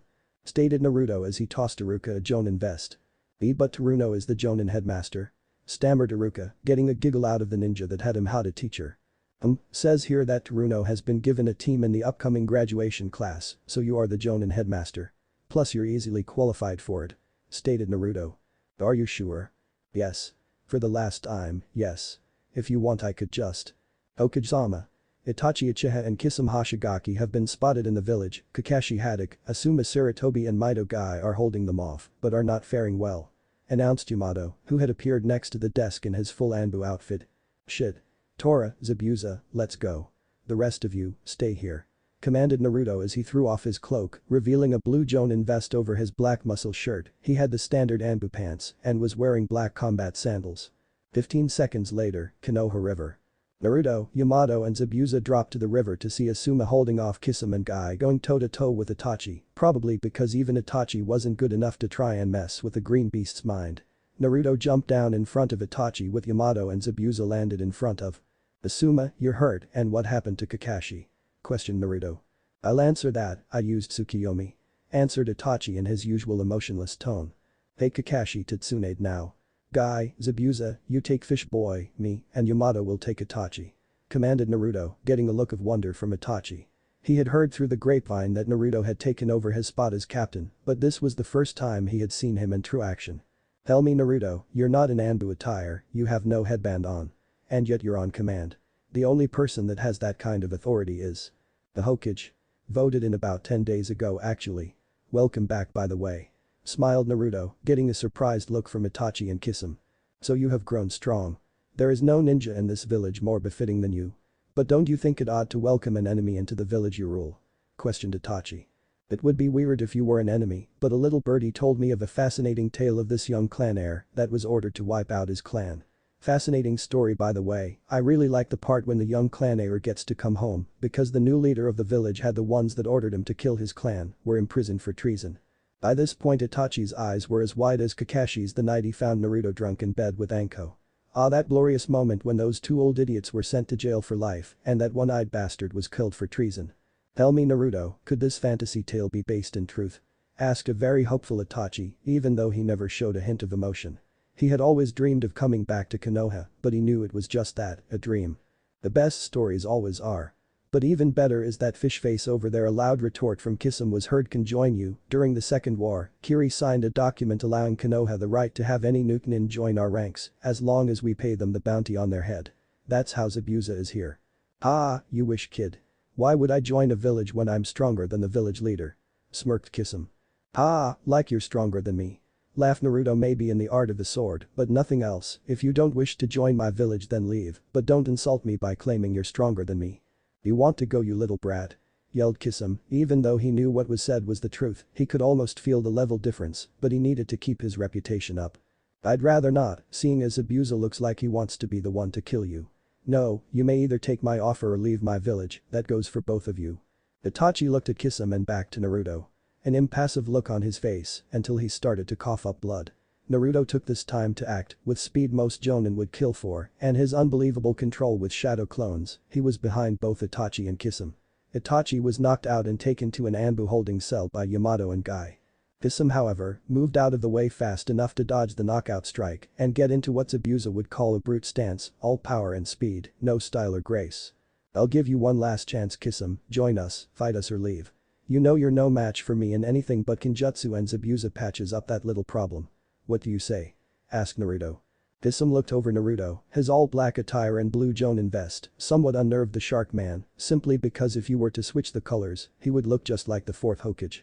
He then turned his attention to Zabuza, who surprisingly, had yet to say a word. He was dressed in the same black Anbu pants and sandals Naruto was, but had no shirt on, and an unzipped black jonin vest hung off his shoulders, a white ninja mask, and his headband off to the side was all that remained of his original style. I would love to stay for a good fight, except I know I can't win. I'll choose retreat for now, and I'll be back with some help to retrieve Itachi. He's much too important to leader Sama to be left here, and with that, Kisum disappeared in a torrent of water. Until next time, brat. Are you sure it was wise to let him leave? He's going to bring more reinforcements when he comes back. Stated Zabuza. As long as he doesn't bring the leader, we should be fine. And by the time he gets back, you six will be ready. Hidden base.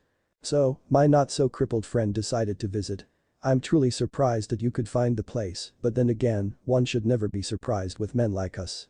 Stated Orochimaru, still recovering from the body swap that had been done the morning before. It would be about 2 weeks before he was back to fighting shape, but it was worth it. As always Orochimaru, your base is as drab and perfectly hidden in plain sight. It's a wonder you were found 12 years ago. Commented Danzo, sitting across from the snake man, at each man's side was his most trusted servant, on one side was Kabuto, on the other, a pasty white black-haired boy, apparently named Sai. Seeing as we both hate beating around the bush, what is it exactly that you want? Questioned Orochimaru. He knew Danzo was not one to ask for something straight out, but instead he would hint and pry until he got what he desired. I want that damn brat dead, no one in my route could do it, and if I were to do it, I would most likely lose more than I have. You on the other hand, have plenty of little minions too. Expend at any point that you see fit. Explained Danzo. Naruto had been a thorn in his side far too long. He should have been Godame, but that fool Hiruzen had appointed the brat on the field of battle. And all this time I thought you always did what was good for Konoha, yet here you are before me, asking to kill a Jinchuriki and the Hokage. I'd have a better chance of beating Jiraiya than that brat.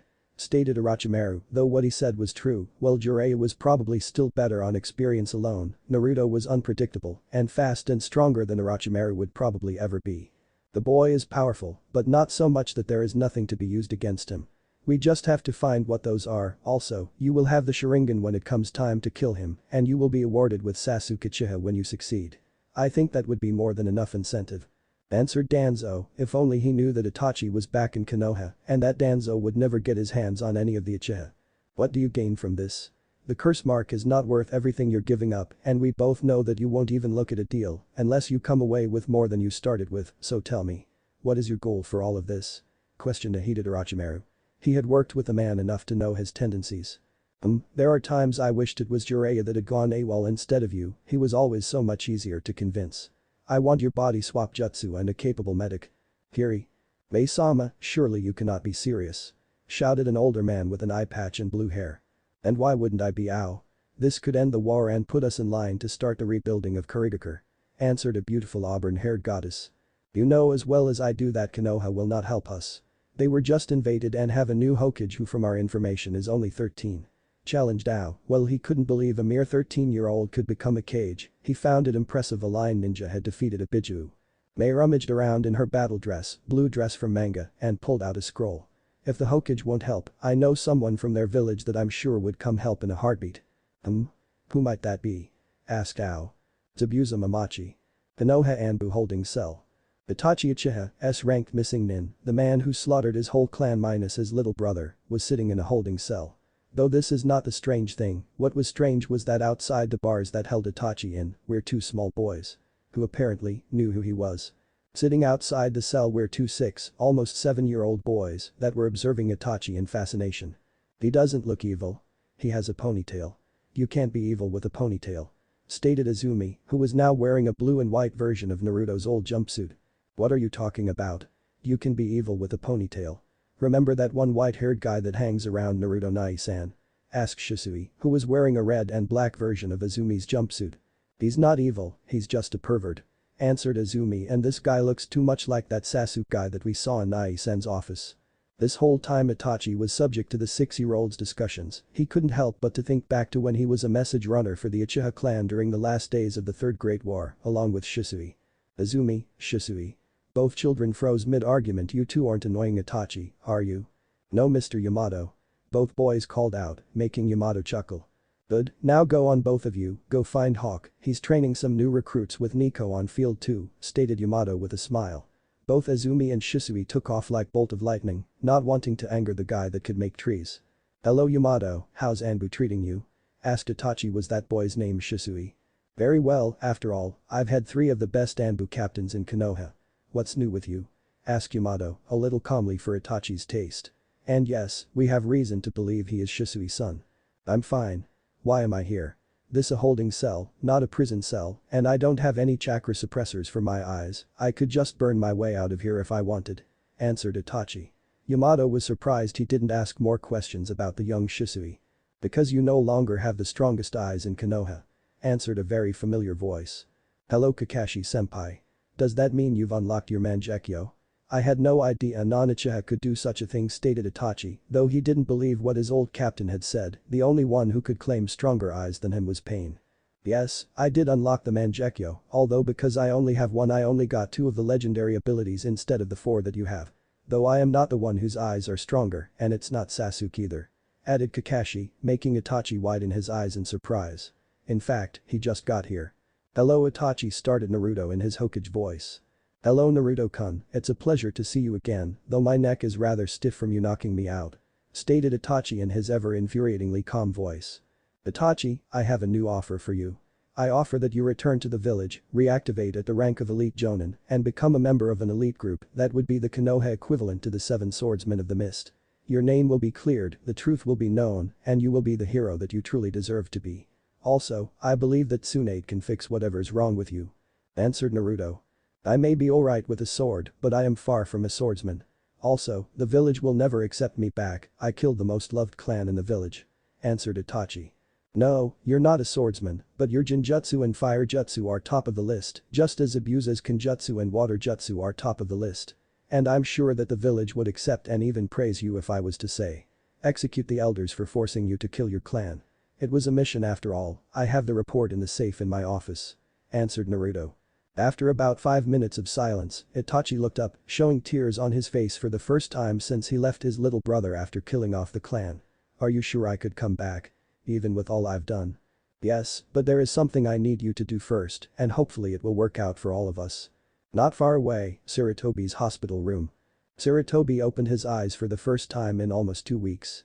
Immediately, he looked around, too weak to sit up, too weak to even call for someone. He reflected on the events leading up to what he believed was his death. That's odd. Never would have pegged heaven to be such a sterile place. Let's see, Orochimaru summoned both Hashirama and Tobirama-sensei. We fought until I was able to dislodge the kunai and seal from Tobirama-sensei's head. He told me that Minato and Naruto were direct descendants of him. Who would have thought, though that does explain one or two things. Then Naruto defeated Shukaku, brought down the barrier, ended the Edo Tensei, and drove off Orochimaru, and I appointed him Goddamn Sarutobi side hell of a last day alive. You don't plan on ending it now, do you sensei, after all me and the brat went through to save you? Sarutobi shot his gaze to the foot of the bed to see his most beloved student, though because he wrote the porn he was so fond of, or because of his hard-working attitude, no one would ever know. Jiraiya. You're dead too. Did you peek on Tsunade again? Questioned Sarutobi. It was a plausible way to die, for Jiraiya at least. Jiraiya just laughed. Sensei, I'm not dead, and neither are you. In fact, me and Tsunade had dinner last night and she told me that you would make a full recovery. In an instant, the 67-year-old man was across the room holding his hand around Jiraiya's throat, with Jiraiya about a foot off the ground. Burn eye, and what have you done with Jiraiya? Demanded Sarutobi, fire in his eyes. Damn, Senator say. All these years and a poison swallowed in your back and you can still move. You're just like Naruto. Choked out Jiraiya. Sarutobi relaxed his grip but was still holding Jiraiya about a foot off the ground. Tsunade would only go on a date with you if she lost a bet. Jiraiya nodded, as of to confirm that's what happened. Where's Naruto? I need to tell him something very important. Yelled Sarutobi as he dropped Jiraiya in a heap. Probably in his office, either there or in the mess hall downstairs. The higher-ups of Anbu planned a surprise party for being named the fifth. Stated Jiraiya. Sarutobi deflated slightly. I was hoping to be the one to instate him, just like his great-grandfather instated me. It took about 8 seconds to connect the dots for Jiraiya. But unfortunately, they were no longer the only ones on the room. Sensei. Did you just say that my granduncle was Naruto's great-grandfather? Why didn't you ever tell me? Yelled Tsunade. She had just stopped by when she heard Sarutobi yelling about something, and now she was facing the fact that she might have some family left. I learned it from Tobirama-sensei himself when Orochimaru summoned him and Hashirama-sensei. He said that he had a son that nobody but him and his wife knew about. His son married Minato's mother but died on a mission before he was born. It seems that the family curse is that the father never gets to meet his son. 6 hours later, Naruto's office. Naruto was surprised to see that Anbu had planned a party for him. It was probably one of the coolest thing anyone had done for him, cake, games, and an Anbu version of hide and seek that was surprisingly fun. Now he was back in his office, facing off with a creature more evil than Orochimaru and all the Biju combined. Paperwork. Though his clones were easily handling the paperwork for him, he still got the backlash from the clones when they dispelled. So he took the offer, but why did add those stipulations? Asked Kakashi. In the office was Kakashi, Guy, Naruto, Zabuza, Shizune and Asuma. What other stipulations? Asked Guy. Were they youthful? Well, he didn't want his return announced, even though he was being cleared of all charges and being removed from the bingo book.